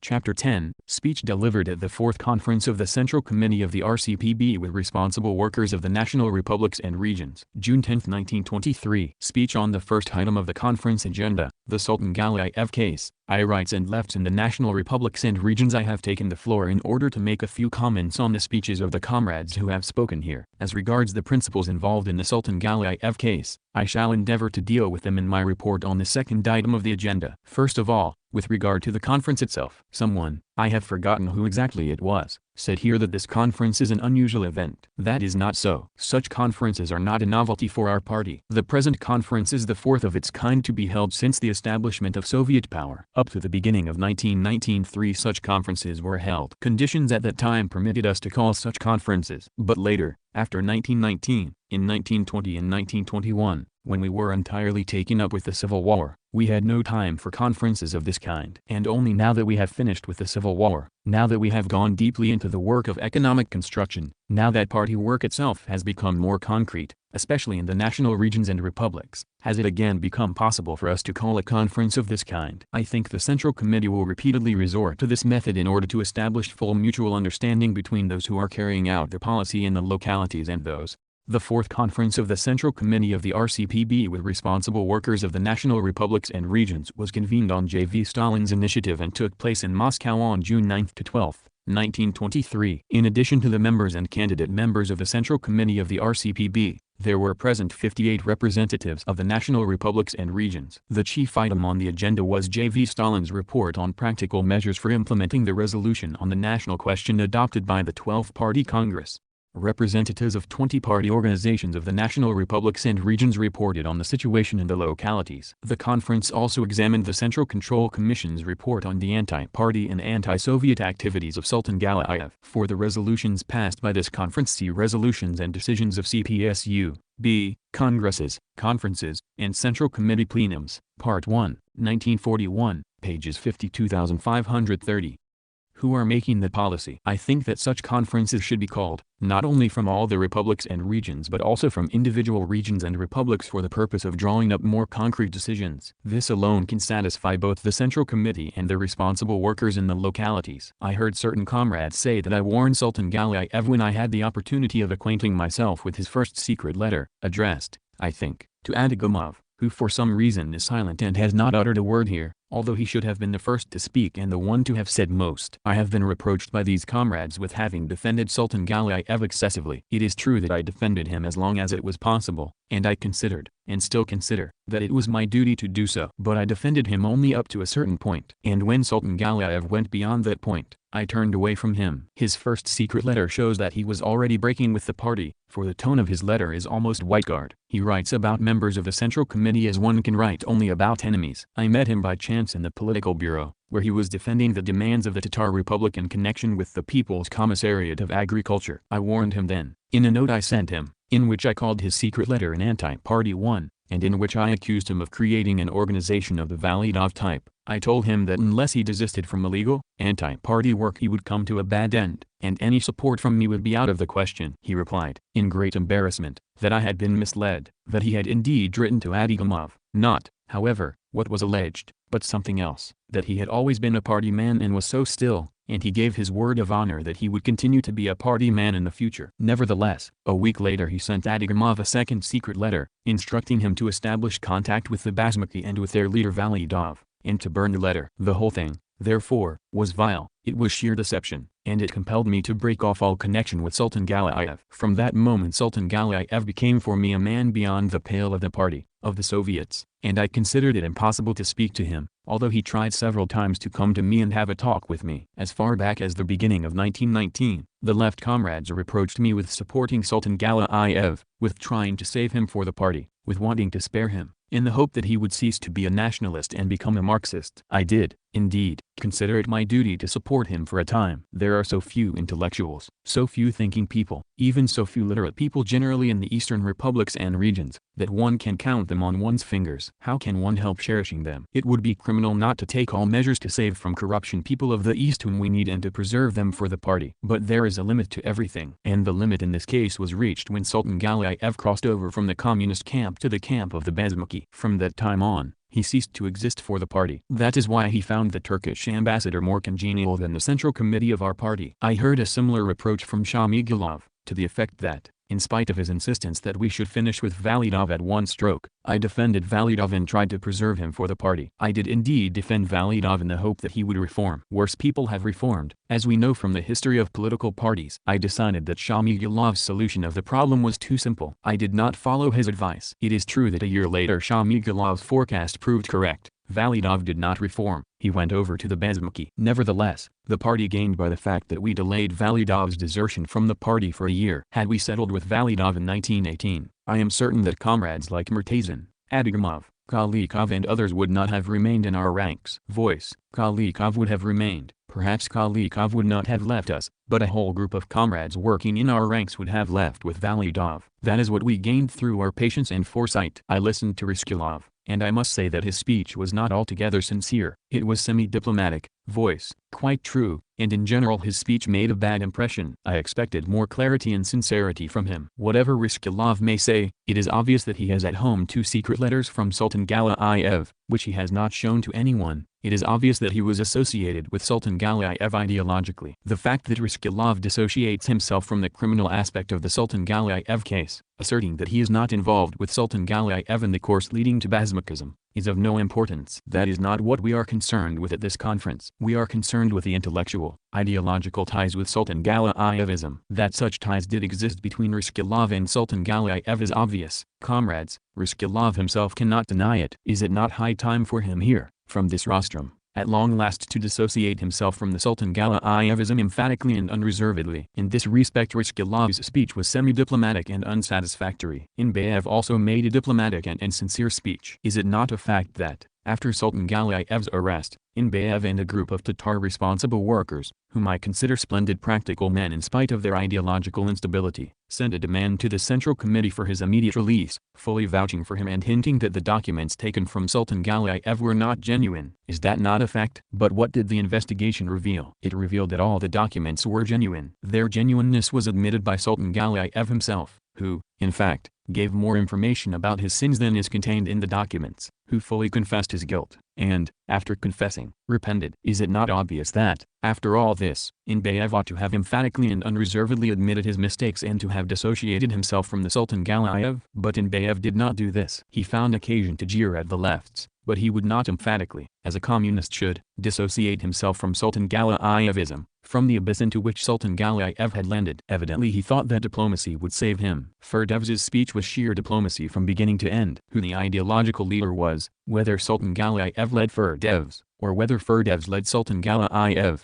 is a question I leave open, although I think that ideologically Ferdevs led Sultan Galayev rather than the other way round. I see nothing particularly reprehensible in Sultan Galayev's exercises in theory. If Sultan Galayev had confined himself to the ideology of pan-Turkism and pan-Islamism it would not have been so bad, and I would say that this ideology, in spite of the ban pronounced by the resolution on the national question passed by the 10th Party Congress, could be regarded as tolerable, and that we could confine ourselves to criticizing it within the ranks of our party. But when exercises in ideology end in establishing contacts with Bazmaki leaders, with Validov and others, it is utterly impossible to justify Bazmaki practices here on the ground that the ideology is innocent, as Ferdevs tries to do. You can deceive nobody by such a justification of Sultan Galayev's activities. In that way it would be possible to find a justification for both imperialism and Tsarism, for they too have their ideologies, which sometimes look innocent enough. One cannot reason in that way. You are not facing a tribunal, but a conference of responsible workers, who demand of you straightforwardness and sincerity, not diplomacy. Kojanov spoke well, in my opinion, and Krymov did not speak badly either. But I must mention a passage in the speeches of these comrades which gives food for thought. Both said that there was no difference between present-day Turkestan and Tsarist Turkestan, that only the signboard had been changed, that Turkestan had remained what it was under the Tsar. Comrades, if that was not a slip of the tongue, if it was a considered and deliberate statement, then it must be said that in that case the Bazmaki are right and we are wrong. If Turkestan is in fact a colony, as it was under Tsarism,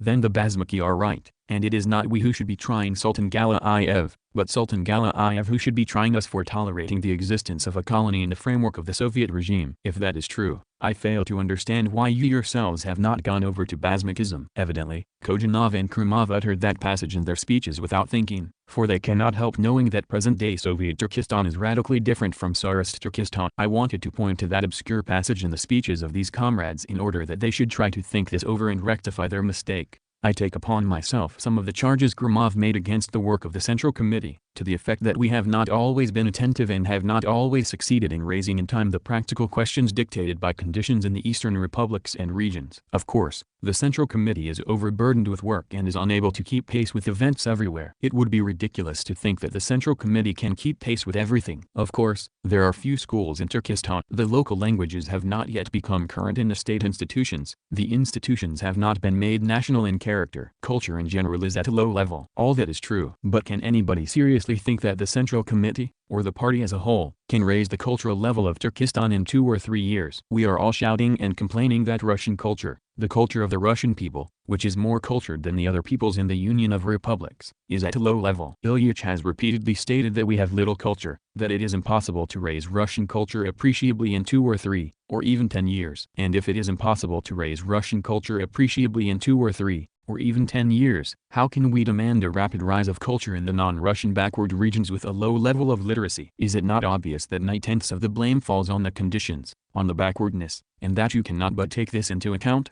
About the lefts and the rights. Do they exist in the communist organizations in the regions and republics? Of course they do. That cannot be denied. Wherein lie the sins of the rights? In the fact that the rights are not and cannot be an antidote to, a reliable bulwark against, the nationalist tendencies which are developing and gaining strength in connection with the NEP. The fact that Sultan Galayevism did exist, that it created a certain circle of supporters in the Eastern republics, especially in Bashkiria and Tataria, leaves no doubt that the right-wing elements, who in these republics comprise the overwhelming majority, are not a sufficiently strong bulwark against nationalism. It should be borne in mind that our communist organizations in the border regions, in the republics and regions, can develop and stand firmly on their feet, can become genuine internationalist, Marxist cadres, only if they overcome nationalism. Nationalism is the chief ideological obstacle to the training of Marxist cadres, of a Marxist vanguard, in the border regions and republics. The history of our party shows that the Bolshevik Party, its Russian section, grew and gained strength in the fight against Menshevism. For Menshevism is the ideology of the bourgeoisie. Menshevism is a channel through which bourgeois ideology penetrates into our party, and had the party not overcome Menshevism it could not have stood firmly on its feet. Ilyich wrote about this a number of times. Only to the degree that it overcame Menshevism in its organizational and ideological forms did Bolshevism grow and gain strength as a real leading party. The same must be said of nationalism in relation to our communist organizations in the border regions and republics. Nationalism is playing the same role in relation to these organizations as Menshevism in the past played in relation to the Bolshevik Party.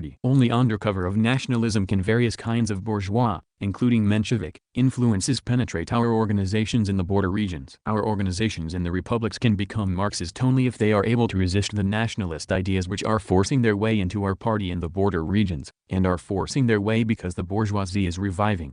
The NEP is spreading. Nationalism is growing. There are survivals of great Russian chauvinism, which also give an impetus to local nationalism. And there is the influence of foreign states, which support nationalism in every way. If our communist organizations in the national republics want to gain strength as genuinely Marxist organizations, they must pass through the stage of fighting this enemy in the republics and regions. There is no other way. And in this fight the rights are weak. Weak because they are infected with skepticism with regard to the party and easily yield to the influence of nationalism. Herein lies the sin of the right wing of the communist organizations in the republics and regions. But no less, if not more, sinful are the lefts in the border regions. If the communist organizations in the border regions cannot grow strong and develop into genuinely Marxist cadres unless they overcome nationalism, these cadres themselves will be able to become mass organizations, to rally the majority of the working people around themselves, only if they learn to be flexible enough to draw into our state institutions all the national elements that are at all loyal, by making concessions to them, and if they learn to maneuver between a resolute fight against nationalism in the party and an equally resolute fight to draw into Soviet work all the more or less loyal elements among the local people, the intelligentsia, and so on. The lefts in the border regions are more or less free from the skeptical attitude towards the party, from the tendency to yield to the influence of nationalism. But the sins of the lefts lie in the fact that they are incapable of flexibility in relation to the bourgeois democratic and the simply loyal elements of the population. They are unable and unwilling to maneuver in order to attract these elements, They distort the party's line of winning over the majority of the toiling population of the country. But this flexibility and ability to maneuver between the fight against nationalism and the drawing of all the elements that are at all loyal into our state institutions must be created and developed at all costs. It can be created and developed only if we take into account the entire complexity and the specific nature of the situation encountered in our regions and republics. If we do not simply engage in transplanting the models that are being created in the central industrial districts, which cannot be transplanted mechanically to the border regions, if we do not brush aside the nationalist-minded elements of the population, the nationalist-minded petty bourgeois, and if we learn to draw these elements into the general work of state administration, the sin of the lefts is that they are infected with sectarianism and fail to understand the paramount importance of the party's complex tasks in the national republics and regions. While the rights create the danger that by their tendency to yield to nationalism they may hinder the growth of our communist cadres in the border regions, the lefts create the danger for the party that by their infatuation with an oversimplified and hasty communism they may isolate our party from the peasantry and from broad strata of the local population. Which of these dangers is the more formidable? If the comrades who are deviating towards the left intends to continue practicing in the localities their policy of artificially splitting the population, and this policy has been practiced not only in Chechnya and in the Yakut region, and not only in Turkestan, Brahimov, they are tactics of differentiation. Brahimov has now thought of substituting the tactics of differentiation for the tactics of splitting. But that changes nothing. If, I say, they intend to continue practicing their policy of splitting the population from above, if they think that Russian models can be mechanically transplanted to a specifically national milieu regardless of the manner of life of the inhabitants and of the concrete conditions, if they think that in fighting nationalism everything that is national must be thrown overboard, in short, if the left communists in the border regions intend to remain incorrigible, I must say that of the two, the left danger may prove to be the more formidable. This is all I wanted to say about the lefts and the rights. I have run ahead somewhat, but that is because the whole conference has run ahead and has anticipated the discussion of the second item. We must chastise the rights in order to make them fight nationalism, to teach them to do so in order to forge real communist cadres from among local people. But we must also chastise the lefts in order to teach them to be flexible and to maneuver skillfully, so as to win over the broad masses of the population. All this must be done because, as Kojanov rightly remarked, the truth lies in between the rights and the lefts. 2.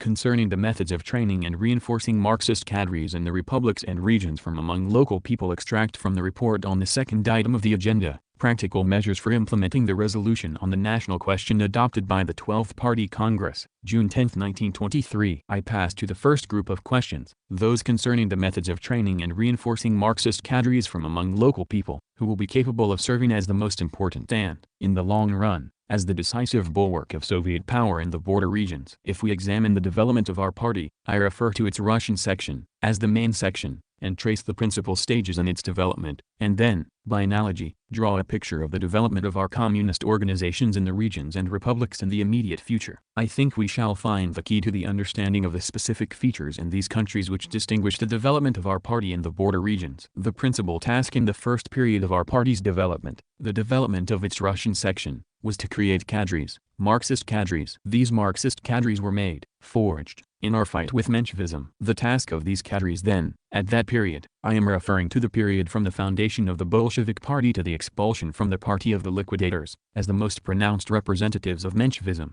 The main task was to win over to the Bolsheviks the most active, honest and outstanding members of the working class, to create cadres, to form a vanguard. The struggle here was waged primarily against tendencies of a bourgeois character, especially against Menshevism, which prevented the cadres from being combined into a single unit, as the main core of the party. At that time it was not yet the task of the party, as an immediate and vital need, to establish wide connections with the vast masses of the working class and the toiling peasantry, to win over those masses, to win a majority in the country. The party had not yet got so far. Only in the next stage of our party's development, only in its second stage, when these cadres had grown, when they had taken shape as the basic core of our party, when the sympathies of the best elements among the working class had already been won, or almost won, only then was the party confronted with the task, as an immediate and urgent need, of winning over the vast masses, of transforming the party cadres into a real mass workers' party. During this period the core of our party had to wage a struggle not so much against Menshevism as against the left elements within our party, the Itzelvists of all kinds, who were attempting to substitute revolutionary phraseology for a serious study of the specific features of the new situation which arose after 1905.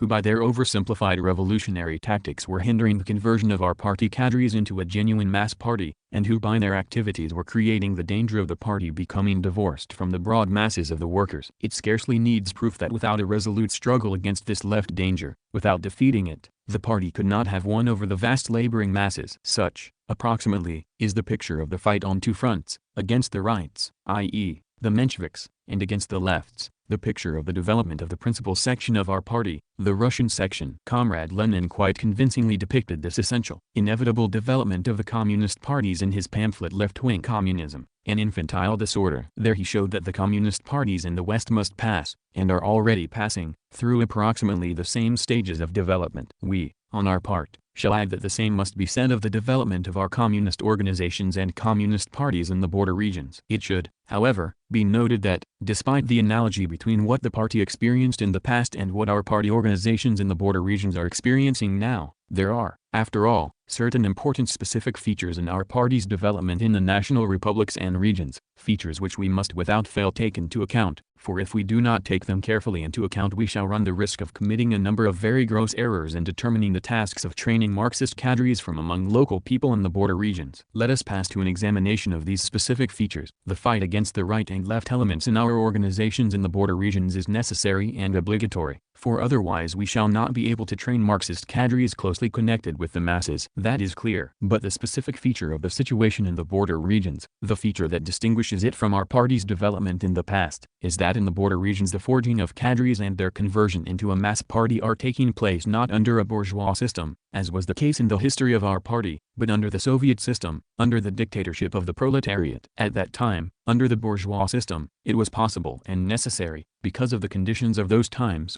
to beat first of all the Mensheviks, in order to forge Marxist cadres, and then the Itsovists, in order to transform those cadres into a mass party. The fight against those two deviations filled two entire periods of our party's history. Now, under present conditions, we cannot possibly do that, for the party is now in power, and being in power, the party needs in the border regions reliable Marxist cadres from among local people who are connected with the broad masses of the population. Now we cannot first of all defeat the right danger with the help of the lefts, as was the case in the history of our party, and then the left danger with the help of the rights. Now we have to wage a fight on both fronts simultaneously, striving to defeat both dangers so as to obtain as a result in the border regions trained Marxist cadres of local people connected with the masses. At that time we could speak of cadres who were not yet connected with the broad masses, but who were to become connected with them in the next period of development. Now it is ridiculous even to speak of that, because under the Soviet regime it is impossible to conceive of Marxist cadres not being connected with the broad masses in one way or another. They would be cadres who would have nothing in common either with Marxism or with the mass party. All this considerably complicates matters and dictates to our party organizations in the border regions the need for waging a simultaneous struggle against the rights and the lefts.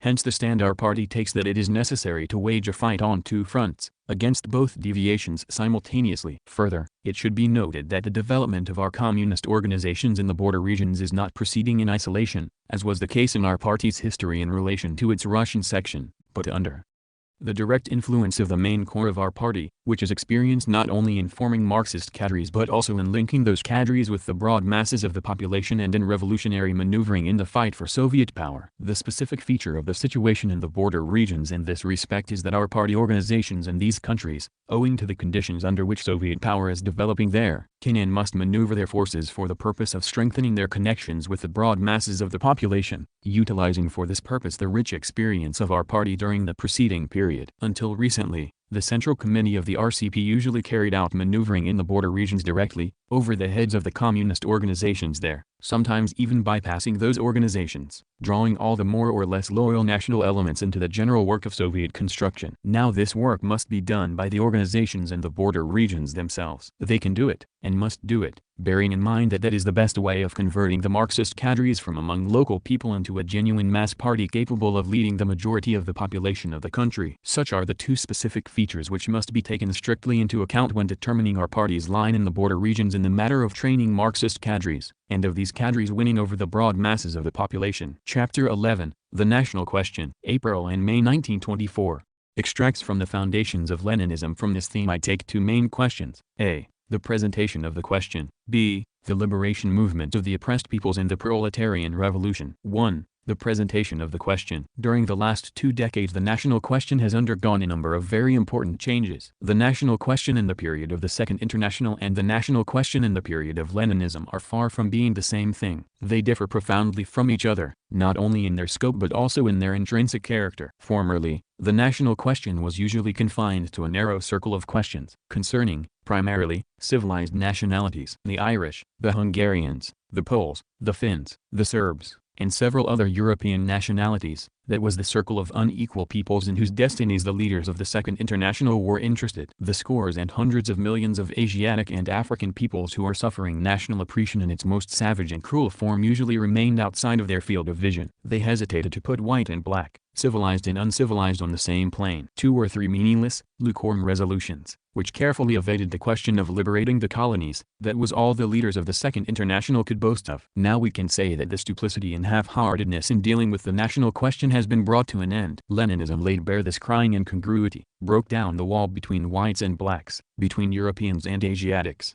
between the civilized and uncivilized slaves of imperialism, and thus linked the national question with the question of the colonies. The national question was thereby transformed from a particular and internal state problem into a general and international problem, into a world problem of emancipating the oppressed peoples in the dependent countries and colonies from the yoke of imperialism. Formerly, the principle of self-determination of nations was usually misinterpreted, and not infrequently it was narrowed down to the idea of the right of nations to autonomy. Certain leaders of the Second International even went so far as to turn the right to self-determination into the right to cultural autonomy, i.e., the right of oppressed nations to have their own cultural institutions, leaving all political power in the hands of the ruling nation. As a consequence, the idea of self-determination stood in danger of being transformed from an instrument for combating annexations into an instrument for justifying them. Now we can say that this confusion has been cleared up. Leninism brought in the conception of self-determination, interpreting it as the right of the oppressed peoples of the dependent countries and colonies to complete secession, as the right of nations to independent existence as states. This precluded the possibility of justifying annexations by interpreting the right to self-determination as the right to autonomy. Thus, the principle of self-determination itself was transformed from an instrument for deceiving the masses, which it undoubtedly was in the hands of the social chauvinists during the imperialist war, into an instrument for exposing all imperialist aspirations and chauvinist machinations, into an instrument for the political education of the masses in the spirit of internationalism. Formerly, the question of the oppressed nations was usually regarded as purely a juridical question. Solemn proclamations about national equality of rights, innumerable declarations about the equality of nations. That was the stock in trade of the parties of the Second International, which glossed over the fact that equality of nations under imperialism, where one group of nations, a minority, lives by exploiting another group of nations, is sheer mockery of the oppressed nations. Now we can say that this bourgeois juridical point of view on the national question has been exposed. Leninism brought the national question down from the lofty heights of high-sounding declarations to solid ground, and declared that pronouncements about the equality of nations not backed by the direct support of the proletarian parties for the liberation struggle of the oppressed nations are meaningless and false. In this way the question of the oppressed nations became one of supporting the oppressed nations, of rendering real and continuous assistance to them in their struggle against imperialism for real equality of nations, for their independent existence as states. Formerly, the national question was regarded from the reformist point of view, as an independent question having no connection with the general question of the power of capital, of the overthrow of imperialism, of the proletarian revolution. It was tacitly assumed that the victory of the proletariat in Europe was possible without a direct alliance with the liberation movement in the colonies, that the national colonial question could be solved on the quiet, of its own accord, off the highway of the proletarian revolution, without a revolutionary struggle against imperialism. Now we can say that this anti-revolutionary point of view has been exposed. Leninism has proved, and the imperialist war and the revolution in Russia have confirmed, that the national question can be solved only in connection with and on the basis of the proletarian revolution, and that the road to victory of the revolution in the West lies through the revolutionary alliance with the liberation movement of the colonies and dependent countries against imperialism. The national question is a part of the general question of the proletarian revolution,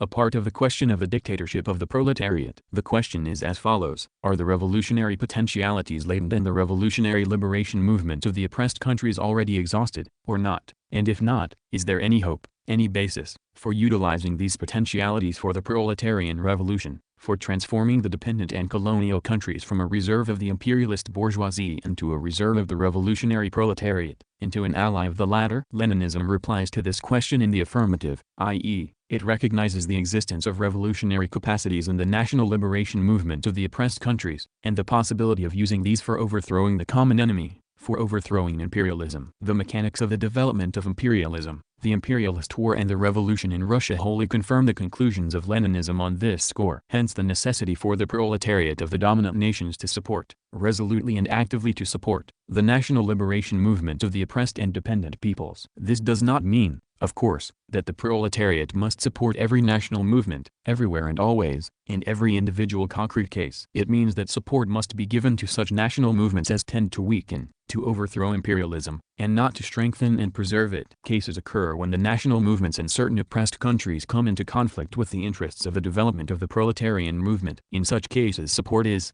of course, entirely out of the question. The question of the rights of nations is not an isolated, self-sufficient question. It is a part of the general problem of the proletarian revolution, subordinate to the whole, and must be considered from the point of view of the whole. In the 40s of the last century, Marx supported the national movement of the Poles and Hungarians and was opposed to the national movement of the Czechs and the South Slavs. Why? Because the Czechs and the South Slavs were then reactionary peoples, Russian outposts in Europe, outposts of absolutism, whereas the Poles and the Hungarians were revolutionary peoples, fighting against absolutism. Because support of the national movement of the Czechs and the South Slavs was at that time equivalent to indirect support for Tsarism, the most dangerous enemy of the revolutionary movement in Europe. The various demands of democracy, writes Lenin, including self-determination, are not an absolute, but a small part of the general democratic, now, general socialist, world movement. In individual concrete cases, the part may contradict the whole. If so, it must be rejected. This is the position in regard to the question of particular national movements, of the possible reactionary character of these movements. If, of course, they are appraised not from the formal point of view, not from the point of view of abstract rights, but concretely, from the point of view of the interests of the revolutionary movement. The same must be said of the revolutionary character of national movements in general. The unquestionably revolutionary character of the vast majority of national movements is as relative and peculiar as is the possible reactionary character of certain particular national movements. The revolutionary character of a national movement under the conditions of imperialist oppression does not necessarily presuppose the existence of proletarian elements in the movement, the existence of a revolutionary or republican program of the movement, the existence of a democratic basis of the movement. The struggle that the Emir of Afghanistan is waging for the independence of Afghanistan is objectively a revolutionary struggle, despite the monarchist views of the Emir and his associates, for it weakens, disintegrates and undermines imperialism, whereas the struggle waged by such desperate Democrats and socialists, revolutionaries and republicans as, for example, Kerensky and Tsereteli, Renaudel and Skyman, Chernov and Dan, Henderson and Kleins, during the imperialist war was a reactionary struggle, for its result was the embellishment, the strengthening, the victory, of imperialism. For the same reasons, the struggle that the Egyptian merchants and bourgeois intellectuals are waging for the independence of Egypt is objectively a revolutionary struggle, despite the bourgeois origin and bourgeois title of the leaders of the Egyptian national movement, despite the fact that they are opposed to socialism, whereas the struggle that the British Labour government is waging to preserve Egypt's dependent position is for the same reasons a reactionary struggle, despite the proletarian origin and the proletarian title of the members of that government. Despite the fact that they are for socialism. There is no need to mention the national movement in other, larger, colonial independent countries, such as India and China, every step of which along the road to liberation, even if it runs counter to the demands of formal democracy, is a steam hammer blow at imperialism, i.e., is undoubtedly a revolutionary step. Lenin was right in saying that the national movement of the oppressed countries should be appraised not from the point of view of formal democracy, but from the point of view of the actual results, as shown by the general balance sheet of the struggle against imperialism, that is to say, not in isolation, but on a world scale. 2. The liberation movement of the oppressed peoples in the proletarian revolution. In solving the national question, Leninism proceeds from the following theses. A. The world is divided into two camps, the camp of a handful of civilized nations, which possess finance capital and exploit the vast majority of the population of the globe, and the camp of the oppressed and exploited peoples in the colonies and dependent countries, which constitute that majority.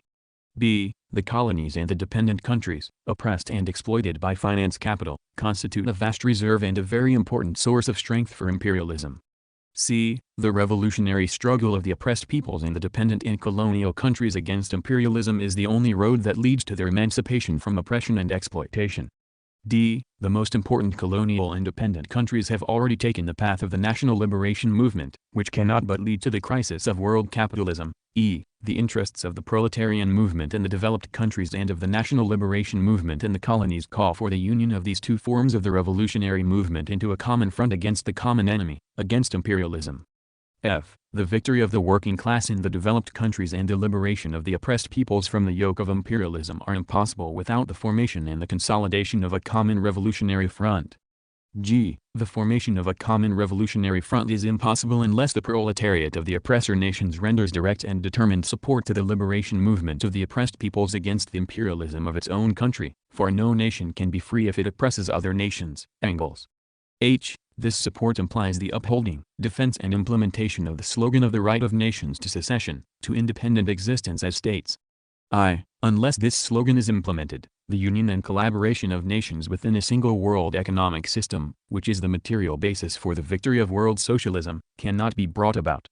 J. This union can only be voluntary, arising on the basis of mutual confidence and fraternal relations among peoples. Hence the two sides, the two tendencies in the national question, the tendency towards political emancipation from the shackles of imperialism and towards the formation of an independent national state, a tendency which arose as a consequence of imperialist oppression and colonial exploitation, and the tendency towards closer economic relations among nations, which arose as a result of the formation of a world market and a world economic system. Developing capitalism, says Lenin, knows two historical tendencies in the national question. First, the awakening of national life and national movements, struggle against all national oppression, creation of national states. Second, development and acceleration of all kinds of intercourse between nations, breakdown of national barriers, creation of the international unity of capital, of economic life in general, of politics, science, etc. Both tendencies are a worldwide law of capitalism. The first predominates at the beginning of its development, the second characterizes mature capitalism that is moving towards its transformation into socialist society. For imperialism, these two tendencies represent irreconcilable contradictions, because imperialism cannot exist without exploiting colonies and forcibly retaining them within the framework of the integral whole, because imperialism can bring nations together only by means of annexations and colonial conquest, without which imperialism is, generally speaking, inconceivable. For communism, on the contrary, these tendencies are but two sides of a single cause, the cause of the emancipation of the oppressed peoples from the yoke of imperialism, because communism knows that the union of peoples in a single world economic system is possible only on the basis of mutual confidence and voluntary agreement, and that the road to the formation of a voluntary union of peoples lies through the separation of the colonies from the integral imperialist whole, through the transformation of the colonies into independent states. Hence the necessity for a stubborn, continuous and determined struggle against the dominant nation chauvinism of the socialists of the ruling nations, Britain, France, America, Italy, Japan, etc., who do not want to fight their imperialist governments, who do not want to support the struggle of the oppressed peoples in their colonies for emancipation from oppression, for secession. Without such a struggle, the education of the working class of the ruling nations in the spirit of true internationalism, in the spirit of closer relations with the toiling masses of the dependent countries and colonies, in the spirit of real preparation for the proletarian revolution, is inconceivable. The revolution would not have been victorious in Russia, and Kolchak and Denikin would not have been crushed, had not the Russian proletariat enjoyed the sympathy and support of the oppressed peoples of the former Russian Empire. But to win the sympathy and support of these peoples, it had first of all to break the fetters of Russian imperialism and free these peoples from the yoke of national oppression. Without this it would have been impossible to consolidate Soviet power, to implant real internationalism and to create that remarkable organization for the collaboration of peoples which is called the Union of Soviet Socialist Republics, and which is the living prototype of the future union of peoples in a single world economic system. Hence the necessity of fighting against the national isolationism, narrowness and aloofness of the socialists in the oppressed countries, who do not want to rise above their national parochialism and who do not understand the connection between the liberation movement in their own countries and the proletarian movement in the ruling countries. Without such a struggle it is inconceivable that the proletariat of the oppressed nations can maintain an independent policy and its class solidarity with the proletariat of the ruling countries in the fight for the overthrow of the common enemy, in the fight for the overthrow of imperialism. Without such a struggle, internationalism would be impossible. Such is the way in which the toiling masses of the dominant and of the oppressed nations must be educated in the spirit of revolutionary internationalism. Here is what Lenin says about this twofold task of communism in educating the workers in the spirit of internationalism. Can such education be concretely identical in great, oppressing nations and in small, oppressed nations, in annexing nations and in annexed nations? Obviously not. The way to the one goal, to complete equality, to the closest relations and the subsequent amalgamation of all nations, obviously proceeds here by different routes in each concrete case. In the same way, Let us say, as the route to a point in the middle of a given page lies towards the left from one edge and towards the right from the opposite edge. If a social democrat belonging to a great, oppressing, annexing nation, while advocating the amalgamation of nations in general, were to forget even for one moment that his Nicholas II, his Wilhelm, George, Poincaré, etc., also stands for amalgamation with small nations, by means of annexations, Nicholas II being for amalgamation with Galicia, Wilhelm II for amalgamation with Belgium, etc. Such a social democrat would be a ridiculous doctrinaire in theory and an abettor of imperialism in practice. The weight of emphasis in the internationalist education of the workers in the oppressing countries must necessarily consist in their advocating and upholding freedom of secession for oppressed countries. Without this there can be no internationalism. It is our right and duty to treat every social democrat of an oppressing nation who fails to conduct such propaganda as an imperialist and a scoundrel. This is an absolute demand, even if the chance of secession being possible and feasible before the introduction of socialism be only 1 in 1,000. On the other hand,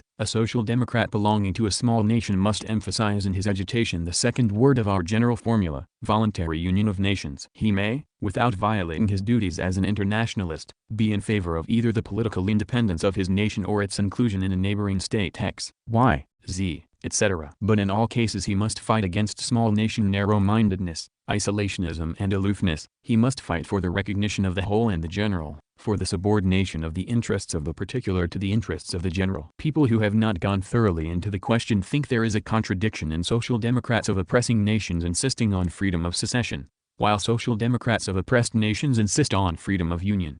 However, a little reflection will show that there is not, and cannot be, any other road leading from the given situation to internationalism and the amalgamation of nations, any other road to this goal. Chapter 12, Concerning the National Question in Yugoslavia. March 30, 1925. Speech delivered in the Yugoslav Commission of the SE Comrades. I think that Semik has not fully understood the main essence of the Bolshevik presentation of the national question. The Bolsheviks never separated the national question from the general question of revolution, either before October or after October. The main essence of the Bolshevik approach to the national question is that the Bolsheviks always examined the national question in inseparable connection with the revolutionary perspective. Semik quoted Lenin, saying that Lenin was in favor of embodying the solution of the national question in the constitution. By this he, Semik, evidently wanted to say that Lenin regarded the national question as a constitutional one, that is, not as a question of revolution but as a question of reform. That is quite wrong. Lenin never had, nor could he have had, constitutional illusions. It is enough to consult his works to be convinced of that. If Lenin spoke of a constitution, he had in mind not the constitutional, but the revolutionary way of settling the national question. That is to say, he regarded a constitution as something that would result from the victory of the revolution. We in the USSR also have a constitution, and it reflects a definite solution of the national question. This constitution, however, came into being not as the result of a deal with the bourgeoisie, but as the result of a victorious revolution. Semik further referred to Stalin's pamphlet on the national question written in 1912 and tried to find in it at least indirect corroboration of his point of view. But this reference was fruitless, because he did not and could not find even a remote hint, let alone a quotation, that would in the least justify his constitutional approach to the national question. In confirmation of this, I might remind Semik of the passage in Stalin's pamphlet where a contrast is drawn between the Austrian, constitutional, method of settling the national question and the Russian Marxists, revolutionary, method. Here it is: the Austrians hope to achieve the freedom of nationalities by means of petty reforms, by slow steps. While they propose cultural national autonomy as a practical measure, they do not count on any radical change, on a democratic movement for liberation, which they do not even contemplate. The Russian Marxists, on the other hand, associate the freedom of nationalities with a probable radical change, with a democratic movement for liberation, having no grounds for counting on reforms. And this essentially alters matters in regard to the probable fate of the nations of Russia. Clear, one would think. And this is not Stalin's personal view, but the general view of the Russian Marxists, who examined, and continue to examine, the national question in inseparable connection with the general question of revolution. It can be said without stretching a point that in the history of Russian Marxism there were two stages in the presentation of the national question: the first, or pre-October stage, and the second, or October stage. In the first stage, the national question was regarded as part of the general question of the bourgeois democratic revolution, that is to say, as part of the question of the dictatorship of the proletariat and peasantry. In the second stage, when the national question assumed wider scope and became a question of the colonies, when it became transformed from an intrastate question into a world question, It came to be regarded as part of the general question of the proletarian revolution, as part of the question of the dictatorship of the proletariat. In both stages, as you see, the approach was strictly revolutionary. I think that Semik has not yet fully grasped all this. Hence his attempts to reduce the national question to a constitutional issue, i.e., to regard it as a question of reform. That mistake leads him to another, namely, his refusal to regard the national question as being, in essence, a peasant question. Not an agrarian but a peasant question, for these are two different things. It is quite true that the national question must not be identified with the peasant question, for, in addition to peasant questions, the national question includes such questions as national culture, national statehood, etc. But it is also beyond doubt that, after all, the peasant question is the basis, the quintessence, of the national question. That explains the fact that the peasantry constitutes the main army of the national movement, that there is no powerful national movement without a peasant army, nor can there be. That is what is meant when it is said that, in essence, the national question is a peasant question. I think that Semik's reluctance to accept this formula is due to an underestimation of the inherent strength of the national movement and a failure to understand the profoundly popular and profoundly revolutionary character of the national movement. This lack of understanding and this underestimation constitute a grave danger, for, in practice, they imply an underestimation of the potential might latent, for instance, in the movement of the Croats for national emancipation. This underestimation is fraught with serious complications for the entire Yugoslav Communist Party. That is Semik's second mistake. Undoubtedly, Semik's attempt to treat the national question in Yugoslavia in isolation from the international situation and the probable prospects in Europe must also be regarded as a mistake, proceeding from the fact that there is no serious popular movement for independence among the Croats and the Slovenes at the present moment. Semik arrives at the conclusion that the question of the right of nations to secede is an academic question, at any rate, not an urgent one. That is wrong, of course. Even if we admit that this question is not urgent at the present moment, it might definitely become very urgent if war begins, or when war begins, if a revolution breaks out in Europe, or when it breaks out. That war will inevitably begin, and that they, over there, are bound to come to blows there can be no doubt, bearing in mind the nature and development of imperialism. In 1912, when we Russian Marxists were outlining the first draft of the national program, no serious movement for independence yet existed in any of the border regions of the Russian Empire. Nevertheless, we deemed it necessary to include in our program the point on the right of nations to self-determination, i.e., the right of every nationality to secede and exist as an independent state. Why? Because we based ourselves not only on what existed then but also on what was developing and impending in the general system of international relations. That is, we took into account not only the present but also the future. We knew that if any nationality were to demand secession, the Russian Marxists would fight to ensure the right to secede for every such nationality. In the course of his speech Semik repeatedly referred to Stalin's pamphlet on the national question. But here is what Stalin's pamphlet says about self-determination and independence. The growth of imperialism in Europe is not fortuitous. In Europe, capital is beginning to feel cramped, and it is reaching out towards foreign countries in search of new markets, cheap labor and new fields of investment, but this leads to external complications and to war. It is quite possible that a combination of internal and external conditions may arise in which one or another nationality in Russia may find it necessary to raise and settle the question of its independence. And, of course, it is not for Marxists to create obstacles in such cases. That was written as far back as 1912. You know that subsequently this view was fully confirmed both during the war and afterwards, and especially after the victory of the dictatorship of the proletariat in Russia. All the more reason, therefore, why we must reckon with such possibilities in Europe in general, and in Yugoslavia in particular, especially now, when the national revolutionary movement in the oppressed countries has become more profound, and after the victory of the revolution in Russia. It must also be borne in mind that Yugoslavia is not a fully independent country, that she is tied up with certain imperialist groups, and that, consequently, she cannot escape the great play of forces that is going on outside Yugoslavia. If you are drawing up a national program for the Yugoslav Party, and that is precisely what we are dealing with now, you must remember that this program must proceed not only from what exists at present but also from what is developing and what will inevitably occur by virtue of international relations. That is why I think that the question of the right of nations to self-determination must be regarded as an immediate and vital question. Now about the national program. The starting point of the national program must be the thesis of a Soviet revolution in Yugoslavia,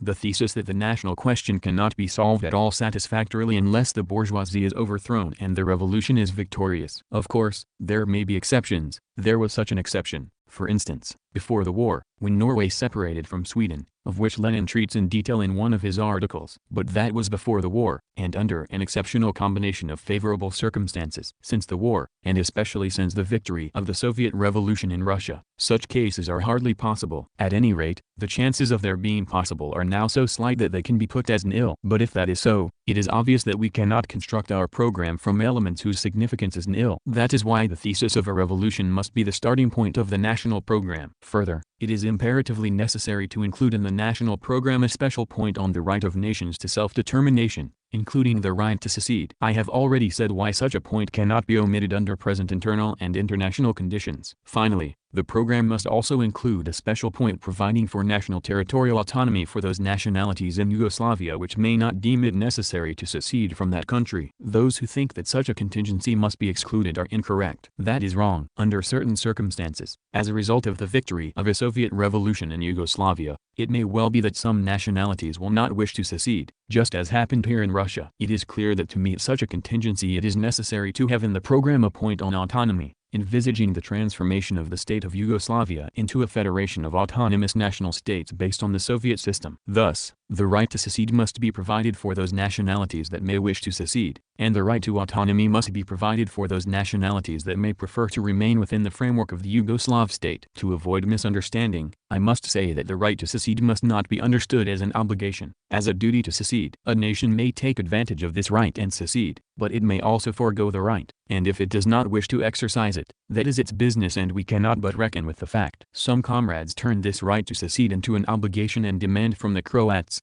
for instance, that they secede whatever happens. That position is wrong and must be rejected. We must not confuse a right with an obligation. Chapter 13. The Political Tasks of the University of the Peoples of the East. May 18, 1925. Speech delivered at a meeting of students of the Communist University of the Toilers of the East. Comrades, permit me, first of all, to greet you on the occasion of the 4th anniversary of the existence of the Communist University of the Toilers of the East. Needless to say, I wish your university every success on the difficult road of training communist cadres for the East. And now let us pass to the matter in hand. Analyzing the composition of the student body of the University of the Toilers of the East, one cannot help noting a certain duality in it. This university unites representatives of not less than 50 nations and national groups of the East. All the students at this university are sons of the East. But that definition does not give any clear or complete picture. The fact is that there are two main groups among the students at the university, representing two sets of totally different conditions of development. The first group consists of people who have come here from the Soviet East, from countries where the rule of the bourgeoisie no longer exists, where imperialist oppression has been overthrown, and where the workers are in power. The second group of students consists of people who have come here from colonial independent countries, from countries where capitalism still reigns, where imperialist oppression is still in full force,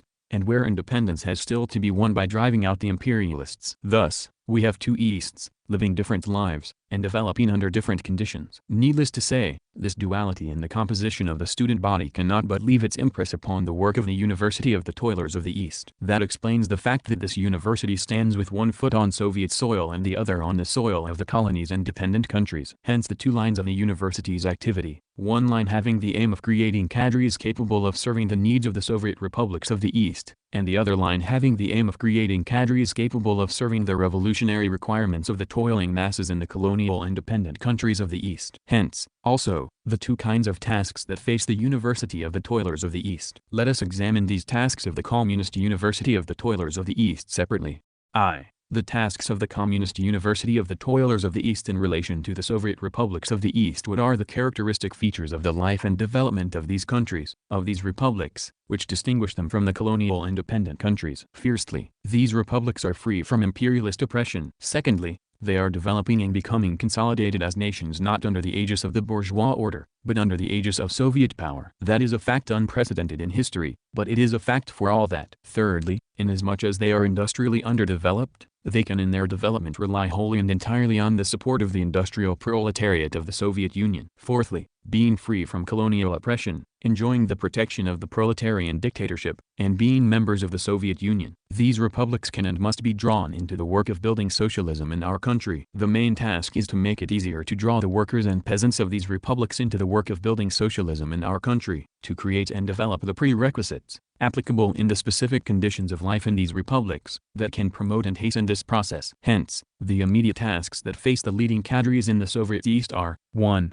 To create industrial centers in the Soviet republics of the East to serve as bases for rallying the peasants around the working class. You know that this work has already begun, and it will advance together with the economic growth of the Soviet Union. The fact that these republics possess all kinds of raw materials is a guarantee that in time this work will be completed. 2. To raise the level of agriculture, above all irrigation. You know that this work has also been pushed forward, at any rate in Transcaucasia and in Turkestan. 3. To start and further promote the organization of cooperatives for the broad masses of the peasants and handicraftsmen as the surest way of drawing the Soviet republics in the East into the general system of Soviet economic construction. 4. To bring the Soviets closer to the masses, to make them national in composition, and in this way implant national Soviet statehood, close to and comprehensible to the toiling masses. 5. To develop national culture, to set up a wide network of courses and schools for both general education and vocational technical training, to be conducted in the native languages for the purpose of training Soviet, party, technical and business cadres from the local people. It is precisely the fulfillment of these tasks that will facilitate the work of building socialism in the Soviet republics of the East. There is talk about model republics in the Soviet East, but what is a model republic? A model republic is one which carries out all these tasks honestly and conscientiously, thereby attracting the workers and peasants of the neighboring colonial independent countries to the liberation movement. I have spoken above about bringing the Soviets closer to the toiling masses of the different nationalities, about making the Soviets national in character. But what does that mean, and how does it manifest itself in practice? I think that the national delimitation recently completed in Turkestan can serve as a model of the way the Soviets should be brought closer to the masses. The bourgeois press regards this delimitation as Bolshevik cunning. It is obvious, however, that this was a manifestation not of cunning, but of the deep-rooted aspiration of the masses of the people of Turkmenistan and Uzbekistan to have their own organs of power, close to and comprehensible to them. In the pre-revolutionary epoch, both these countries were torn to pieces and distributed among various khanates and states, thus providing a convenient field for the exploiting machinations of the powers that be. The time has now come when it has become possible for these scattered pieces to be reunited in independent states, so that the toiling masses of Uzbekistan and of Turkmenistan may be brought closer to the organs of power and linked solidly with them. The delimitation of Turkestan is, above all, the reunion of the scattered parts of these countries in independent states. That these states later express the wish to join the Soviet Union as equal members of it merely shows that the Bolsheviks have found the key to the deep-rooted aspirations of the masses of the people of the East, and that the Soviet Union is a voluntary union of the toiling masses of different nationalities, the only one in the world. To reunite Poland, the bourgeoisie needed a whole series of wars. To reunite Turkmenistan and Uzbekistan, however, the communists needed only a few months of explanatory propaganda. That is the way to bring the organs of government, in this case the Soviets, closer to the broad masses of the toilers of different nationalities. That is the proof that the Bolshevik national policy is the only correct policy. I spoke further about raising the level of national culture in the Soviet republics of the East. But what is national culture? How is it to be reconciled with proletarian culture? Did not Lenin say, already before the war,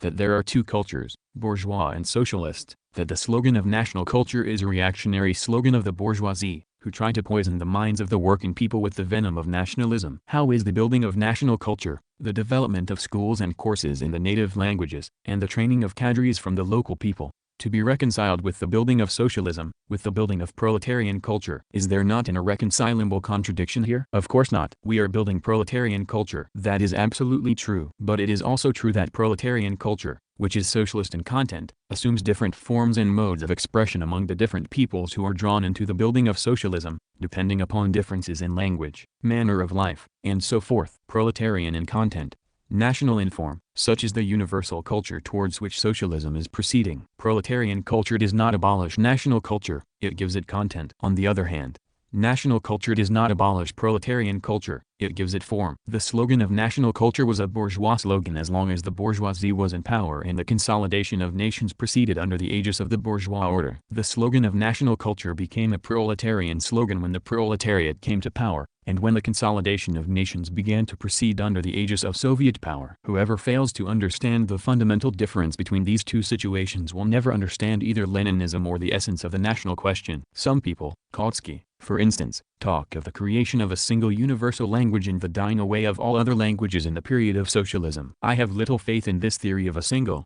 all-embracing language. Experience, at any rate, speaks against rather than for such a theory. Until now what has happened has been that the socialist revolution has not diminished but rather increased the number of languages, for, by stirring up the lowest sections of humanity and pushing them onto the political arena, it awakens to new life a number of hitherto unknown or little-known nationalities. Who could have imagined that the old, Tsarist Russia consisted of not less than 50 nations and national groups? The October Revolution, however, by breaking the old chains and bringing a number of forgotten peoples and nationalities onto the scene, gave them new life and a new development. Today, India is spoken of as a single whole. But there can scarcely be any doubt that, in the event of a revolutionary upheaval in India, scores of hitherto unknown nationalities, having their own separate languages and separate cultures, will appear on the scene. And as regards implanting proletarian culture among the various nationalities, there can scarcely be any doubt that this will proceed in forms corresponding to the languages and manner of life of these nationalities. Not long ago I received a letter from some Buryat comrades asking me to explain serious and difficult questions concerning the relations between universal culture and national culture. Here it is. We earnestly request you to explain the following, for us,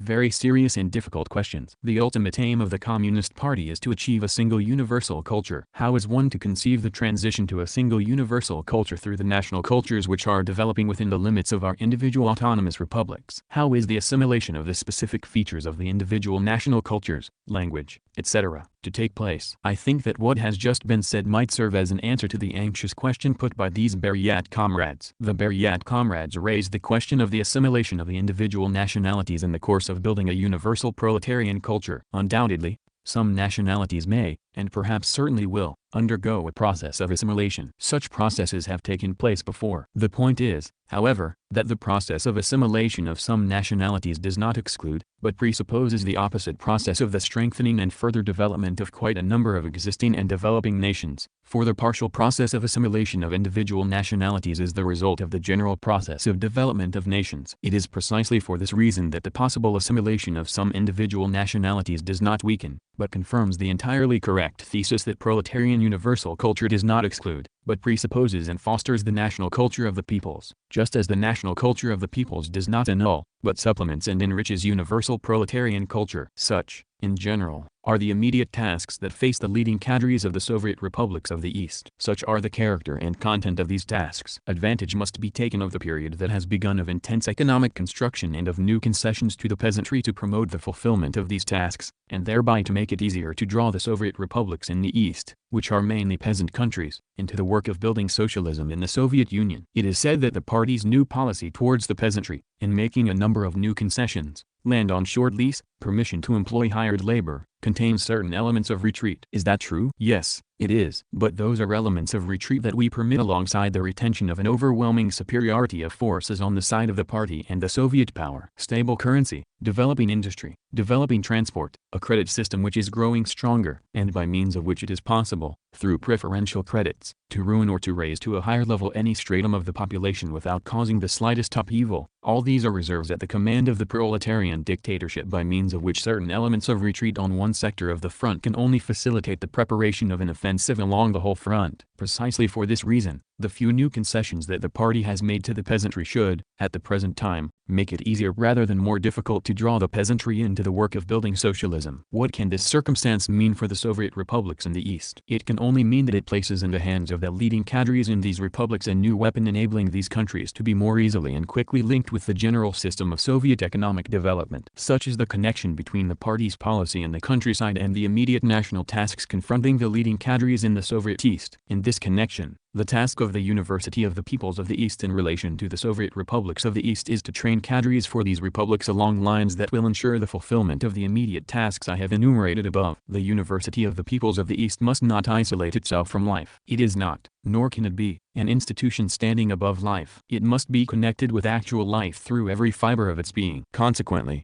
it cannot ignore the immediate tasks confronting the Soviet republics in the East. That is why the task of the University of the Peoples of the East is to take the immediate tasks that face these republics into account and training the appropriate cadres for them. In this connection, it is necessary to bear in mind the existence of two deviations in the practice of the leading cadres in the Soviet East, deviations which must be combated within the precincts of this university if it is to train real cadres and real revolutionaries for the Soviet East. The first deviation lies in simplification. a simplification of the tasks of which I have spoken above, an attempt mechanically to transplant models of economic construction which are quite comprehensible and applicable in the center of the Soviet Union, but which are totally unsuited to the conditions of development in the so-called border regions. The comrades who are guilty of this deviation fail to understand two things. They fail to understand that conditions in the center and in the border regions are not alike and are far from being identical. Furthermore, they fail to understand that the Soviet republics themselves in the East are not alike, that some of them, Georgia and Armenia, for example, are at a higher stage of national formation, whereas others, Chechnya and Kabarda, for example, are at a lower stage of national formation, and others again,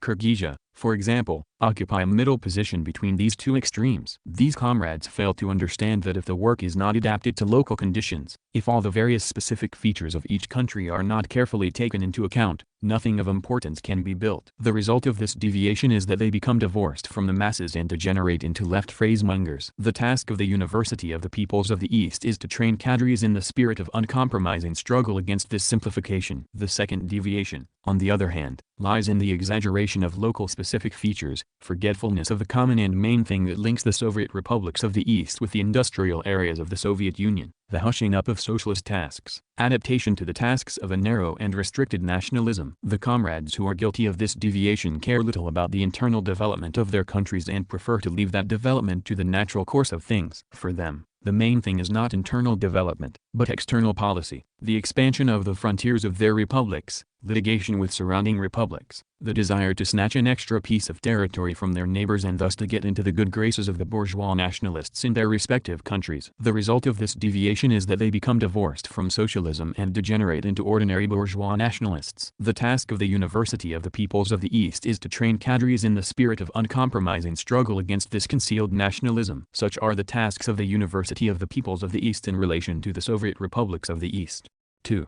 The tasks of the Communist University of the Toilers of the East in relation to the colonial independent countries of the East. Let us pass to the second question. The question of the tasks of the Communist University of the Toilers of the East in relation to the colonial independent countries of the East. What are the characteristic features of the life and development of these countries, which distinguish them from the Soviet republics of the East? Firstly, these countries are living and developing under the oppression of imperialism. Secondly, the existence of a double oppression, internal oppression, by the native bourgeoisie, and external oppression, by the foreign imperialist bourgeoisie, is intensifying and deepening the revolutionary crisis in these countries. Thirdly, in some of these countries, India for example, capitalism is growing at a rapid rate, giving rise to and molding a more or less numerous class of local proletarians. Fourthly, with the growth of the revolutionary movement, the national bourgeoisie in such countries is splitting up into two parts, a revolutionary part, the petty bourgeoisie, and a compromising part, the big bourgeoisie, of which the first is continuing the revolutionary struggle, whereas the second is entering into a bloc with imperialism. Fifthly, parallel with the imperialist bloc,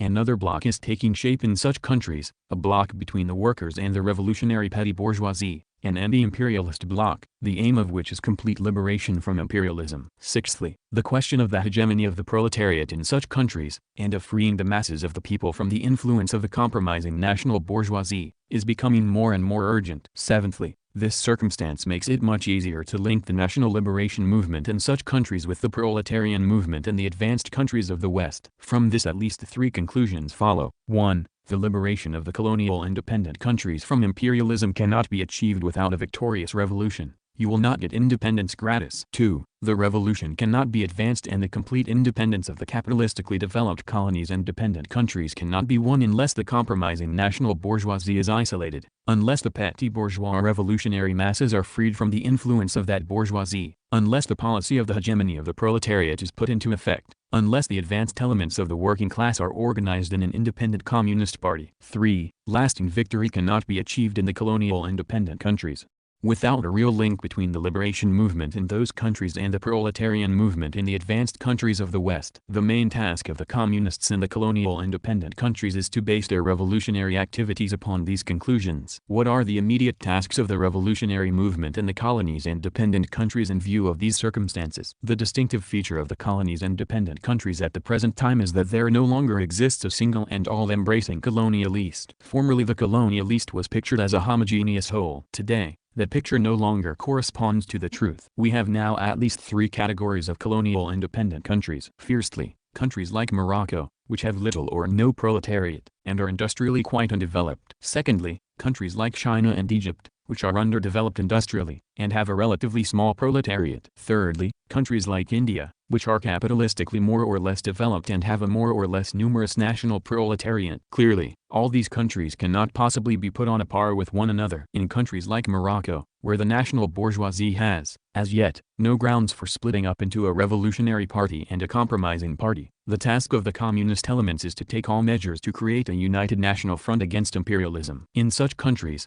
the communist elements can be grouped in a single party only in the course of the struggle against imperialism, particularly after a victorious revolutionary struggle against imperialism. In countries like Egypt and China, where the national bourgeoisie has already split up into a revolutionary party and a compromising party, but where the compromising section of the bourgeoisie is not yet able to join up with imperialism, the communists can no longer set themselves the aim of forming a united national front against imperialism. In such countries the communists must pass from the policy of a united national front to the policy of a revolutionary bloc of the workers and the petty bourgeoisie. In such countries the bloc can assume the form of a single party, a workers' and peasants' party, provided, however, that this distinctive party actually represents a bloc of two forces, the Communist Party and the party of the revolutionary petty bourgeoisie. The tasks of this bloc are to expose the half-heartedness and inconsistency of the national bourgeoisie and to wage a determined struggle against imperialism. Such a dual party is necessary and expedient, provided it does not bind the Communist Party hand and foot, provided it does not restrict the freedom of the Communist Party to conduct agitation and propaganda work, provided it does not hinder the rallying of the proletarians around the Communist Party, and provided it facilitates the actual leadership of the revolutionary movement by the Communist Party. Such a dual party is unnecessary and inexpedient if it does not conform to all these conditions, for it can only lead to the communist elements becoming dissolved in the ranks of the bourgeoisie, to the Communist Party losing the proletarian army. The situation is somewhat different in countries like India. The fundamental and new feature of the conditions of life of colonies like India is not only that the national bourgeoisie has split up into a revolutionary party and a compromising party, but primarily that the compromising section of this bourgeoisie has already managed, in the main, to strike a deal with imperialism. Fearing revolution more than it fears imperialism, and concerned more about its moneybags than about the interests of its own country, this section of the bourgeoisie, the richest and most influential section,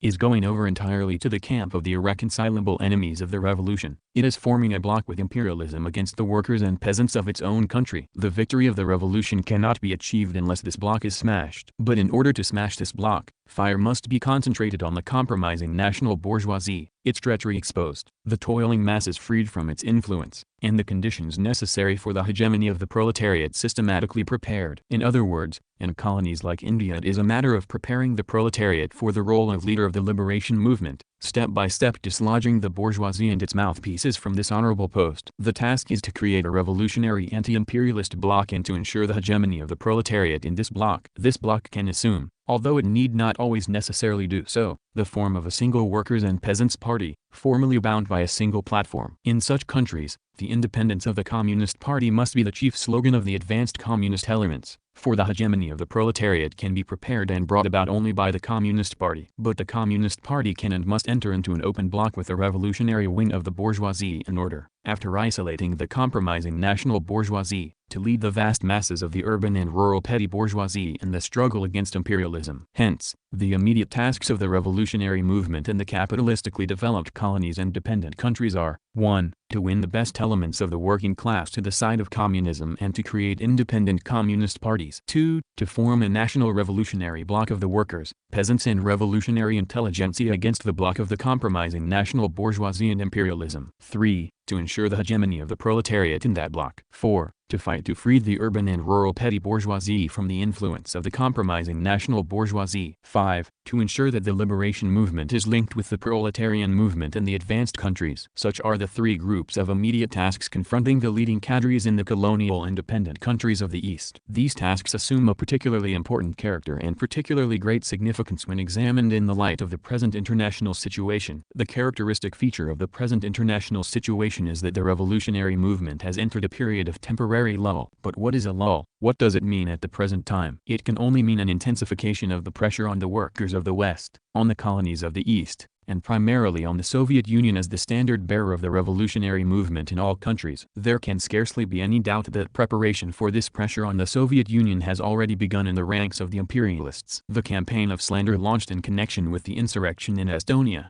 the infamous incitement against the Soviet Union in connection with the explosion in Sofia, and the general crusade that the bourgeois press is conducting against our country, all mark the preparatory stage of an offensive. It is the artillery preparation of public opinion intended to accustom the general public to attacks against the Soviet Union and to create the moral prerequisites for intervention. What will be the outcome of this campaign of lies and slander, whether the imperialists will risk undertaking a serious offensive, remains to be seen, but there can scarcely be any doubt that those attacks bode no good for the colonies. Therefore, the question of preparing a counter-blow by the united forces of the revolution to the blow likely to be delivered by imperialism is an inevitable question of the day. That is why the unswerving fulfillment of the immediate tasks of the revolutionary movement in the colonies and dependent countries acquires particular importance at the present time. What is the mission of the University of the Peoples of the East in relation to the colonial and dependent countries in view of all these circumstances? Its mission is to take into account all of the specific features of the revolutionary development of these countries and to train the cadres coming from them in a way that will ensure the fulfillment of the various immediate tasks I have enumerated. In the University of the Peoples of the East there are about 10 different groups of students who have come here from colonial and dependent countries. We all know that these comrades are thirsting for light and knowledge. The task of the University of the Peoples of the East is to make them into real revolutionaries, armed with the theory of Leninism, equipped with practical experience of Leninism,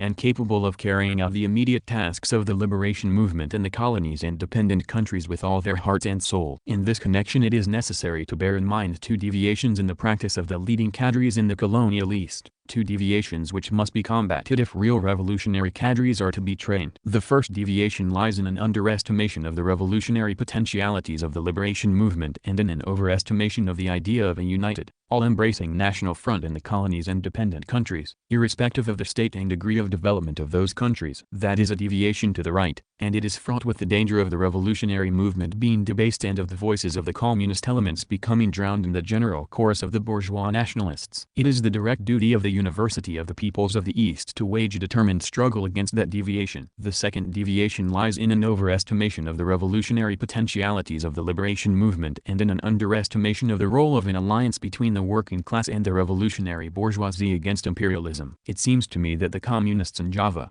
who not long ago mistakenly put forward the slogan of Soviet power for their country, are suffering from this deviation. That is a deviation to the left, and it is fraught with the danger of the Communist Party becoming divorced from the masses and converted into a sect. A determined struggle against that deviation is an essential condition for the training of real revolutionary cadres for the colonies and dependent countries of the East. Such, in general, are the political tasks of the University of the Peoples of the East in relation to the peoples of the Soviet East and of the colonial East. Let us hope that the University of the Peoples of the East will succeed in carrying out these tasks with honor. Chapter 14. The National Question. Once again, June 30, 1925. Concerning the article by Semik, one can only welcome the fact that now, after the discussion that took place in the Yugoslav Commission, Semik, in his article, wholly and entirely associates himself with the stand taken by the RCPB delegation in the Comintern. It would be wrong, however, to think on these grounds that there were no disagreements between the RCPB delegation and Semik before or during the discussion in the Yugoslav Commission. Evidently, that is exactly what Semik is inclined to think about the disagreements on the national question, in trying to reduce them just to misunderstandings. Unfortunately, he is profoundly mistaken. He asserts in his article that the dispute with him is based on a series of misunderstandings caused by one, not fully translated, speech he delivered in the Yugoslav Commission. In other words, it follows that we must make a scapegoat of the person who, for some reason, did not translate Semik's speech in full. In the interests of the truth I must declare that this assertion of Semik's is quite contrary to the facts. It would have been better, of course, had Semik supported his assertion with passages from the speech he delivered in the Yugoslav Commission, the report of which is kept in the Comintern files. But for some reason he did not do this. Consequently, I am compelled to go through this not very pleasant, but very necessary, procedure for him. This is all the more necessary since even now, after Semik has wholly associated himself with the stand taken by the RCPB delegation, there is still much that is unclear in his present position. In my speech in the Yugoslav Commission, see Bolshevik, number 7, I spoke of disagreements on three questions: 1. The question of the ways of solving the national question; 2. The question of the internal social content of the national movement in the present historical epoch; and 3. The question of the role of the international factor in the national question. On the first question I said that Semik had not fully understood the main essence of the Bolshevik presentation of the national question, that he separated the national question from the general question of the revolution, and that, consequently, he was inclined to reduce the national question to a constitutional issue. Is all that true? Read the following passage from Semik's speech in the Yugoslav Commission, March 30, 1925, and judge for yourselves. Can the national question be reduced to a constitutional issue? First of all, let us make a theoretical supposition. Let us suppose that in state X there are three nations A, B, and C. These three nations express the wish to live in one state. What is the issue in this case? It is, of course, the regulation of the internal relationships within this state. Hence, it is a constitutional issue. In this theoretical case, the national question amounts to a constitutional issue. If, in this theoretical case, we reduce the national question to a constitutional issue, it must be said, as I have always emphasized, that the self-determination of nations, including secession, is a condition for the solution of the constitutional issue, and it is solely on this plane that I put the constitutional issue. I think that this passage from Semik's speech needs no further comment. Clearly, whoever regards the national question as a component part of the general question of the proletarian revolution cannot reduce it to a constitutional issue, and vice versa. Only one who separates the national question from the general question of the proletarian revolution can reduce it to a constitutional issue. Semik's speech contains a statement to the effect that the right to national self-determination cannot be won without a revolutionary struggle. Semik says, of course, such rights can be won only by means of a revolutionary struggle. They cannot be won by parliamentary means. They can result only from mass revolutionary actions. But what do revolutionary struggle and revolutionary actions mean? Can revolutionary struggle and revolutionary actions be identified with the overthrow of the ruling class, with the seizure of power, with the victory of the revolution as a condition for the solution of the national question? Of course not. To speak of the victory of the revolution as the fundamental condition for the solution of the national question is one thing, but it is quite another thing to put revolutionary actions and revolutionary struggle as the condition for the solution of the national question. It must be observed that the path of reforms, the constitutional path, by no means excludes revolutionary actions and revolutionary struggle. Decisive in determining whether a given party is revolutionary or reformist are not revolutionary actions in themselves, but the political aims and objects for the sake of which the party undertakes and employs these actions. As is known, in 1906, after the First Duma was dispersed, the Russian Mensheviks proposed the organization of a general strike and even of an armed uprising. But that did not in the least prevent them from remaining Mensheviks, for why did they propose all this at that time? Not, of course, to smash Tsarism and to organize the complete victory of the revolution, but in order to exert pressure on the Tsarist government with the object of winning reforms, with the object of widening the constitution, with the object of securing the convocation of an improved Duma. Revolutionary actions for the purpose of reforming the old order, while power remains in the hands of the ruling class, is one thing, that is the constitutional path. Revolutionary actions for the purpose of breaking up the old order, for overthrowing the ruling class, is another thing, that is the revolutionary path, the path of the complete victory of the revolution. There is a fundamental difference here. That is why I think that Semik's reference to revolutionary struggle while reducing the national question to a constitutional issue does not refute, but, on the contrary, only confirms my statement that Semik had not fully understood the main essence of the Bolshevik presentation of the national question, for he failed to understand that the national question must be regarded not in isolation from, but in inseparable connection with, the question of the victory of the revolution, as part of the general question of the revolution. While insisting on this, I do not in the least mean to imply that I have said anything new about Semik's mistake on this question. Not at all. This mistake of Semik's was already mentioned by Comrade Manilsky at the 5th Congress of the Comintern when he said, in his pamphlet The National Question in the Light of Marxism, and in a number of articles published in Radnik, the organ of the Communist Party of Yugoslavia, Semik advocates a struggle for the revision of the constitution as a practical slogan for the Communist Party. That is, he in fact reduces the whole question of self-determination of nations exclusively to a constitutional issue. See Stenographic Report of the 5th Congress, pages 596-97. Zinoviev, too, spoke about this same mistake in the Yugoslav Commission, when he said, in the prospect drawn by Semik it appears that only one little thing is lacking, namely, revolution, that the national question is a revolutionary and not a constitutional problem. See Pravda, number 83. These remarks by representatives of the RCPB in the Comintern concerning Semik's mistake could not have been accidental.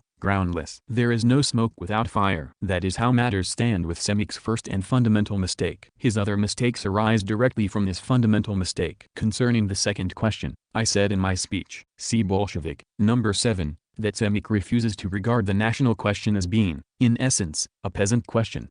Is that true? Read the following passage from Semik's speech in the Yugoslav Commission and judge for yourselves. What is the social significance of the national movement in Yugoslavia? Asks Semik, and he answers there. Its social content is the competitive struggle between Serb capital on the one hand and Croat and Slovene capital on the other. See Semik's speech in the Yugoslav Commission. There can be no doubt, of course, that the competitive struggle between the Slovene and Croat bourgeoisie and the Serb bourgeoisie is bound to play a certain role here. But it is equally beyond doubt that a man who thinks that the social significance of the national movement lies in the competitive struggle between the bourgeoisies of the different nationalities cannot regard the national question as being, in essence, a peasant question. What is the essence of the national question today, when this question has been transformed from a local, intrastate question into a world question, a question of the struggle waged by the colonies and dependent nationalities against imperialism? The essence of the national question today lies in the struggle that the masses of the people of the colonies and dependent nationalities are waging against financial exploitation, against the political enslavement and cultural effacement of those colonies and nationalities by the imperialist bourgeoisie of the ruling nationality. What significance can the competitive struggle between the bourgeoisies of different nationalities have when the national question is presented in that way? Certainly not decisive significance, and, in certain cases, not even important significance. It is quite evident that the main point here is not that the bourgeoisie of one nationality is beating,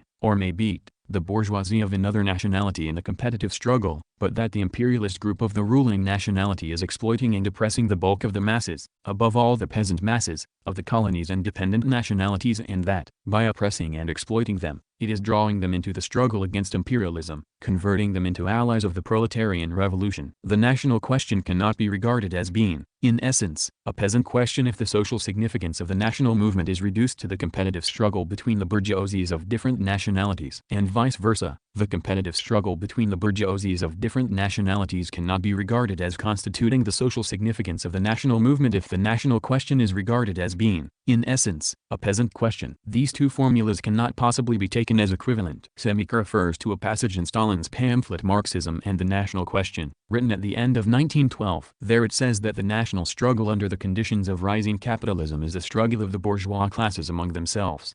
Evidently, by this Semik is trying to suggest that his formula defining the social significance of the national movement under the present historical conditions is correct. But Stalin's pamphlet was written before the imperialist war, when the national question was not yet regarded by Marxists as a question of world significance, when the Marxists' fundamental demand for the right to self-determination was regarded not as part of the proletarian revolution, but as part of the bourgeois democratic revolution. It would be ridiculous not to see that since then the international situation has radically changed, that the war, on the one hand, and the October Revolution in Russia, on the other, transformed the national question from a part of the bourgeois democratic revolution into a part of the proletarian socialist revolution. As far back as October 1916, in his article, The Discussion on Self-Determination Summed Up, Lenin said that the main point of the national question, the right to self-determination, had ceased to be a part of the general democratic movement, that it had already become a component part of the general proletarian, socialist revolution. I do not even mention subsequent works on the national question by Lenin and by other representatives of Russian communism. After all this, what significance can Semik's reference to the passage in Stalin's pamphlet, written in the period of the bourgeois democratic revolution in Russia, have at the present time, when, as a consequence of the new historical situation, we have entered a new epoch, the epoch of proletarian revolution? It can only signify that Semik quotes outside of space and time, without reference to the living historical situation,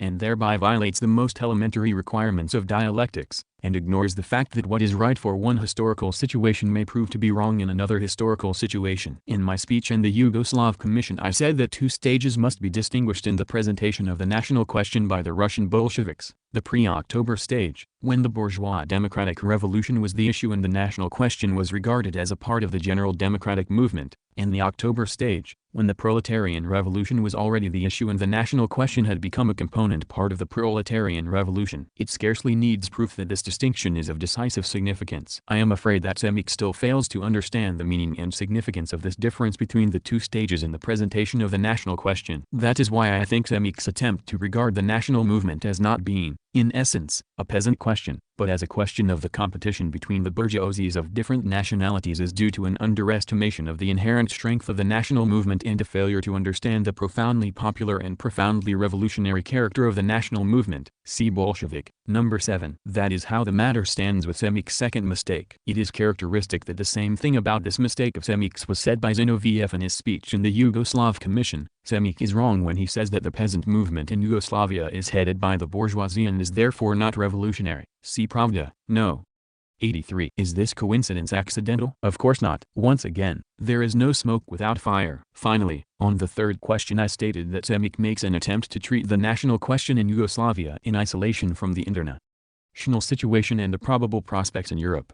Is that true? Yes, it is. For in his speech Semik did not even remotely hint at the fact that the international situation under present conditions, especially in relation to Yugoslavia, is a major factor in the solution of the national question. The fact that the Yugoslav state itself was formed as a result of the clash between the two major imperialist coalitions, that Yugoslavia cannot escape from the big play of forces that is now going on in the surrounding imperialist states, all this remained outside of Semik's field of vision. Semik's statement that he can fully conceive of certain changes taking place in the international situation which may cause the question of self-determination to become an urgent and practical one, must now, in the present international situation, be regarded as inadequate. Now it is by no means a matter of admitting that the question of the right of nations to self-determination may become urgent, given certain changes in the international situation, in a possible and distant future. This could, if need be, now be admitted as a prospect even by bourgeois Democrats. That is not the point now. The point now is to avoid making the present frontiers of the Yugoslav state, which came into being as a result of war and violence, the starting point and legal basis for the solution of the national question. One thing or the other,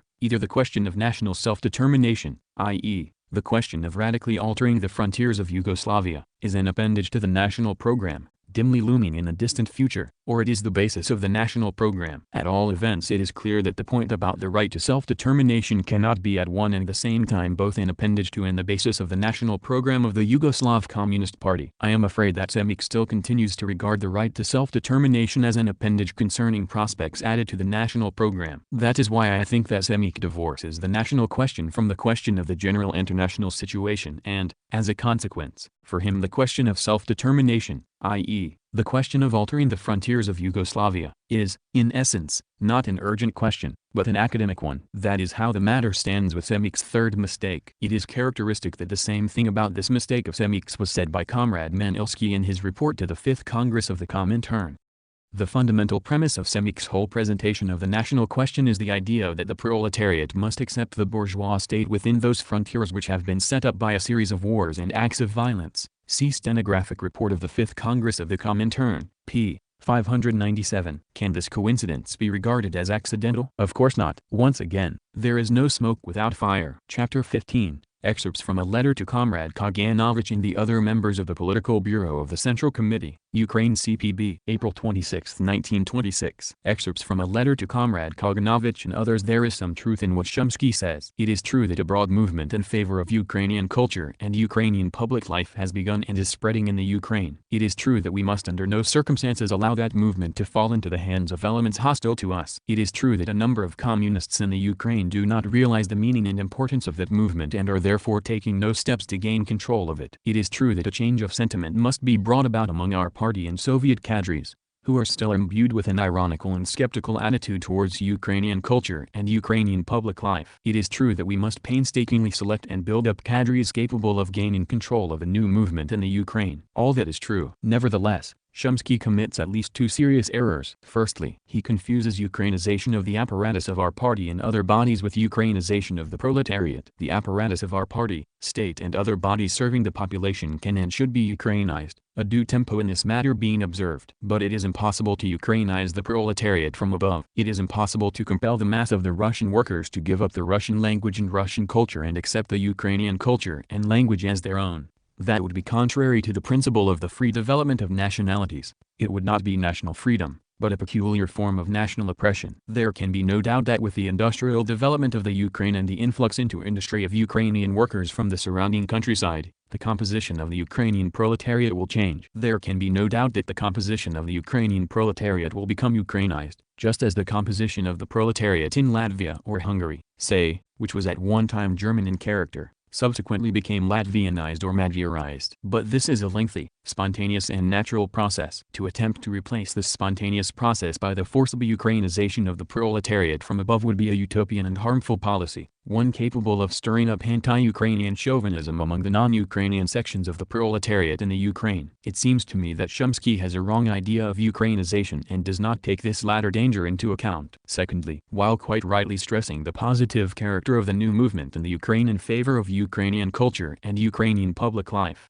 Chomsky fails to see its seamy side. Chomsky fails to see that, in view of the weakness of the indigenous communist cadres in the Ukraine, this movement, which is very frequently led by non-communist intellectuals, may here and there assume the character of a struggle to alienate Ukrainian culture and public life from general Soviet culture and public life, the character of a struggle against Moscow in general, against the Russians in general, against Russian culture and its highest achievement, Leninism. I shall not stop to prove that this is becoming an increasingly real danger in the Ukraine. I only want to say that even certain Ukrainian communists are not free from such defects. I have in mind such a generally known fact as the article of the communist Kvalevoy in the Ukrainian press. Kvalevoy's demand for the immediate de-Russification of the proletariat in the Ukraine, his opinion that Ukrainian poetry must get away from Russian literature and its style as fast as possible, his statement that the ideas of the proletariat are known to us without Moscow art, his infatuation with the idea that the young Ukrainian intelligentsia has some kind of messianic role to play, his ludicrous and non-Marxist attempt to divorce culture from politics, all this and much else like it sounds, cannot but sound, more than strange nowadays coming from the mouth of a Ukrainian communist. At a time when the proletarians of Western Europe and their communist parties are in sympathy with Moscow, this citadel of the international revolutionary movement and of Leninism,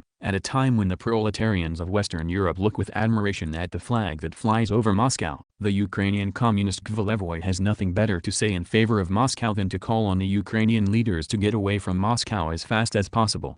And that is called internationalism. What is to be said of other Ukrainian intellectuals, those of the non-communist camp, if communists begin to talk, and not only to talk but even to write in our Soviet press, in the language of Kvalevoy? Chomsky does not realize that we can gain control of a new movement in the Ukraine in favor of Ukrainian culture only by combating extremes like Kvalevoy's in the communist ranks. Chomsky does not realize that only by combating such extremes can the rising Ukrainian culture and public life be converted into a Soviet culture and public life. Chapter 16. About China. August 1, 1927.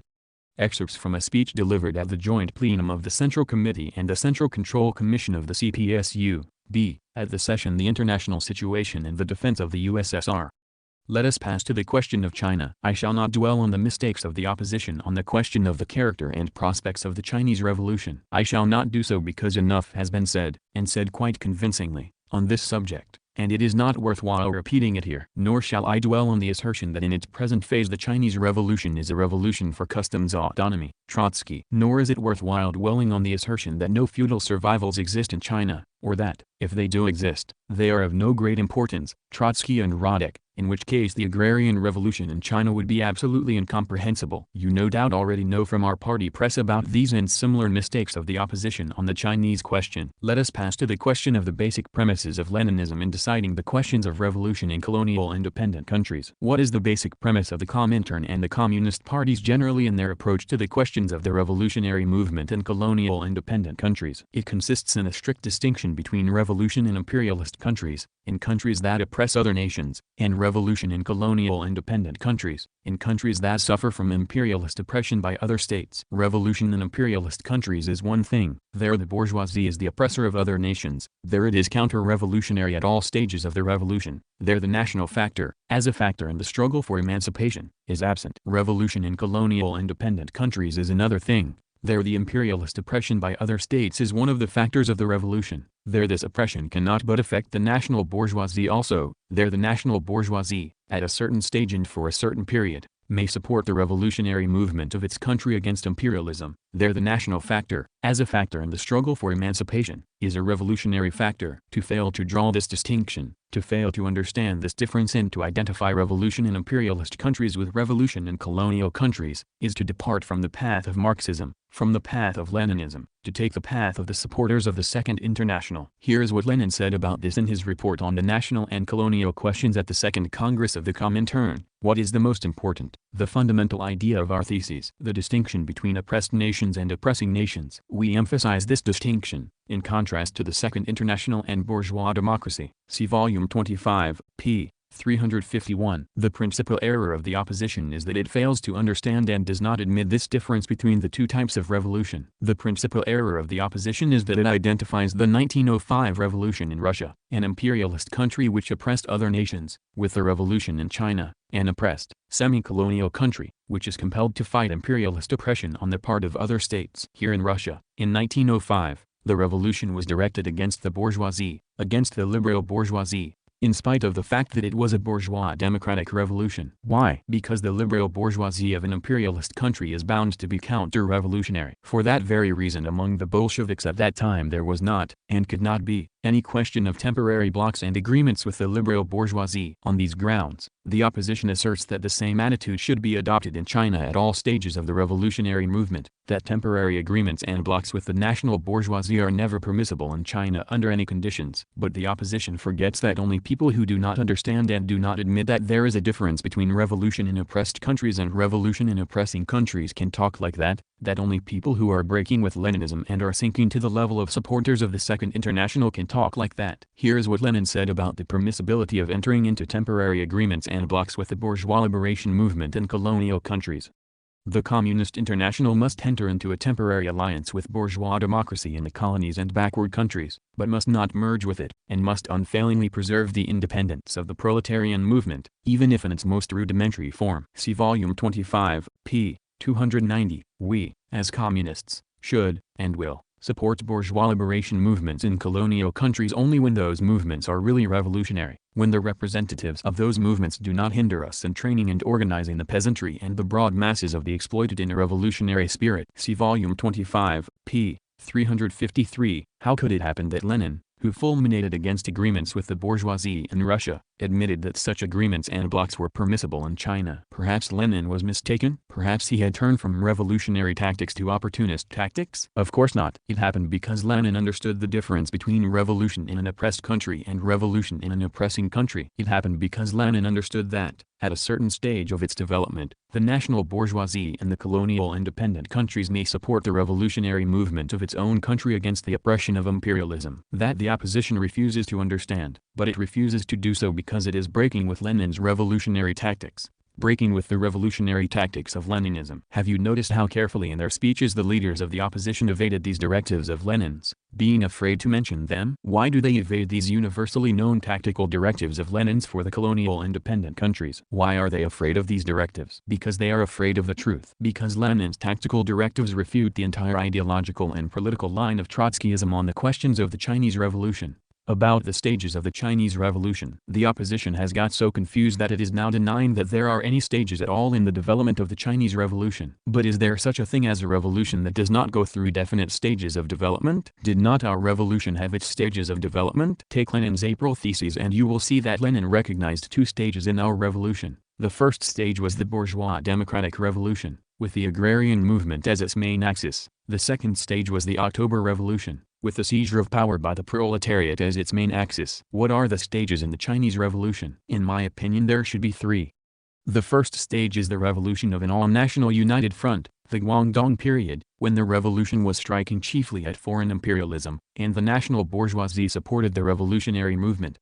The second stage is the bourgeois democratic revolution, after the national troops reached the Yangtze River, when the national bourgeoisie deserted the revolution and the agrarian movement grew into a mighty revolution of tens of millions of the peasantry. The Chinese Revolution is now at the second stage of its development.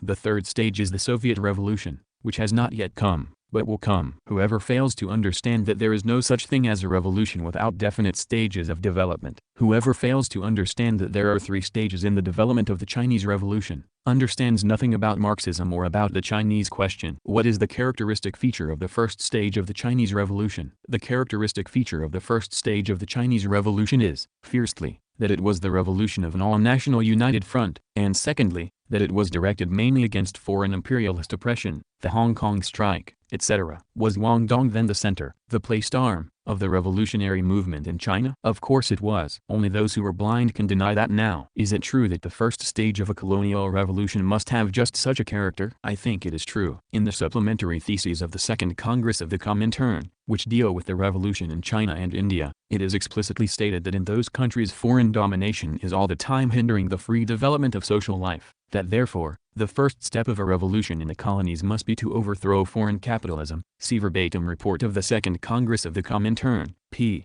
605. The characteristic feature of the Chinese Revolution is that it has taken this first step, has passed through the first stage of its development, has passed through the period of the revolution of an all-national united front and has entered the second stage of its development, the period of the agrarian revolution. The characteristic feature, for instance, of the Turkish Revolution, the Kemalists, on the contrary, is that it got stuck at the first step, at the first stage of its development, at the stage of the bourgeois liberation movement, without even attempting to pass to the second stage of its development, the stage of the agrarian revolution. What were the Kuomintang and its government at the first stage of the revolution, the Guangdong period? They were a block of workers, peasants, bourgeois intellectuals and the national bourgeoisie. Was Guangdong at that time the center of the revolutionary movement, the placed arm of the revolution? Was it correct policy at the time to support the Guangdong Kuomintang as the government of the struggle for liberation from imperialism? Were we right in giving assistance to Guangdong in China and, say, Ankara in Turkey, when Guangdong and Ankara were fighting imperialism? Yes, we were right. We were right, and we were then following in the footsteps of Lenin. For the struggle waged by Guangdong and Ankara was dissipating the forces of imperialism,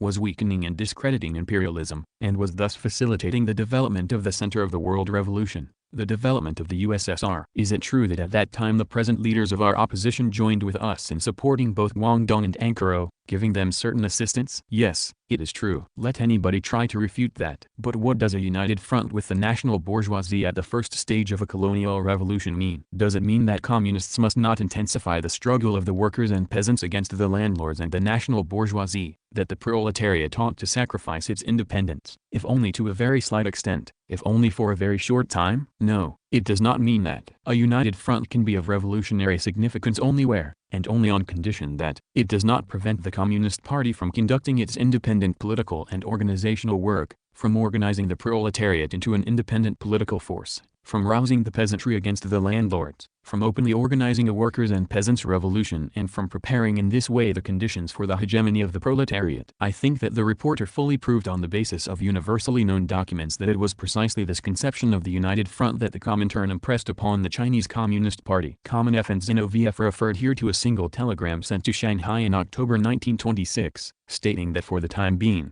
until Shanghai was captured, the agrarian movement should not be intensified. I am far from admitting that that telegram was right. I have never regarded and do not now regard the Comintern as being infallible. Mistakes are sometimes made, and that telegram was unquestionably a mistake. But, fiercely, the Comintern itself cancelled that telegram a few weeks later, in November 1926, without any promptings or signals from the opposition. Secondly, why has the opposition kept silent about this until now? Why has it recalled that telegram only after 9 months? And why does it conceal from the party the fact that the Comintern cancelled that telegram 9 months ago? Hence, it would be malicious slander to assert that that telegram defined the line of our leadership. As a matter of fact, it was an isolated, episodic telegram, totally uncharacteristic of the line of the Comintern, of the line of our leadership. That is obvious, I repeat, if only from the fact that it was cancelled within a few weeks by a number of documents which laid down the line, and which were indeed characteristic of our leadership. Permit me to refer to these documents. Here, for instance, is an excerpt from the resolution of the 7th Plenum of the Comintern, in November 1926, i.e., a month after the above-mentioned telegram.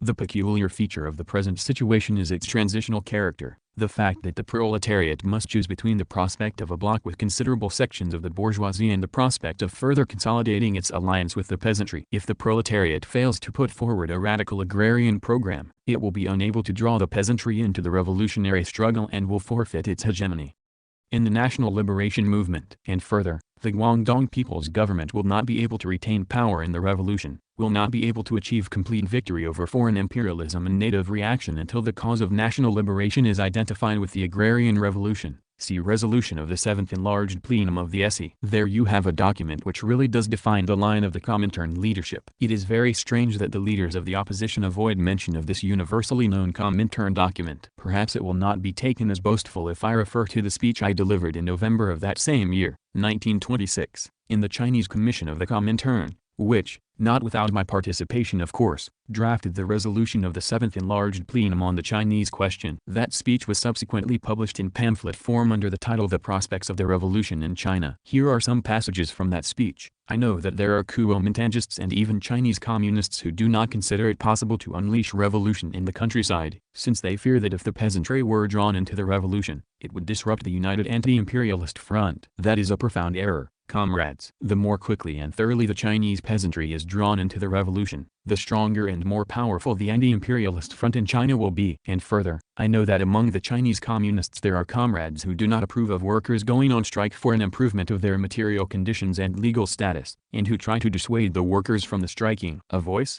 That happened in Guangdong and Shanghai. That is a great mistake, comrades. It is a very serious underestimation of the role and importance of the Chinese proletariat. This fact should be noted in the theses as something decidedly objectionable. It would be a great mistake if the Chinese communists failed to take advantage of the present favorable situation to assist the workers to improve their material conditions and legal status, even through strikes. Otherwise, what purpose does the revolution in China serve? See Stalin, The Prospects of the Revolution in China.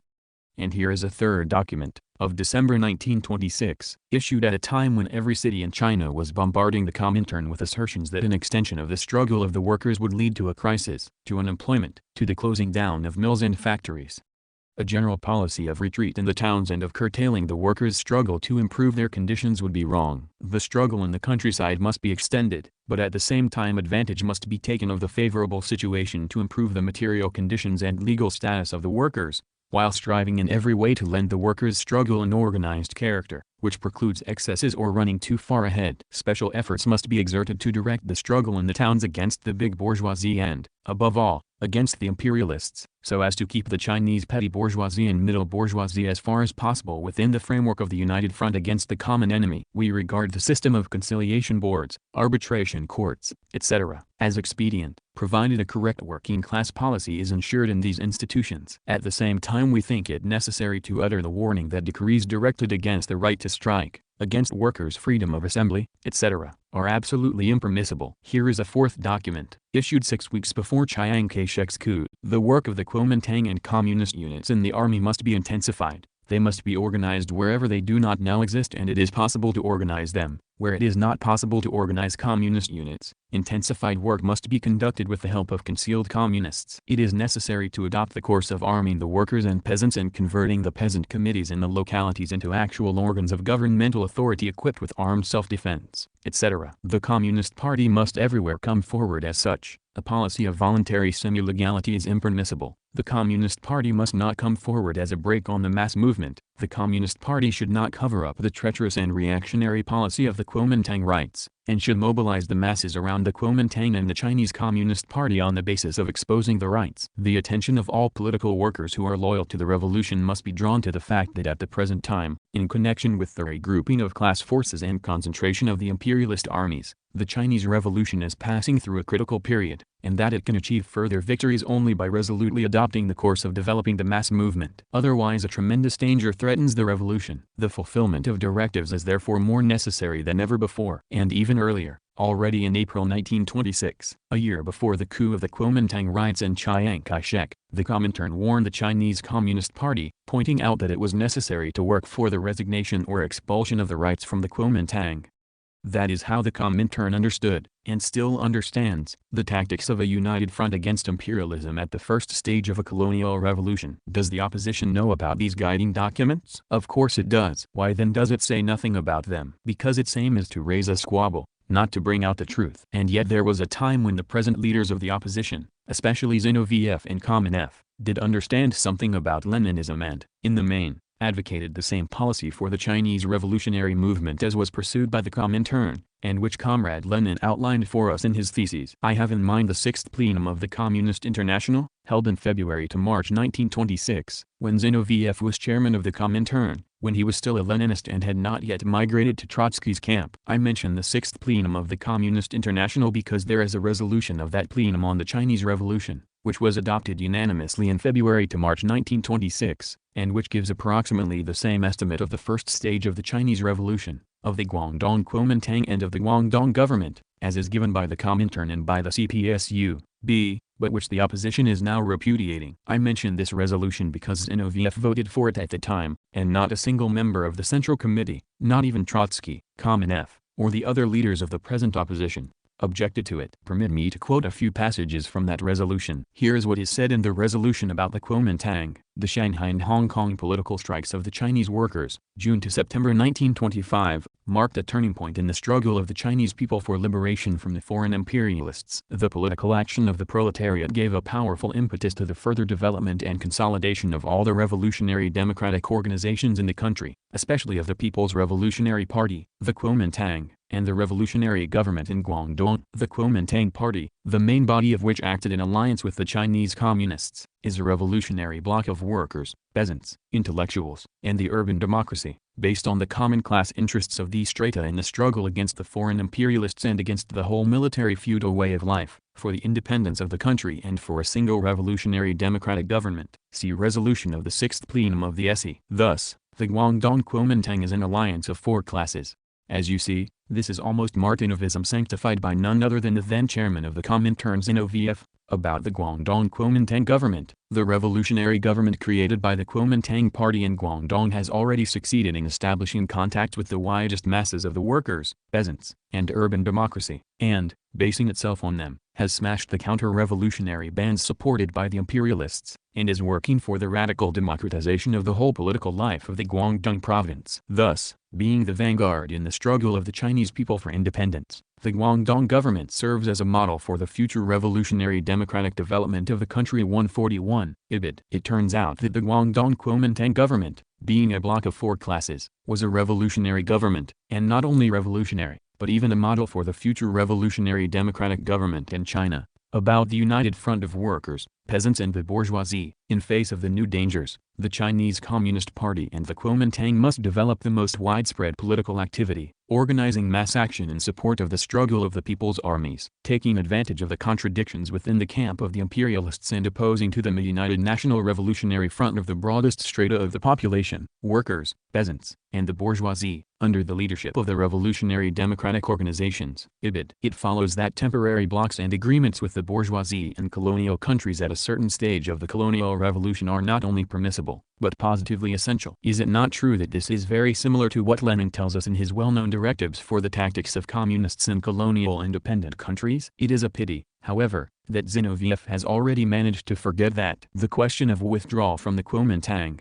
certain sections of the Chinese big bourgeoisie, which had temporarily grouped themselves around the Kuomintang Party, withdrew from it during the past year, which resulted in the formation on the right wing of the Kuomintang of a small group that openly opposed a close alliance between the Kuomintang and the masses of the working people, demanded the expulsion of the communists from the Kuomintang and opposed the revolutionary policy of the Guangdong government. The condemnation of this right wing at the Second Congress of the Kuomintang, January 1926, and the endorsement of the necessity for a militant alliance between the Kuomintang and the Communists confirm the revolutionary trend of the activities of the Kuomintang and the Guangdong government and ensure for the Kuomintang the revolutionary support of the proletariat. Ibid. It is seen that withdrawal of the Communists from the Kuomintang at the first stage of the Chinese Revolution would have been a serious mistake. It is a pity, however, that Zinoviev, who voted for this resolution, had already managed to forget it in about a month, for it was not later than April 1926, within a month, that Zinoviev demanded the immediate withdrawal of the communists from the Kuomintang.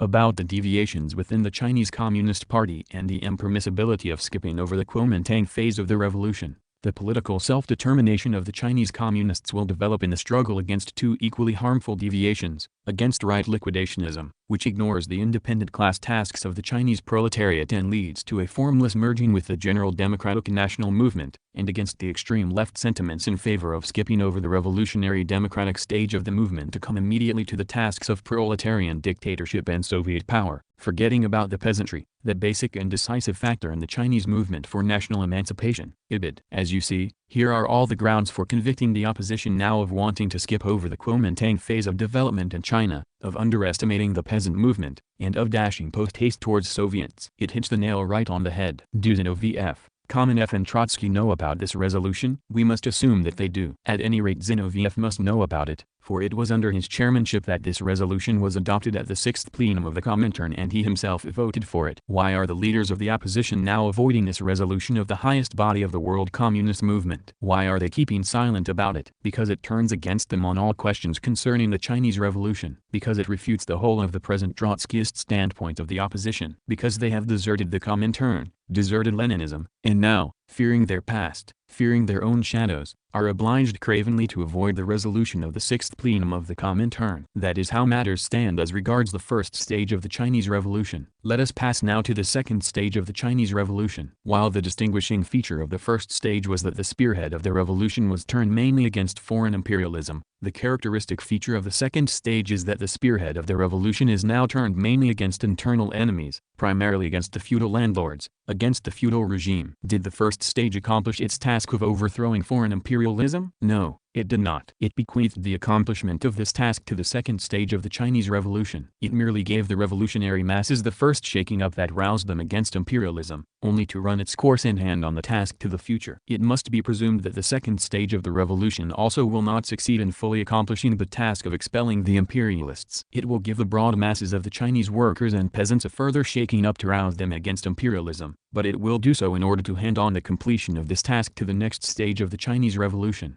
to the Soviet stage. There is nothing surprising in that. Do we not know that analogous facts occurred in the history of our revolution, although in a different situation and under different circumstances? Do we not know that the first stage of our revolution did not fully accomplish its task of completing the agrarian revolution, and that it handed on that task to the next stage of the revolution, to the October Revolution, which wholly and completely accomplished the task of eradicating the survivals of feudalism? It will therefore not be surprising if the second stage of the Chinese Revolution does not succeed in fully completing the agrarian revolution, and if the second stage of the revolution, after giving the vast masses of the peasantry a shaking up and rousing them against the survivals of feudalism, hands on the completion of this task to the next stage of the revolution, to the Soviet stage, that will only be a merit of the future Soviet revolution in China. What was the task of the communists at the second stage of the revolution in China, when the center of the revolutionary movement had obviously shifted from Guangdong to Wuhan, and when, parallel with the revolutionary center in Wuhan, a counter-revolutionary center was set up in Nanjing? The task was to utilize to the full the possibility of openly organizing the party, the proletariat, trade unions, the peasantry, peasant associations, and the revolution generally. The task was to push the Wuhan Kuomintangists to the left, towards the agrarian revolution. The task was to make the Wuhan Kuomintang the center of the fight against counter-revolution and the core of a future revolutionary democratic dictatorship of the proletariat and peasantry. Was that policy correct? The facts have shown that it was the only correct policy, the only policy capable of training the masses of workers and peasants for the further development of the revolution. The opposition at that time demanded the immediate formation of Soviets of workers and peasants deputies. But that was sheer adventurism, an adventurist leap ahead, for the immediate formation of Soviets at that time would have meant skipping over the left Kuomintang phase of development. Why? Because the Kuomintang in Wuhan, which supported the alliance with the communists, had not yet discredited and exposed itself in the eyes of the masses of workers and peasants, and had not yet exhausted itself as a bourgeois revolutionary organization. Because to have issued the slogan of Soviets and of the overthrow of the Wuhan government at a time when the masses had not yet been convinced through their own experience of the worthlessness of that government and of the necessity of overthrowing it, would have meant leaping ahead, breaking away from the masses, losing the support of the masses and thus causing the failure of the movement that had already started. The opposition thinks that, if it understands that the Wuhan Kuomintang was unreliable, unstable and insufficiently revolutionary, and it is not difficult for any qualified political worker to understand that, that is quite enough for the masses also to understand all this, that is enough for replacing the Kuomintang by Soviets and for securing the following of the masses. But that is the usual ultra-left mistake made by the opposition, which takes its own political consciousness and understanding for the political consciousness and understanding of the vast masses of workers and peasants. The opposition is right when it says that the party must go forward. That is an ordinary Marxist precept, and there cannot be any real communist party if it is not adhered to. But that is only part of the truth. The whole truth is that the party must not only go forward, but must also secure the following of the vast masses. To go forward without securing the following of the vast masses means in fact to break away from the movement. To go forward, breaking away from the rearguard, without being able to secure the following of the rearguard, means to make a leap ahead that can prevent the advance of the masses for some time. The essence of Leninist leadership is precisely that the vanguard should be able to secure the following of the rearguard, that the vanguard should go forward without breaking away from the masses. But in order that the vanguard should not break away from the masses, in order that the vanguard should really secure the following of the vast masses, a decisive condition is needed, namely, that the masses themselves should be convinced through their own experience that the instructions, directives and slogans issued by the vanguard are correct. The misfortune of the opposition is that it does not accept this simple Leninist rule for leading the vast masses, that it does not understand that the party alone, an advanced group alone, without the support of the vast masses, cannot make a revolution, that, in the final analysis, a revolution is made by the vast masses of the working people. Why did we Bolsheviks, in April 1917, refrain from putting forward the practical slogan for the overthrow of the provisional government and the establishment of Soviet power in Russia, although we were convinced that in the very near future we should be faced with the necessity of overthrowing the provisional government and of establishing Soviet power? Because the broad masses of the working people, both in the rear and at the front, and,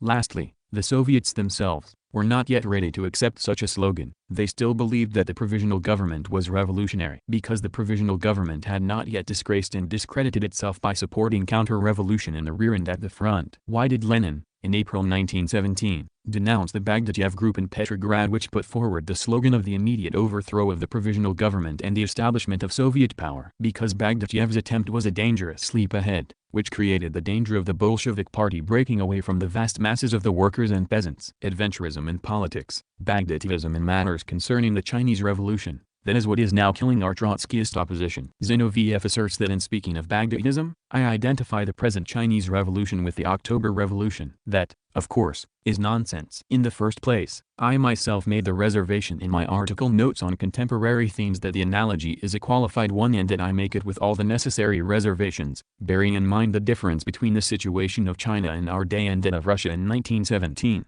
In the second place, it would be foolish to assert that one must never draw analogies with revolutions in other countries when characterizing certain tendencies and certain mistakes committed in the revolution of a given country. Does not a revolution in one country learn from revolutions in other countries, even if those revolutions are not all of the same type? If not, what does the science of revolution amount to? In essence, Zinoviev denies that there can be a science of revolution. Is it not a fact that in the period just before the October Revolution Lenin accused Caucasians, Tseretelli, Steklov and others of the Louis Blancism of the French Revolution of 1848? Look at Lenin's article Louis Blancism 145 and you will realize that Lenin made wide use of analogies from the French Revolution of 1848 in characterizing the mistakes made by various leaders before October, although Lenin knew very well that the French Revolution of 1848 was not of the same type as our October Revolution. And if we can speak of the Louis Blancism of Caucasians and Tseretelli in the period before the October Revolution, why cannot we speak of the Bagdatyevism of Zinoviev and Trotsky in the period of the Agrarian Revolution in China? The opposition asserts that Wuhan was not the center of the revolutionary movement. Why then did Zinoviev say that all-round assistance should be rendered the Wuhan Kuomintang, so as to make it the center of the struggle against the Chinese Kavagnaks? Why did the Wuhan territory, and no other, become the center of the maximum development of the agrarian movement? Is it not a fact that it was precisely the Wuhan territory, Hunan, Hubei, that was the center of the maximum development of the agrarian movement at the beginning of this year? Why could Guangdong, where there was no mass agrarian movement, be called the placearm of the revolution, Trotsky, whereas Wuhan, in the territory of which the agrarian revolution began and developed, must not be regarded as the center, as the placearm of the revolutionary movement? How in that case are we to explain the fact that the opposition demanded that the Communist Party should remain in the Wuhan Kuomintang and the Wuhan government? Was the opposition, in April 1927, really in favor of a bloc with the counter-revolutionary Wuhan Kuomintang? Why this forgetfulness and confusion on the part of the opposition? The opposition is gloating over the fact that the bloc with the Wuhan Kuomintang proved to be short-lived, and, moreover, it asserts that the Comintern failed to warn the Chinese Communists of the possibility of the collapse of the Wuhan Kuomintang. It scarcely needs proof that the malicious glee displayed by the opposition only testifies to its political bankruptcy. The opposition evidently thinks that blocs with the national bourgeoisie and colonial countries ought to be of long duration, but only people who have lost the last remnants of Leninism can think that. Only those who are infected with defeatism can gloat over the fact that at the present stage the feudal landlords and imperialists in China have proved to be stronger than the revolution,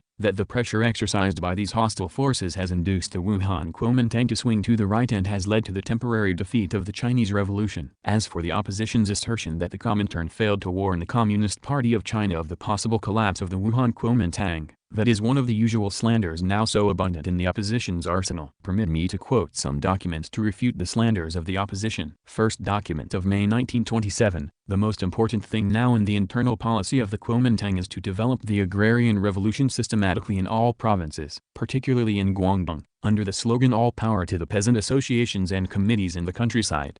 This is the basis for the success of the revolution and of the Kuomintang. This is the basis for creating in China a big and powerful political and military army against imperialism and its agents. Practically, the slogan of confiscating the land is quite timely for the provinces in which there is a strong agrarian movement, such as Hunan, Guangdong, etc. Without this, the extension of the agrarian revolution is impossible. It is necessary to start at once to organize 8 or 10 divisions of revolutionary peasants and workers with absolutely reliable officers. This will be a Wuhan Guards force both at the front and in the rear for disarming unreliable units. This must not be delayed. Disintegrating activities must be intensified in the rear and in Chiang Kai-shek's units, and assistance must be given to the insurgent peasants in Guangdong, where the rule of the landlords is particularly unbearable. The second document, of May 1927, without an agrarian revolution, victory is impossible. Without it, the Central Committee of the Kuomintang will be converted into a wretched plaything of unreliable generals. Excesses must be combated not, however, by means of troops, but through the peasant associations. We are decidedly in favor of the actual seizure of the land by the masses. Apprehensions concerning Tan Pingshan's mission are not devoid of foundation. You must not sever yourselves from the working class and peasant movement, but must assist it in every way. Otherwise you will ruin the work. Some of the old leaders of the Central Committee of the Kuomintang are frightened by events. They are vacillating and compromising. An increased number of new peasant and working class leaders must be drawn from the masses into the Central Committee of the Kuomintang. Their bold voices will either stiffen the hacks of the old leaders or result in their removal. The present structure of the Kuomintang must be changed. The top leadership of the Kuomintang must certainly be refreshed and reinforced with new leaders who have come to the fore in the agrarian revolution, while the local organizations must be broadened from the millions of members in workers' and peasants' associations. If this is not done, the Kuomintang will run the risk of becoming divorced from life and of losing all prestige. Dependence upon unreliable generals must be eliminated. Mobilize about 20,000 communists, add about 20,000 revolutionary workers and peasants from Hunan and Hubei, form several new army corps. Use the students at the officers' school as commanders and organize your own reliable army before it is too late. If this is not done, there is no guarantee against failure. It is a difficult matter, but there is no alternative. Organize a revolutionary military tribunal headed by prominent non-communist Kuomintangists. Punish officers who maintain contact with Chiang Kai-shek or who incite the soldiers against the people, the workers and peasants. Persuasion is not enough. It is time to act. Scoundrels must be punished. If the Kuomintangists do not learn to be revolutionary Jacobins, they will perish so far as the people and the revolution are concerned. As you see, the Comintern foresaw events. It gave timely warning of the dangers and told the Chinese communists that the Wuhan Kuomintang would perish if the Kuomintangists failed to become revolutionary Jacobins. Kamenev said that the defeat of the Chinese revolution was due to the policy of the Comintern, and that we bred Cavagnacks in China. Comrades, only one who is ready to commit a crime against the party can say that sort of thing about our party. That is what the Mensheviks said about the Bolshevik during the July defeat of 1917. When the Russian Cavagnacks appeared on the scene. In his article on slogans, Lenin wrote that the July defeat was a victory for the Cavagnacks. The Mensheviks at that time gloatingly asserted that the appearance of the Russian Cavagnacks was due to Lenin's policy. Does Kamenev think that the appearance of the Russian Cavagnacks during the July defeat of 1917 was due to Lenin's policy, to the policy of our party, and not to some other cause? Is it becoming for Kamenev in this case to imitate the Menshevik gentry? Laughter. I did not think that the comrades of the opposition could sink so low. We know that the revolution of 1905 suffered defeat. Moreover, that defeat was more profound than the present defeat of the Chinese Revolution. The Mensheviks at the time said that the defeat of the 1905 revolution was due to the extreme revolutionary tactics of the Bolsheviks. Does Kamenev here, too, want to take the Menshevik interpretation of the history of our revolution as his model and to cast a stone at the Bolsheviks? And how are we to explain the defeat of the Bavarian Soviet Republic? By Lenin's policy, perhaps, and not by the correlation of class forces. How are we to explain the defeat of the Hungarian Soviet Republic? By the policy of the Comintern, perhaps, and not by the correlation of class forces. How can it be asserted that the tactics of this or that party can abolish or reverse the correlation of class forces? Was our policy in 1905 correct, or not? Why did we suffer defeat at that time? Do not the facts show that if the policy of the opposition had been followed, the revolution in China would have reached defeat more rapidly than was actually the case. What are we to say of people who forget about the correlation of class forces in time of revolution and who try to explain everything solely by the tactics of this or that party?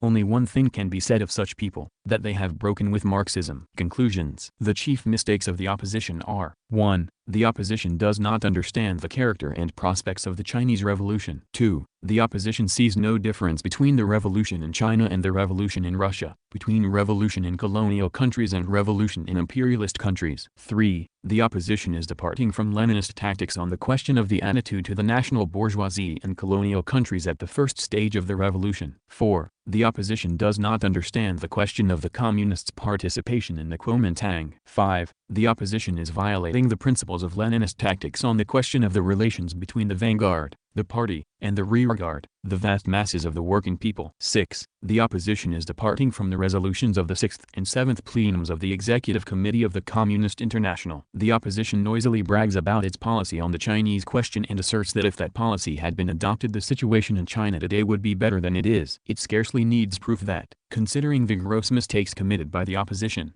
the Chinese Communist Party would have landed in a complete impasse had it adopted the anti-Leninist and adventurist policy of the opposition. The fact that the Communist Party in China has in a short period grown from a small group of 5 or 6,000 into a mass party of 60,000 members, the fact that the Chinese Communist Party has succeeded in organizing nearly 3 million proletarians and trade unions during this period, the fact that the Chinese Communist Party has succeeded in rousing the many millions of the peasantry from their torpor and in drawing tens of millions of peasants into the revolutionary peasant associations, the fact that the Chinese Communist Party has succeeded during this period in winning over whole regiments and divisions of national troops, the fact that the Chinese Communist Party has succeeded during this period in converting the idea of the hegemony of the proletariat from an aspiration into a reality, the fact that the Chinese Communist Party has succeeded in a short period in achieving all these gains is due, among other things, to its having followed the path outlined by Lenin, the path indicated by the Comintern. Needless to say, if the policy of the opposition, with its mistakes and its anti-Leninist line on questions of colonial revolution, had been followed, these gains of the Chinese Revolution would either not have been achieved at all, or would have been extremely insignificant.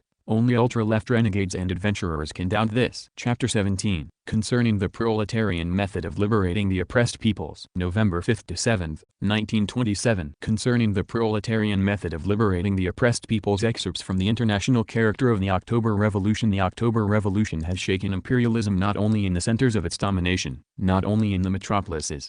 It has also struck at the rear of imperialism, its periphery, having undermined the rule of imperialism in the colonial independent countries. Having overthrown the landlords and the capitalists, the October Revolution broke the chains of national and colonial oppression and freed from it, without exception, all the oppressed peoples of a vast state. The proletariat cannot emancipate itself unless it emancipates the oppressed peoples. It is a characteristic feature of the October Revolution that it accomplished these national colonial revolutions in the USSR not under the flag of national enmity and conflicts among nations, but under the flag of mutual confidence and fraternal rapprochement of the workers and peasants of the various peoples in the USSR, not in the name of nationalism, but in the name of internationalism. It is precisely because the national colonial revolutions took place in our country under the leadership of the proletariat and under the banner of internationalism that pariah peoples, slave peoples, have for the first time in the history of mankind risen to the position of peoples that are really free and really equal, thereby setting a contagious example to the oppressed nations of the whole world. This means that the October Revolution has ushered in a new era, the era of colonial revolutions which are being carried out in the oppressed countries of the world in alliance with the proletariat and under the leadership of the proletariat. It was formerly the accepted idea that the world has been divided from time immemorial into inferior and superior races, into blacks and whites, of whom the former are unfit for civilization and are doomed to be objects of exploitation, while the latter are the only bearers of civilization, whose mission it is to exploit the former. That legend must now be regarded as shattered and discarded. One of the most important results of the October Revolution is that it dealt that legend a mortal blow, by demonstrating in practice that the liberated non-European peoples,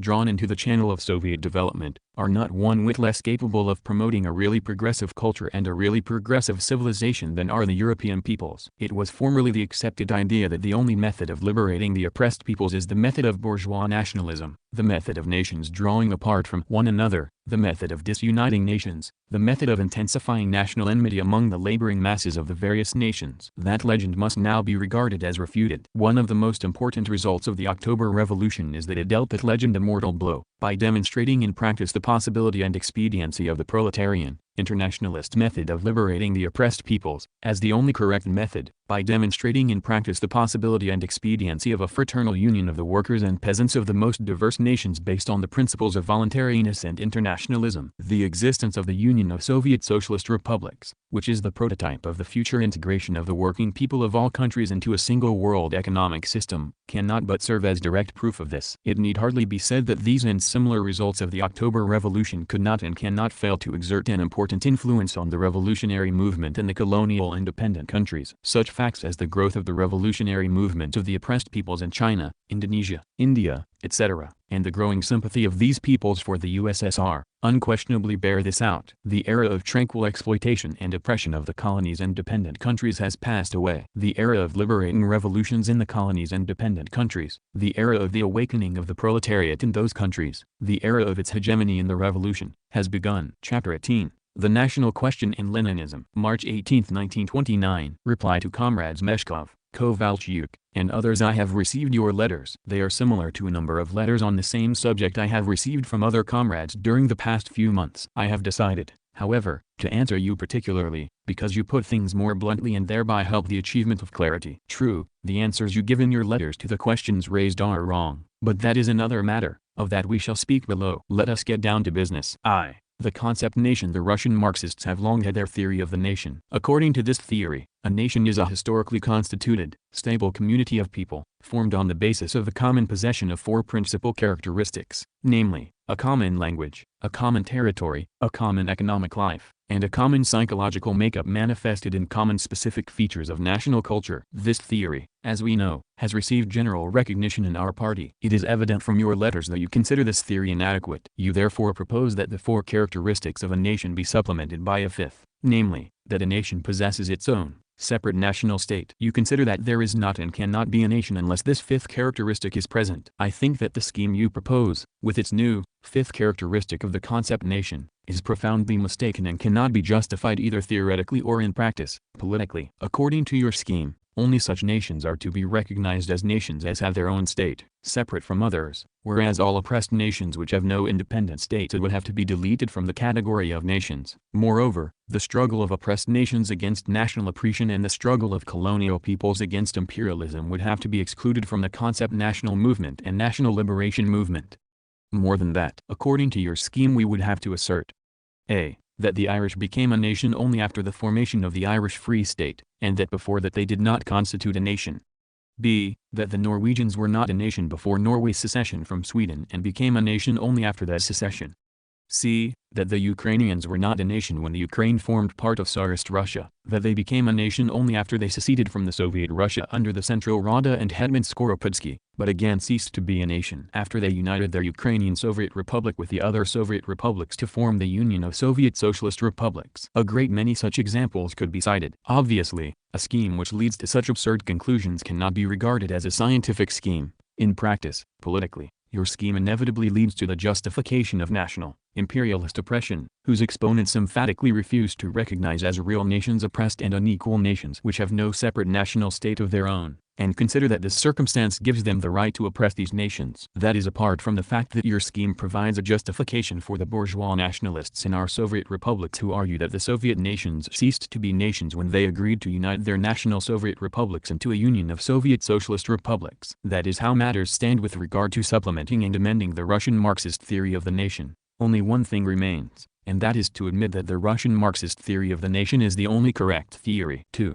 The rise and development of nations. One of the grave mistakes you make is that you lump together all existing nations and fail to see any fundamental difference between them. There are different kinds of nations. There are nations which developed in the epoch of rising capitalism, when the bourgeoisie, destroying feudalism and feudal disunity, gathered the parts of nations together and cemented them. These are the so-called modern nations. You assert that nations arose and existed before capitalism. But how could nations have arisen and existed before capitalism? In the period of feudalism, when countries were split up into separate, independent principalities, which, far from being bound together by national ties, emphatically denied the necessity for such ties. Your erroneous assertions notwithstanding, there were no nations in the pre-capitalist period, nor could there be, because there were as yet no national markets and no economic or cultural national centers, and, consequently, There were none of the factors which put an end to the economic disunity of a given people and draw its hitherto disunited parts together into one national whole. Of course, the elements of nationhood, language, territory, common culture,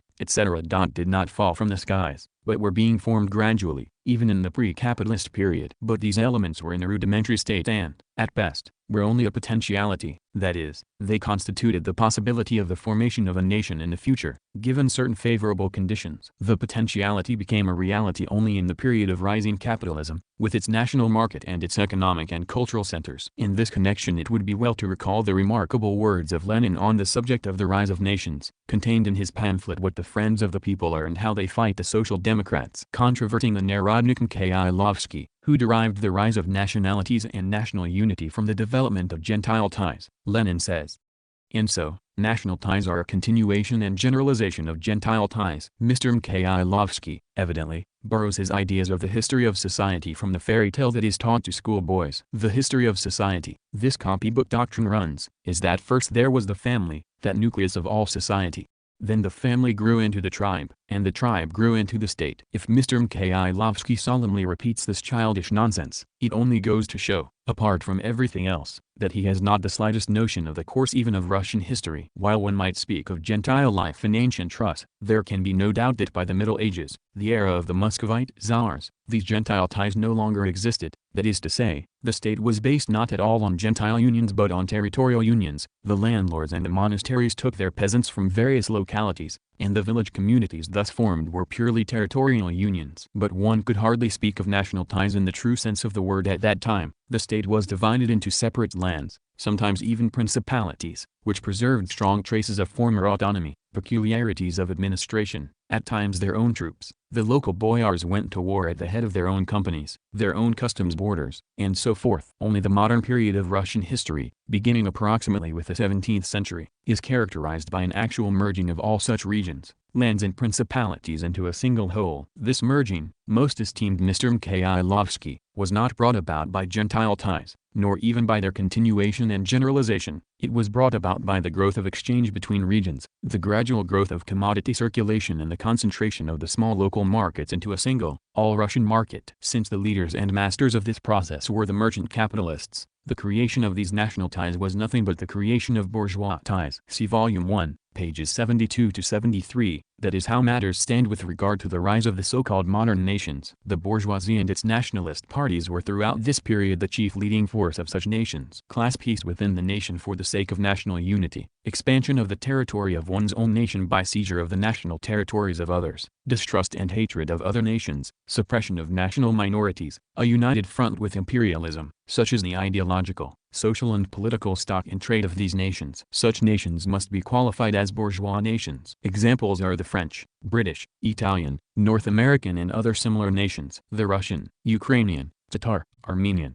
Georgian and other nations in Russia were likewise bourgeois nations before the establishment of the dictatorship of the proletariat and the Soviet system in our country. Naturally, the fate of such nations is linked with the fate of capitalism. With the fall of capitalism, such nations must depart from the scene. It is precisely such bourgeois nations that Stalin's pamphlet Marxism and the National Question has in mind when it says that a nation is not merely a historical category but a historical category belonging to a definite epoch, the epoch of rising capitalism, that the fate of a national movement, which is essentially a bourgeois movement, is naturally bound up with the fate of the bourgeoisie, that the final disappearance of a national movement is possible only with the downfall of the bourgeoisie, and that only under the reign of socialism can peace be fully established.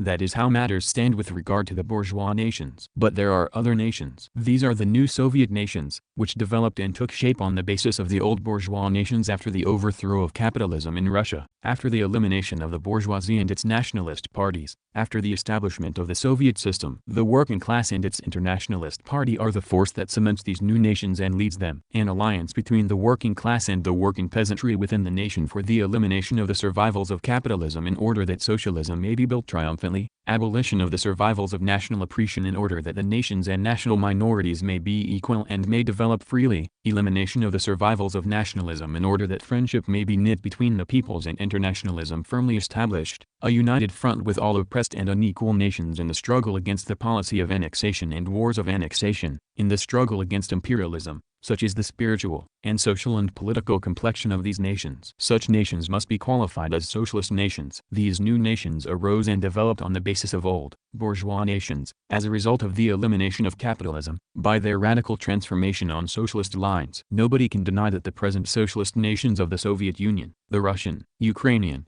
Belarusian, Tatar, Bashkir, Uzbek, Kazakh, Azerbaijani, Georgian, Armenian and other nations differ radically from the corresponding old, bourgeois nations of the old Russia both in class composition and spiritual complexion and in social and political interests and aspirations. Such are the two types of nations known to history. You do not agree with linking the fate of nations, in this case the old, bourgeois nations, with the fate of capitalism. You do not agree with the thesis that, with the elimination of capitalism, the old, bourgeois nations will be eliminated. But with what indeed could the fate of these nations be linked if not with the fate of capitalism? Is it so difficult to understand that when capitalism disappears, the bourgeois nations it gave rise to must also disappear? Surely, you do not think that the old, bourgeois nations can exist and develop under the Soviet system, under the dictatorship of the proletariat? That would be the last straw. You are afraid that the elimination of the nations existing under capitalism is tantamount to the elimination of nations in general, to the elimination of all nations. Why? On what grounds? Are you really unaware of the fact that, besides bourgeois nations, there are other nations, socialist nations, which are much more solidly united and capable of surviving than any bourgeois nation? Your mistake lies precisely in the fact that you see no other nations except bourgeois nations, and, consequently, you have overlooked the whole epoch of formation of socialist nations in the Soviet Union, nations which arose on the ruins of the old, bourgeois nations. The fact of the matter is that the elimination of the bourgeois nations signifies the elimination not of nations in general, but only of the bourgeois nations. On the ruins of the old, bourgeois nations new, socialist nations are arising and developing, and they are far more solidly united than any bourgeois nation, because they are exempt from the irreconcilable class contradictions that corrode the bourgeois nations, and are far more representative of the whole people than any bourgeois nation. 3.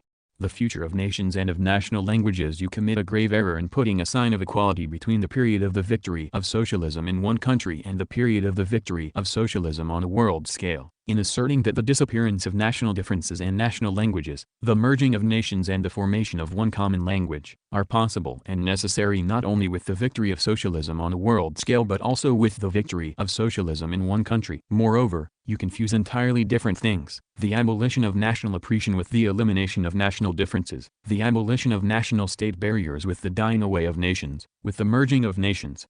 It must be pointed out that for Marxists to confuse these diverse concepts is absolutely impermissible. National oppression in our country was abolished long ago, but it by no means follows from this that national differences have disappeared and that nations in our country have been eliminated. National state barriers, together with frontier guards and customs, were abolished in our country long ago, but it by no means follows from this that the nations have already become merged and that the national languages have disappeared, that these languages have been supplanted by some language common to all our nations. You are displeased with the speech I delivered at the Communist University of the Peoples of the East, 1925, in which I repudiated the thesis that with the victory of socialism in one country, in our country, for example, national languages will die away, that the nations will be merged, and in place of the national languages one common language will appear. You consider that this statement of mine contradicts Lenin's well-known thesis that it is the aim of socialism not only to abolish the division of mankind into small states and every form of isolation of nations, not only to bring the nations closer together but also to merge them. You consider, further, that it also contradicts another of Lenin's theses, namely, that with the victory of socialism on a world scale, national differences and national languages will begin to die away,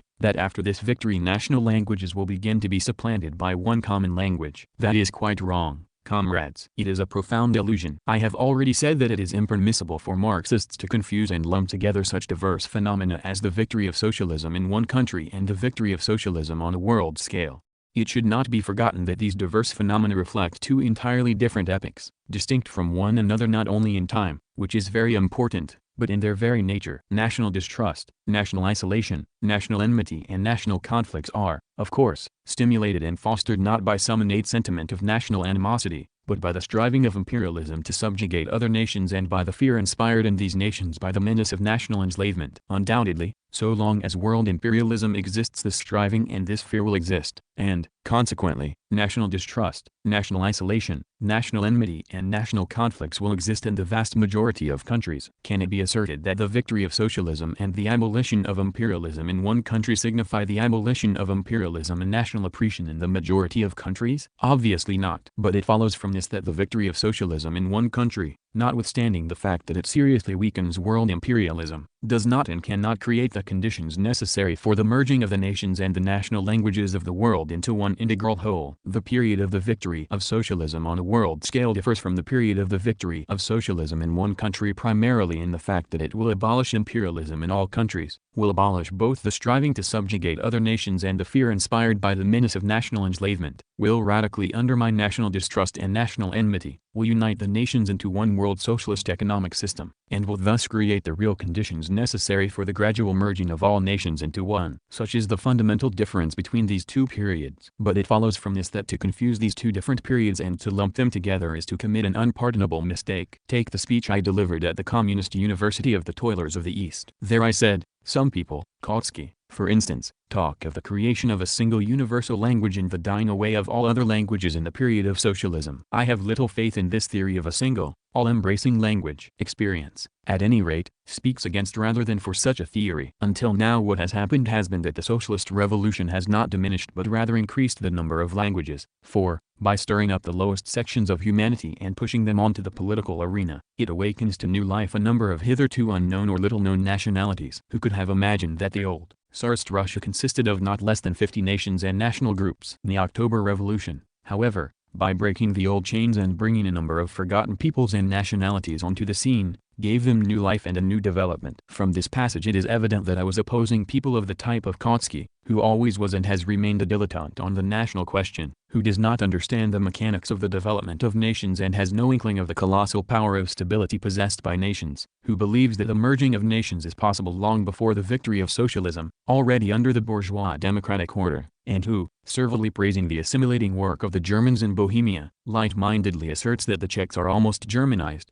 that, as a nation, the Czechs have no future. From this passage it is evident, further, that what I had in mind in my speech was not the period of the victory of socialism on a world scale, but exclusively the period of the victory of socialism in one country. And I affirmed, and continue to affirm, that the period of the victory of socialism in one country does not create the necessary conditions for the merging of nations and national languages, that, on the contrary, this period creates favorable conditions for the renaissance and flourishing of the nations that were formerly oppressed by Tsarist imperialism and have now been liberated from national oppression by the Soviet Revolution. From this passage it is apparent, lastly, that you have overlooked the colossal difference between the two different historical periods, that, because of this, you have failed to understand the meaning of Stalin's speech and, as a result, have got lost in the wilderness of your own errors. Let us pass to Lenin's theses on the dying away and merging of nations after the victory of socialism on a world scale. Here is one of Lenin's theses, taken from his article, The Socialist Revolution and the Right of Nations to Self-Determination,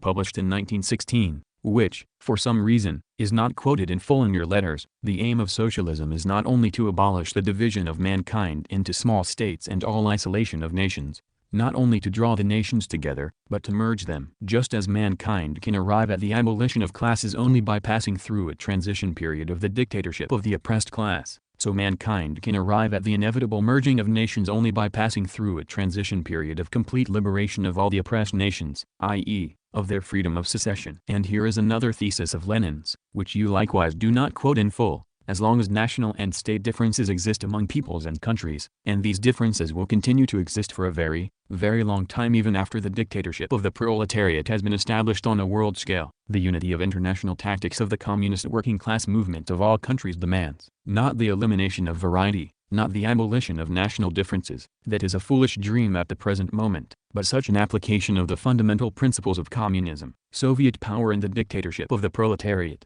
as would correctly modify these principles in certain particulars, correctly adapt and apply them to national and national states differences. It should be noted that this passage is from Lenin's pamphlet Left-Wing Communism, an Infantile Disorder, published in 1920, that is, after the victory of the socialist revolution in one country, after the victory of socialism in our country. From these passages it is evident that Lenin does not assign the process of the dying away of national differences and the merging of nations to the period of the victory of socialism in one country, but exclusively to the period after the establishment of the dictatorship of the proletariat on a world scale, that is, to the period of the victory of socialism in all countries, when the foundations of a world socialist economy have already been laid. From these passages it is evident, further, that the attempt to assign the process of the dying away of national differences to the period of the victory of socialism in one country, in our country, is qualified by Lenin as a foolish dream.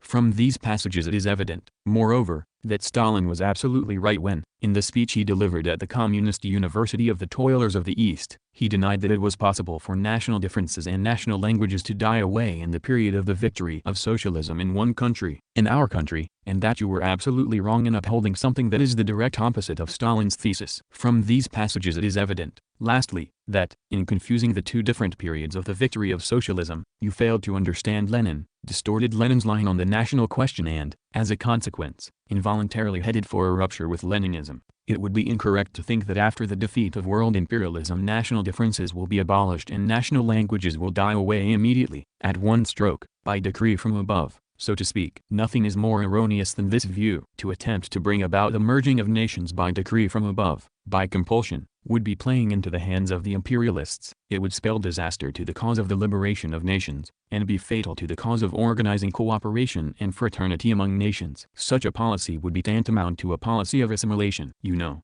of course, that the policy of assimilation is absolutely excluded from the arsenal of Marxism-Leninism, as being an anti-popular and counter-revolutionary policy, a fatal policy. Furthermore, we know that nations and national languages possess an extraordinary stability and tremendous power of resistance to the policy of assimilation. The Turkish assimilators, the most brutal of all assimilators, mangled and mutilated the Balkan nations for hundreds of years, yet not only did they fail to destroy them, but in the end were forced to capitulate. The Tsarist Russian Russifiers and the German Prussian Germanizers, who yielded little in brutality to the Turkish assimilators, rent and mangled the Polish nation for over 100 years, just as the Persian and Turkish assimilators for hundreds of years rent and mangled and massacred the Armenian and Georgian nations. Yet, far from destroying these nations, in the end they were also forced to capitulate. All these circumstances must be taken into account in order correctly to forecast the probable course of events as regards the development of nations directly after the defeat of world imperialism. It would be a mistake to think that the first stage of the period of the world dictatorship of the proletariat will mark the beginning of the dying away of nations and national languages,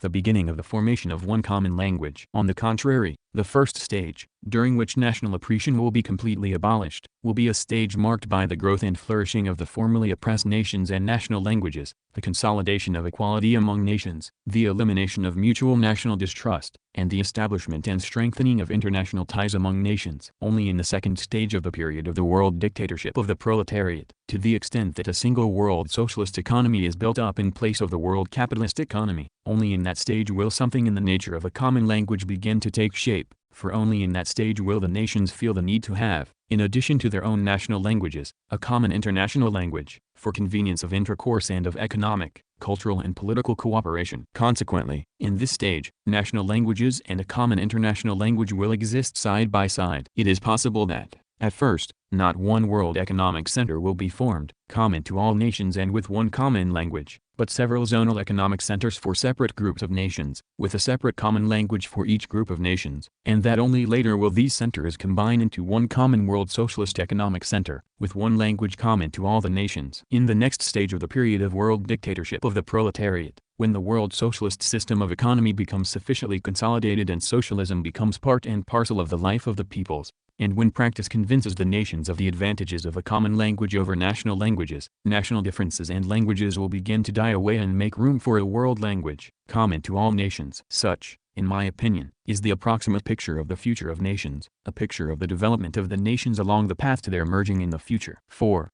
The policy of the party on the national question. One of your mistakes is that you regard the national question not as a part of the general question of the social and political development of society, subordinated to this general question, but as something self-contained and constant, whose direction and character remain basically unchanged throughout the course of history. Hence you fail to see what every Marxist sees, namely, that the national question does not always have one and the same character, that the character and tasks of the national movement vary with the different periods in the development of the revolution. Logically, it is this that explains the deplorable fact that you so lightly confuse and lump together diverse periods of development of the revolution, and fail to understand that the changes in the character and tasks of the revolution and the various stages of its development give rise to corresponding changes in the character and aims of the national question, that in conformity with this the party's policy on the national question also changes, and that, consequently, the party's policy on the national question in one period of development of the revolution cannot be violently severed from that period and arbitrarily transferred to another period. The Russian Marxists have always started out from the proposition that the national question is a part of the general question of the development of the revolution, that at different stages of the revolution the national question has different aims, corresponding to the character of the revolution at each given historical moment,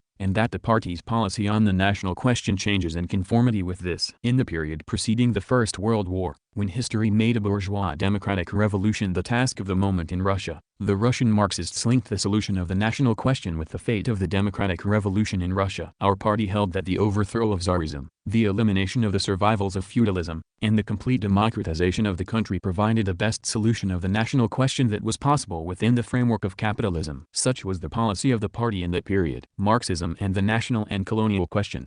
It is to this period that Lenin's well-known articles on the national question belong, including the article Critical Remarks on the National Question, where Lenin says, "I assert that there is only one solution of the national question, insofar as one is possible at all in the capitalist world, and that solution is consistent democratism." In proof, I could cite, among others, Switzerland. To this same period belongs Stalin's pamphlet, Marxism and the National Question, which among other things says, "The final disappearance of a national movement is possible only with the downfall of the bourgeoisie. Only under the reign of socialism can peace be fully established. But even within the framework of capitalism it is possible to reduce the national struggle to a minimum, to undermine it at the root, to render it as harmless as possible to the proletariat. This is borne out, for example, by Switzerland and America. It requires that the country should be democratized and the nations be given the opportunity of free development." 155 In the next period, the period of the First World War, when the prolonged war between the two imperialist coalitions undermined the might of world imperialism, when the crisis of the world capitalist system reached an extreme degree, when,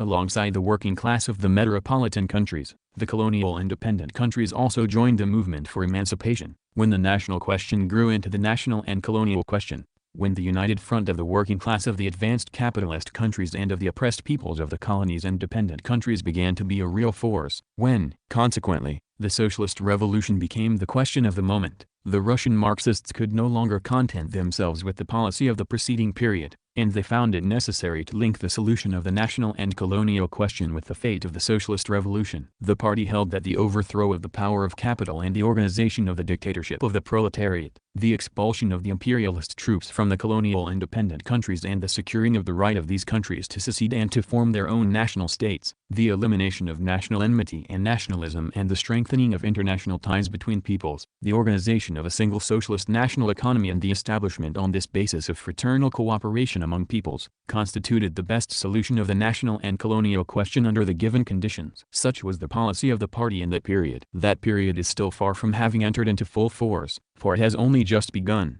but there is no doubt that it will yet have its decisive word to say. A question apart is the present period of development of the revolution in our country and the present policy of the party. It should be noted that so far our country has proved to be the only one ready to overthrow capitalism, and it really has overthrown capitalism and organized the dictatorship of the proletariat. Consequently, we still have a long way to go to the establishment of the dictatorship of the proletariat on a world scale, and still more to the victory of socialism in all countries. It should be noted, further, that in putting an end to the rule of the bourgeoisie, which has long since abandoned its old democratic traditions, we, in passing, solved the problem of the complete democratization of the country, abolished the system of national oppression and established equality of nations in our country. As we know, these measures proved to be the best way of eliminating nationalism and national enmity, and of establishing mutual confidence among the peoples. It should be noted, lastly, that the abolition of national oppression led to the national revival of the formerly oppressed nations of our country, to the development of their national cultures, to the strengthening of friendly, international ties among the peoples of our country and to their mutual cooperation in the work of building socialism. It should be borne in mind that these regenerated nations are not the old, bourgeois nations, led by the bourgeoisie, but new, socialist nations.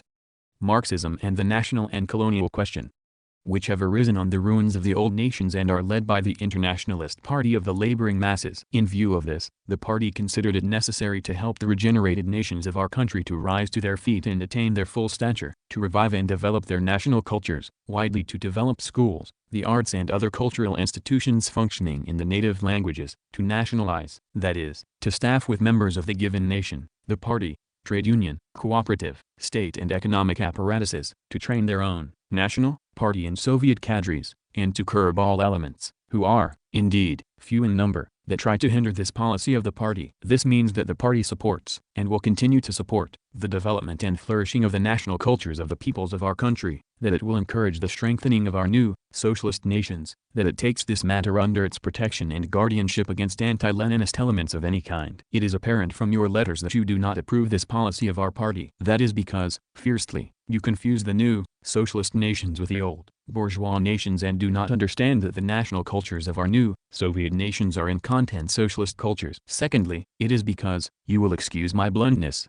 you have a very poor grasp of Leninism and are badly at sea on the national question. Consider, by way of example, the following elementary matter. We all say that a cultural revolution is needed in our country. If we mean this seriously and are not merely indulging in idle chatter, then we must take at least the first step in this direction. Namely, we must make primary education, and later secondary education, compulsory for all citizens of the country, irrespective of their nationality. It is obvious that without this no cultural development whatever, let alone the so-called cultural revolution, will be possible in our country. More, without this there will be neither any real progress of our industry and agriculture, nor any reliable defense of our country. But how is this to be done, bearing in mind that the percentage of illiteracy in our country is still very high, that in a number of nations of our country there are 80 to 90% of illiterates? What is needed is to cover the country with an extensive network of schools functioning in the native languages, and to supply them with staffs of teachers who know the native languages. What is needed is to nationalize, that is, to staff with members of the given nation, all the administrative apparatus, from party and trade union to state and economic. What is needed is widely to develop the press, the theater, the cinema and other cultural institutions functioning in the native languages. Why in the native languages? It may be asked. Because only in their native, national languages can the vast masses of the people be successful in cultural, political and economic development. In view of all that has been said, I think it should not be so difficult to understand that Leninists cannot pursue any other policy on the national question than the one which is now being pursued in our country, provided, of course, they want to remain Leninists. Is not that so? Well, then let us leave it at that. I think I have answered all your questions and doubts. With communist greetings, J. Stalin. Chapter 19, Concerning Deviations in the National Question. June 27, 1930. Excerpts from the Political Report of the Central Committee to the 16th Congress of the CPSU. B. The picture of the struggle against deviations in the party will not be complete if we do not touch upon the deviations that exist in the party on the national question. I have in mind, firstly, the deviation towards Great Russian chauvinism, and secondly, the deviation towards local nationalism. These deviations are not so conspicuous and assertive as the left or the right deviation. They could be called creeping deviations. But this does not mean that they do not exist. They do exist, and what is most important, they are growing. There can be no doubt whatever about that. There can be no doubt about it, because the general atmosphere of more acute class struggle cannot fail to cause some intensification of national friction, which finds reflection in the party. Therefore,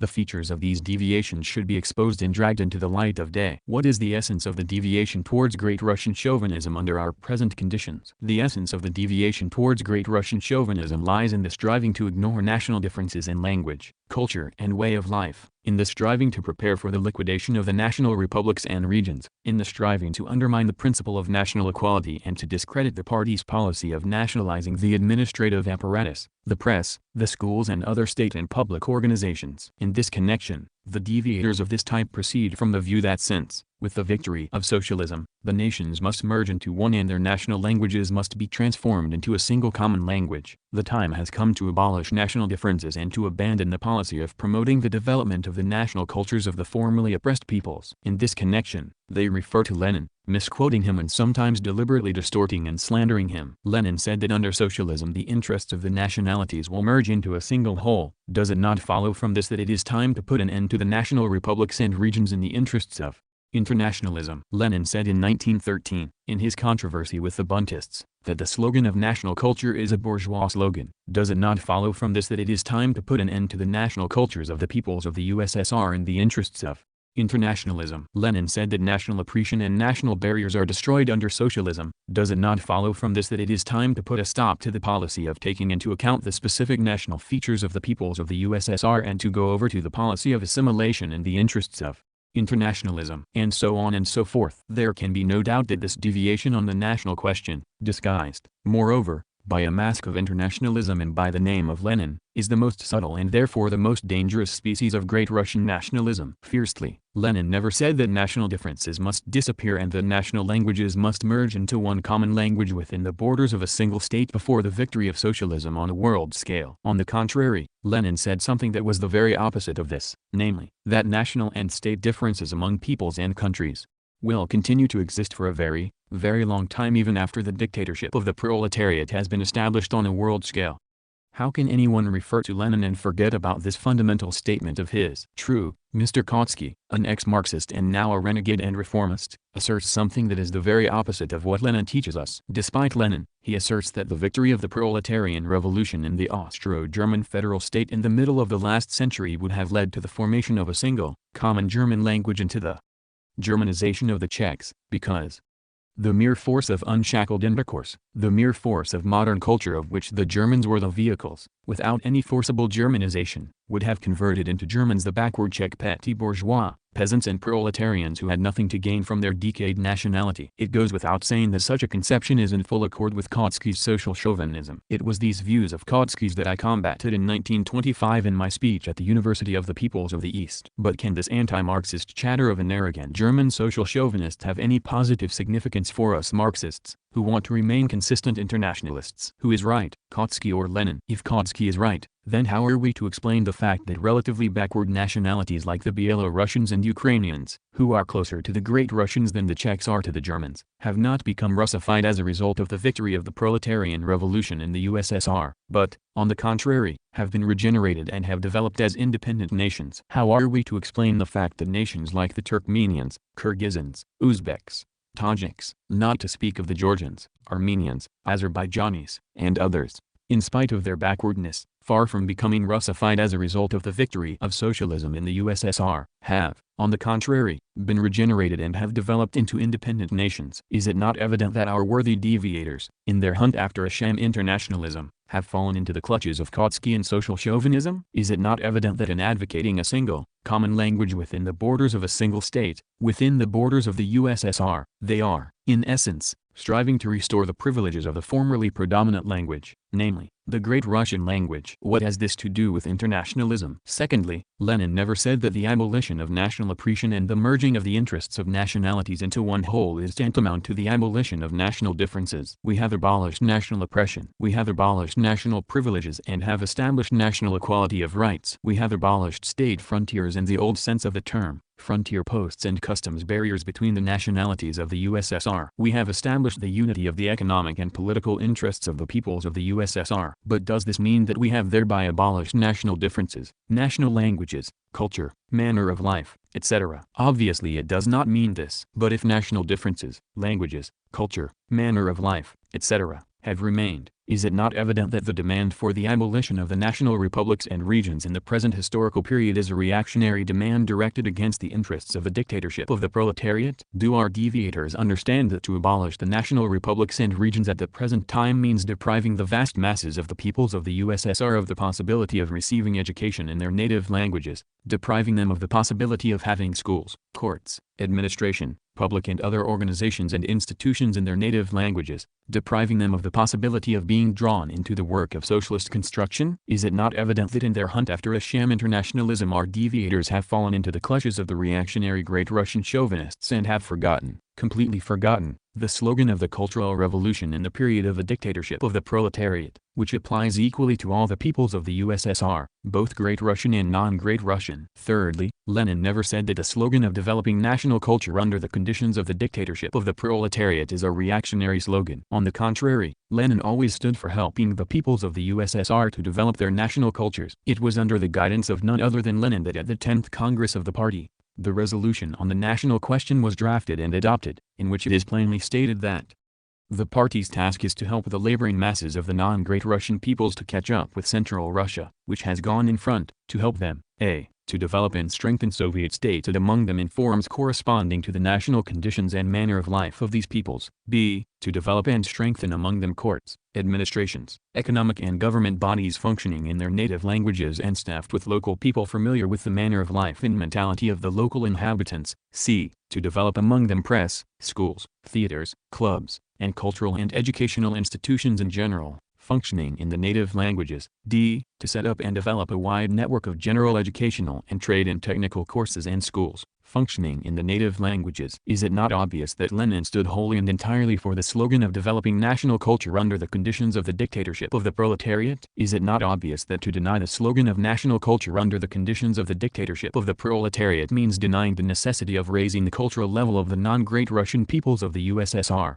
denying the necessity of compulsory universal education for these peoples, means putting these peoples into spiritual bondage to the reactionary nationalists. Lenin did indeed qualify the slogan of national culture under the rule of the bourgeoisie as a reactionary slogan. But could it be otherwise? What is national culture under the rule of the national bourgeoisie? It is culture that is bourgeois in content and national in form, having the object of doping the masses with the poison of nationalism and of strengthening the rule of the bourgeoisie. What is national culture under the dictatorship of the proletariat? It is culture that is socialist in content and national in form, having the object of educating the masses in the spirit of socialism and internationalism. How is it possible to confuse these two fundamentally different things without breaking with Marxism? Is it not obvious that in combating the slogan of national culture under the bourgeois order, Lenin was striking at the bourgeois content of national culture and not at its national form? It would be foolish to suppose that Lenin regarded socialist culture as non-national, as not having a particular national form. The Buntists did at one time actually ascribe this nonsense to Lenin, but it is known from the works of Lenin that he protested sharply against this slander and emphatically dissociated himself from this nonsense. Have our worthy deviators really followed in the footsteps of the Buntists? After all that has been said, what is left of the arguments of our deviators? Nothing, except juggling with the flag of internationalism and slander against Lenin. Those who are deviating towards great Russian chauvinism are profoundly mistaken in believing that the period of building socialism in the USSR is the period of the collapse and abolition of national cultures. The very opposite is the case. In point of fact, the period of the dictatorship of the proletariat and of the building of socialism in the USSR is a period of the flowering of national cultures that are socialist in content and national in form. For, under the Soviet system, the nations themselves are not the ordinary modern nations, but socialist nations. Just as in content their national cultures are not the ordinary bourgeois cultures,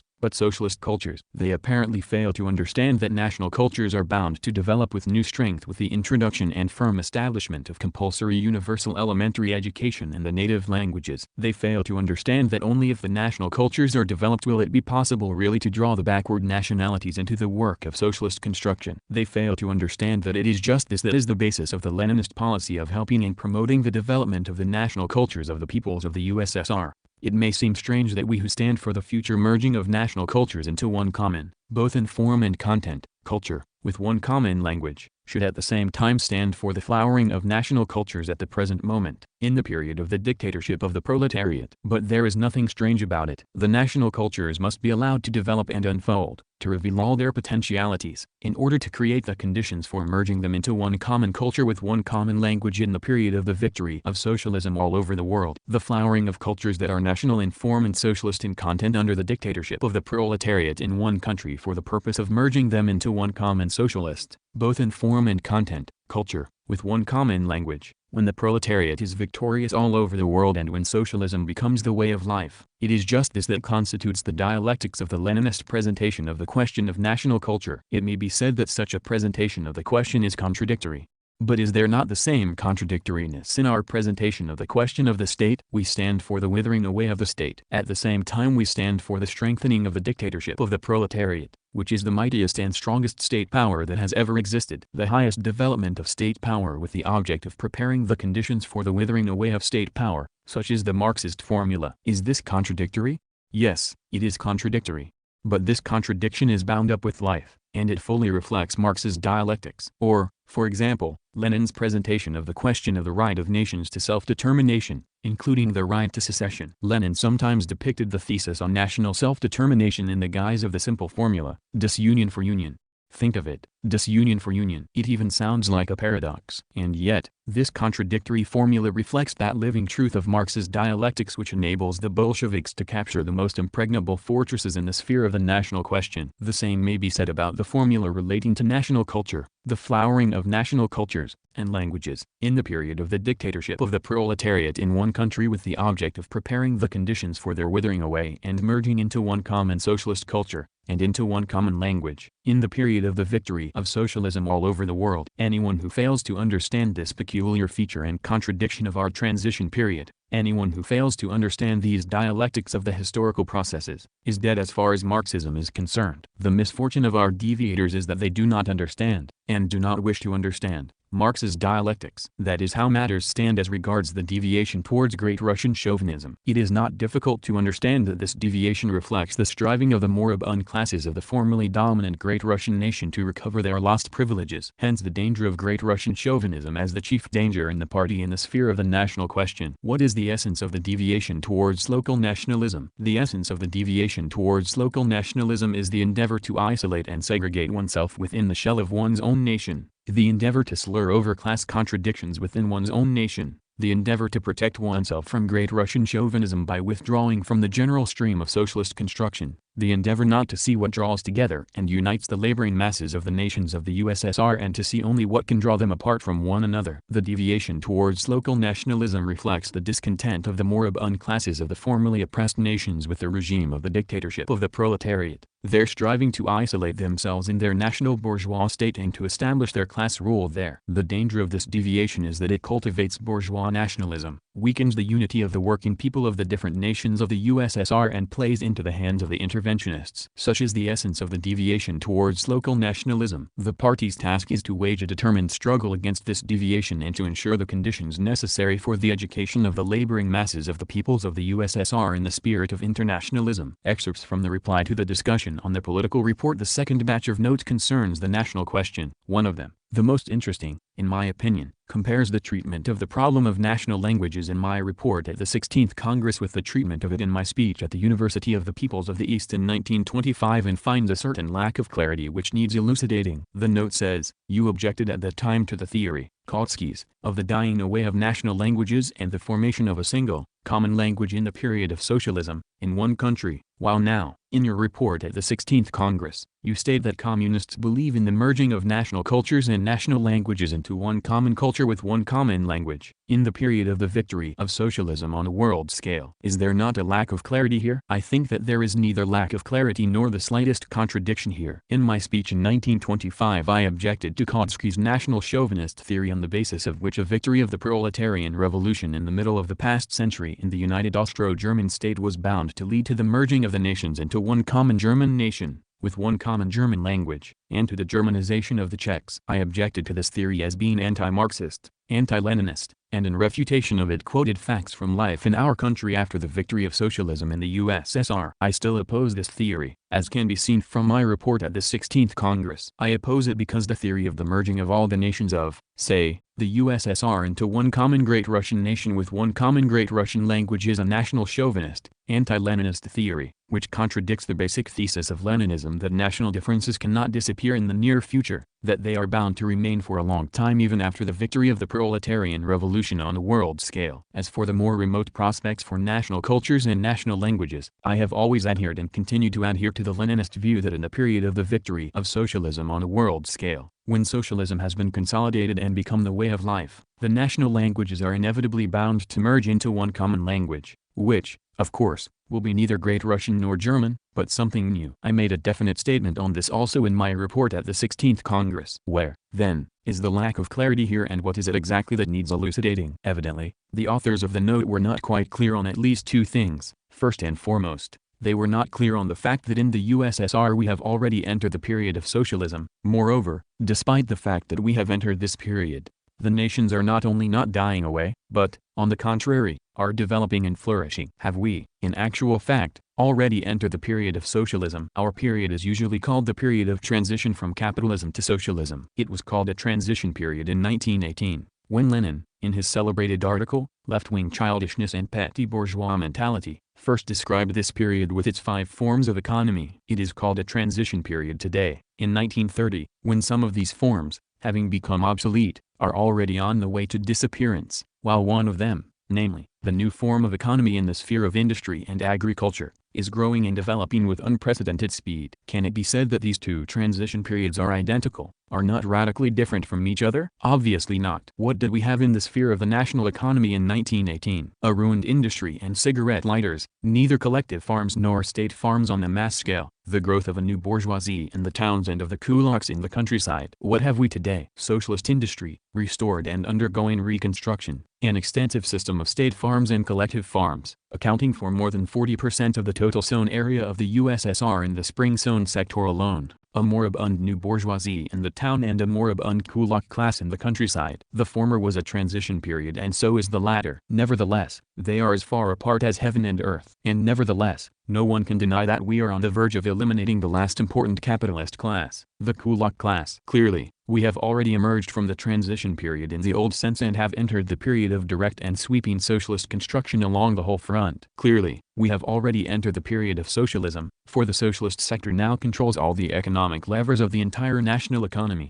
Although we are still far from having completely built a socialist society and from having abolished class distinctions. Nevertheless, the national languages are not only not dying away or merging into one common tongue, but, on the contrary, the national cultures and national languages are developing and flourishing. Is it not clear that the theory of the dying away of national languages and their merging into one common language within the framework of a single state in the period of sweeping socialist construction, in the period of socialism in one country, is an incorrect, anti-Marxist, anti-Leninist theory? Secondly, the authors of the note were not clear on the fact that the dying away of national languages and their merging into one common language is not an intrastate question, not a question of the victory of socialism in one country, but an international question, a question of the victory of socialism on an international scale. They failed to understand that the victory of socialism in one country must not be confused with the victory of socialism on an international scale. Lenin had good reason for saying that national differences will remain for a long time even after the victory of the dictatorship of the proletariat on an international scale. Besides, we must take into consideration still another circumstance, which affects a number of the nations of the USSR. There is a Ukraine which forms part of the USSR. But there is also another Ukraine which forms part of other states. There is a Bielorussia which forms part of the USSR. But there is also another Bielorussia which forms part of other states. Do you think that the question of the Ukrainian and Bielorussian languages can be settled without taking these specific conditions into account? Then take the nations of the USSR situated along its southern border, from Azerbaijan to Kazakhstan and Buryat Mongolia. They are all in the same position as the Ukraine and Bielorussia. Naturally, here too we have to take into consideration the specific conditions of development of these nations. Is it not obvious that all these and similar questions that are bound up with the problem of national cultures and national languages cannot be settled within the framework of a single state, within the framework of the USSR? That, comrades, is how matters stand with respect to the national question in general and the above-mentioned note on the national question in particular. Chapter 20. Concerning the deviation towards nationalism. January 26, 1934. Concerning the deviation towards nationalism. Excerpts from the report to the 17th Party Congress on the work of the Central Committee of the CPSU. B, or take, for example, the national question. Here, too, in the sphere of the national question, just as in the sphere of other questions, there is in the views of a section of the party a confusion which creates a certain danger. I have spoken of the tenacity of the survivals of capitalism. It should be observed that the survivals of capitalism in people's minds are much more tenacious in the sphere of the national question than in any other sphere. They are more tenacious because they are able to disguise themselves well in national costume. Many think that Skripnik's fall from grace was an individual case, an exception to the rule. This is not true. The fall from grace of Skripnik and his group in the Ukraine is not an exception. Similar aberrations are observed among certain comrades in other national republics as well. What is the deviation towards nationalism? Regardless whether it is a matter of the deviation towards Great Russian nationalism or the deviation towards local nationalism. The deviation towards nationalism is the adaptation of the internationalist policy of the working class to the nationalist policy of the bourgeoisie. The deviation towards nationalism reflects the attempts of one's own national bourgeoisie to undermine the Soviet system and to restore capitalism. The source of both these deviations, as you see, is the same. It is a departure from Leninist internationalism. If you want to keep both deviations under fire, then aim primarily against this source, against those who depart from internationalism, regardless whether it is a matter of the deviation towards local nationalism or the deviation towards Great Russian nationalism. Stormy applause. There is a controversy as to which deviation represents the chief danger, the deviation towards Great Russian nationalism, or the deviation towards local nationalism. Under present conditions, this is a formal and, therefore, a pointless controversy. It would be foolish to attempt to give ready-made recipes suitable for all times and for all conditions as regards the chief and the lesser danger. Such recipes do not exist. The chief danger is the deviation against which we have ceased to fight, thereby allowing it to grow into a danger to the state. Prolonged applause. Marxism and the national and colonial question in the Ukraine. Only very recently, the deviation towards Ukrainian nationalism did not represent the chief danger, but when the fight against it ceased, and it was allowed to grow to such an extent that it linked up with the interventionists, this deviation became the chief danger. The question as to which is the chief danger in the sphere of the national question is determined not by feudal, formal controversies, but by a Marxist analysis of the situation at the given moment, and by a study of the mistakes that have been committed in this sphere. Chapter 21, on the Draft Constitution of the USSR. November 25, 1936. Excerpts from the report delivered at the Extraordinary 8th Congress of the Soviets of the USSR. The picture of the changes in the social life of the USSR would be incomplete without a few words about the changes in yet another sphere. I have in mind the sphere of national relationships in the USSR. As you know, within the Soviet Union there are about 60 nations, national groups and nationalities. The Soviet state is a multinational state. Clearly, the question of the relations among the peoples of the USSR cannot but be of prime importance for us. The Union of Soviet Socialist Republics, as you know, was formed in 1922. At the First Congress of Soviets of the USSR it was formed on the principles of equality and voluntary affiliation of the peoples of the USSR. The constitution now in force, adopted in 1924, was the first constitution of the USSR. That was the period when relations among the peoples had not yet been properly adjusted, when survivals of distrust towards the Great Russians had not yet disappeared, and when centrifugal forces still continued to operate. Under those conditions it was necessary to establish fraternal cooperation among the peoples on the basis of economic, political, and military mutual aid by uniting them in a single, federal, multinational state. The Soviet power had a very clear conception of the difficulties attending this task. It had before it the unsuccessful experiments of multinational states in bourgeois countries. It had before it the experiment of old Austria-Hungary, which ended in failure. Nevertheless, it resolved to make the experiment of creating a multinational state, for it knew that a multinational state which has arisen on the basis of socialism is bound to stand any and every test. Since then 14 years have elapsed, a period long enough to test the experiment. And what do we find? This period has shown beyond a doubt that the experiment of forming a multinational state based on socialism has been completely successful. This is an unquestionable victory of the Leninist national policy. Prolonged applause. How is this victory to be explained? The absence of exploiting classes, which are the principal organizers of strife between nations, the absence of exploitation, which cultivates mutual distrust and kindles nationalist passions, the fact that power is in the hands of the working class, which is the foe of all enslavement and the true vehicle of the ideas of internationalism, the actual practice of mutual aid among the peoples in all spheres of economic and social life, and, finally, the flourishing of the national culture of the peoples of the USSR, culture which is national in form and socialist in content. All these and similar factors have brought about a radical change in the aspect of the peoples of the USSR. Their feeling of mutual distrust has disappeared. A feeling of mutual friendship has developed among them, and thus real fraternal cooperation among the peoples has been established within the system of a single federal state. As a result, we now have a fully formed multinational socialist state, which has stood all tests, and whose stability might well be envied by any national state in any part of the world. Loud applause.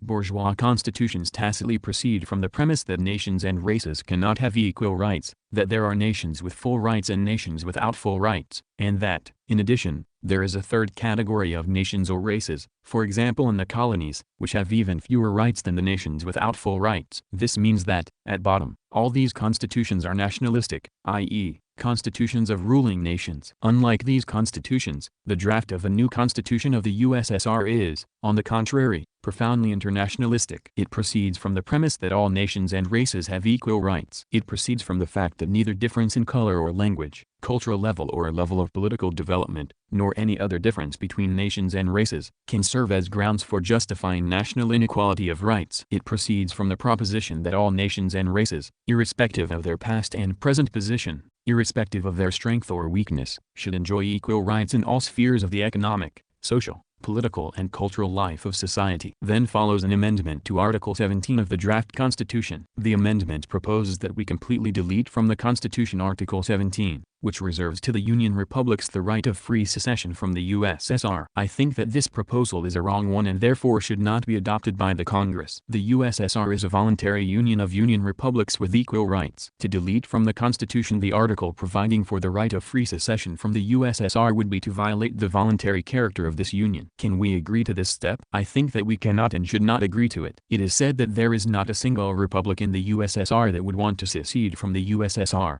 and that therefore Article 17 is of no practical importance. It is, of course, true that there is not a single republic that would want to secede from the USSR. But this does not in the least mean that we should not fix in the Constitution the right of Union republics freely to secede from the USSR. In the USSR there is not a single Union republic that would want to subjugate another Union republic. But that does not in the least mean that we ought to delete from the Constitution of the USSR the article dealing with the equality of rights of the Union republics. 3. Then there is a proposal that we add a new article to Chapter 2 of the draft Constitution, to the following effect, that on reaching the proper level of economic and cultural development autonomous Soviet Socialist republics may be raised to the status of Union Soviet Socialist republics. Can this proposal be adopted? I think that it should not be adopted. It is a wrong proposal not only because of its content but also because of the condition it lays down. Economic and cultural maturity can no more be urged as grounds for transferring autonomous republics to the category of Union republics than economic or cultural backwardness can be urged as grounds for leaving any particular republic in the list of autonomous republics. That would not be a Marxist, not a Leninist approach. The Tatar Republic, for example, remains an autonomous republic, while the Kazakh Republic is to become a Union Republic. But that does not mean that from the standpoint of cultural and economic development the Kazakh Republic is on a higher level than the Tatar Republic. The very opposite is the case. The same can be said, for example,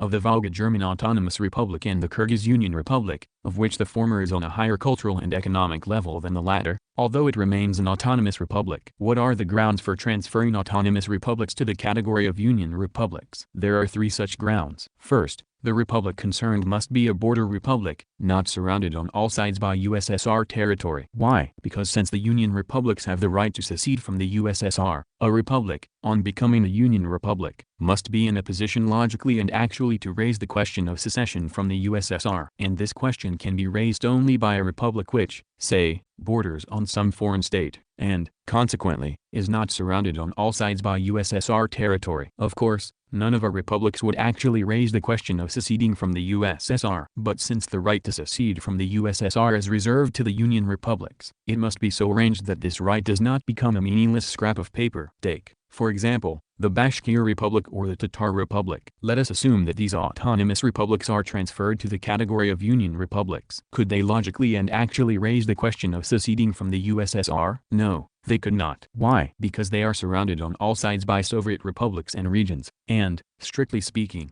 they have nowhere to go to if they secede from the USSR. Laughter and applause. Therefore, it would be wrong to transfer such republics to the category of Union republics. Secondly, the nationality which gives its name to a given Soviet republic must constitute a more or less compact majority within that republic. Take the Crimean Autonomous Republic, for example. It is a border republic, but the Crimean Tatars do not constitute a majority in that republic. On the contrary, they are a minority. Consequently, it would be wrong and illogical to transfer the Crimean Republic to the category of Union republics. Thirdly, the republic must not have too small a population. It should have a population of, say, not less but more than 1 million, at least. Why? Because it would be wrong to assume that a small Soviet republic with a very small population and a small army could hope to maintain its existence as an independent state. There can hardly be any doubt that the imperialist beasts of prey would soon lay hands on it. I think that unless these 3 objective grounds exist, it would be wrong at the present historical moment to raise the question of transferring any particular autonomous republic to the category of Union republics. Next, it is proposed to delete from Articles 22, 23, 24, 25, 26, 27, 28 and 29 a detailed enumeration of the administrative territorial division of the Union republics into territories and regions. I think that this proposal is also unacceptable. There are people in the USSR who are always ready and eager to go on tirelessly recarving the territories and regions and thus cause confusion and uncertainty in our work. The draft constitution puts a check on those people, and that is a very good thing, because here, as in many other things, we need an atmosphere of certainty,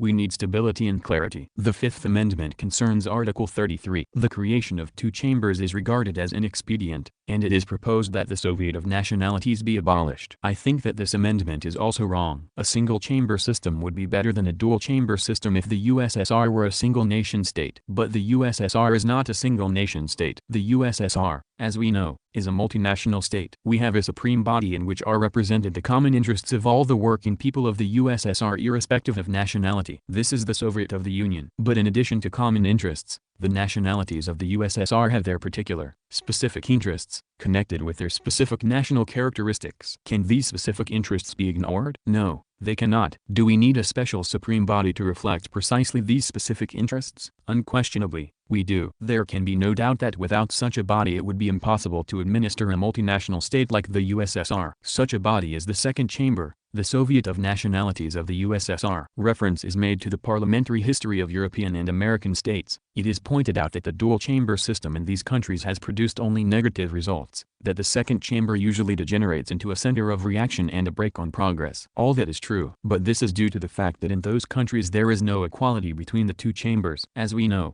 the second chamber is not infrequently granted more rights than the first chamber and, moreover, as a rule the second chamber is constituted undemocratically, its members not infrequently being appointed from above. Undoubtedly, these defects will be obviated if equality is established between the chambers and if the second chamber is constituted as democratically as the first. Further, an addendum to the draft constitution is proposed calling for an equal number of members in both chambers. I think that this proposal might be adopted. In my opinion, it has obvious political advantages, for it emphasizes the equality of the chambers. Next comes an addendum to the draft constitution which proposes that the members of the Soviet of Nationalities be elected by direct vote, as in the case of the members of the Soviet of the Union. I think that this proposal might also be adopted. True, it may create certain technical inconveniences during elections, but, on the other hand, it would be of great political advantage, for it would enhance the prestige of the Soviet of Nationalities. Chapter 22, On Soviet Patriotism. November 6, 1944. Excerpts from speech delivered at the joint celebration meeting of the Moscow Soviet of Working People's Deputies and Representatives of Moscow Party and Public Organizations. The strength of Soviet patriotism lies in the fact that it is based not on racial or nationalistic prejudices, but upon the profound devotion and loyalty of the people to their Soviet motherland, on the fraternal cooperation of the working people of all the nations inhabiting our country. Soviet patriotism is a harmonious blend of the national traditions of the peoples and the common vital interests of all the working people of the Soviet Union. Soviet patriotism does not disunite but unites all the nations and nationalities inhabiting our country in a single fraternal family. This should be regarded as the basis of the indestructible and ever-growing friendship that exists among the peoples of the Soviet Union. At the same time, the peoples of the USSR respect the rights and independence of the peoples of foreign countries and have always shown their readiness to live in peace and friendship with neighboring countries. This should be regarded as the basis upon which the ties between our country and other freedom-loving peoples are expanding and growing stronger. The Soviet people hate the German invaders not because they belong to a foreign nation, but because they have caused our people and all freedom-loving peoples incalculable misfortune and suffering. There is an old saying among our people, the wolf is not beaten because he is gray, but because he devours the sheep. Laughter. Prolonged applause. The German fascists chose the misanthropic race theory as their ideological weapon in the expectation that the advocacy of brutal nationalism would create the moral and political prerequisites for the domination of the German invaders over enslaved peoples. The policy of race hatred pursued by the Hitlerites, however, actually became a source of internal weakness for the German fascist state, and of its political isolation from other states. The ideology and policy of race hatred have been one of the factors that led to the collapse of the Hitler Brigand bloc. It cannot be regarded as an accident that against the German imperialists have risen not only the enslaved peoples of France, Yugoslavia, Poland, Czechoslovakia, Greece, Belgium, Denmark, Norway and the Netherlands, but also Hitler's former vassals, the Italians, the Romanians, the Finns and Bulgarians. By their cannibal policy the Hitler clique has roused all the people of the world against Germany, and the so-called chosen German race has become the object of universal hatred. In the course of the war the Hitlerites have sustained not only military but also moral and political defeat. The ideology of the equality of all races and nations, which has become firmly established in our country, the ideology of friendship among nations, has achieved complete victory over the ideology of brutal nationalism and race hatred preached by the Hitlerites. Now that our patriotic war is drawing to a triumphant close, The historic role played by the Soviet people stands out in all its grandeur. Everybody admits now that by their self-sacrificing struggle the Soviet people saved the civilization of Europe from the fascist pogrom-mongers. This is the great historic service the Soviet people have rendered mankind. Chapter 23, on the Treaty of Friendship and Mutual Help between the Soviet Union and Finland, April 7, 1948. On the Treaty of Friendship and Mutual Help between the Soviet Union and Finland. Speech given at the dinner in honor of the Finnish government delegation. I would like to say a few words about the significance of the Treaty of Friendship and Mutual Help between the Soviet Union and Finland, which was signed yesterday. This treaty signifies a change in the relations between our countries. As it is known, in the course of 150 years of relations between Russia and Finland, there has been mutual distrust. The Finns distrusted the Russians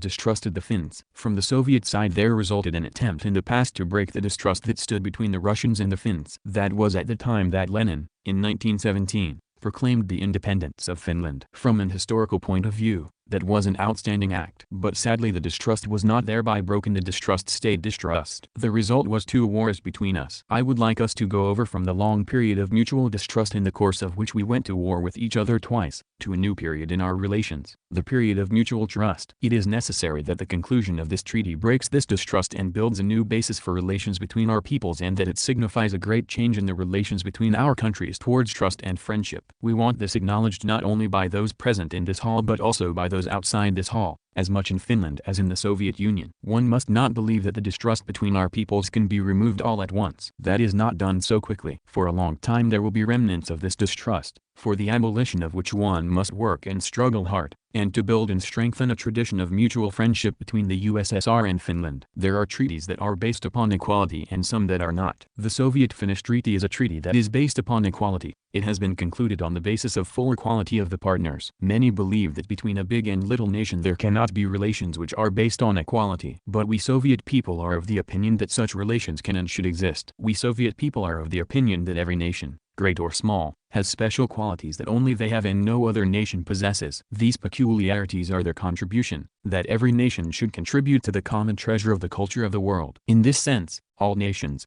big and small, are in the same situation, and every nation is as equally important as the next nation. So the Soviet people are of the opinion that Finland, although a small country, is in this treaty, as equal a partner as the Soviet Union. You do not find many politicians of the great powers that would regard the small nations as the equals of the larger nations. Most of them look down upon the small nations. They are not disinclined, occasionally, to make a one-sided guarantee for a small nation. These politicians do not, in general, conclude treaties which depend on equality with small nations, as they do not regard small nations as their partners. I propose a toast to the Soviet-Finnish Treaty, and to the change for the better in the relations between our countries that this treaty signifies. In the relations between our countries that this treaty signifies. In the relations between our countries that this treaty signifies. In the relations between our countries that this treaty signifies. In the relations between our countries that this treaty signifies. In the relations between our countries that this treaty signifies. In the relations between our countries that this treaty signifies. In the relations between our countries that this treaty signifies. In the relations between our countries that this treaty signifies. In the relations between our countries that this treaty signifies. In the relations between our countries that this treaty signifies. In the relations between our countries that this treaty signifies. In the relations between our countries that this treaty signifies. In the relations between our countries that this treaty signifies. In the relations between our countries that this treaty signifies. In the relations between our countries that this treaty signifies. In the relations between our countries that this treaty signifies. In the relations between our countries that this treaty signifies. In the relations between our countries that this treaty signifies. In the relations between our countries that this treaty signifies. In the relations between our countries that this treaty signifies. In the relations between our countries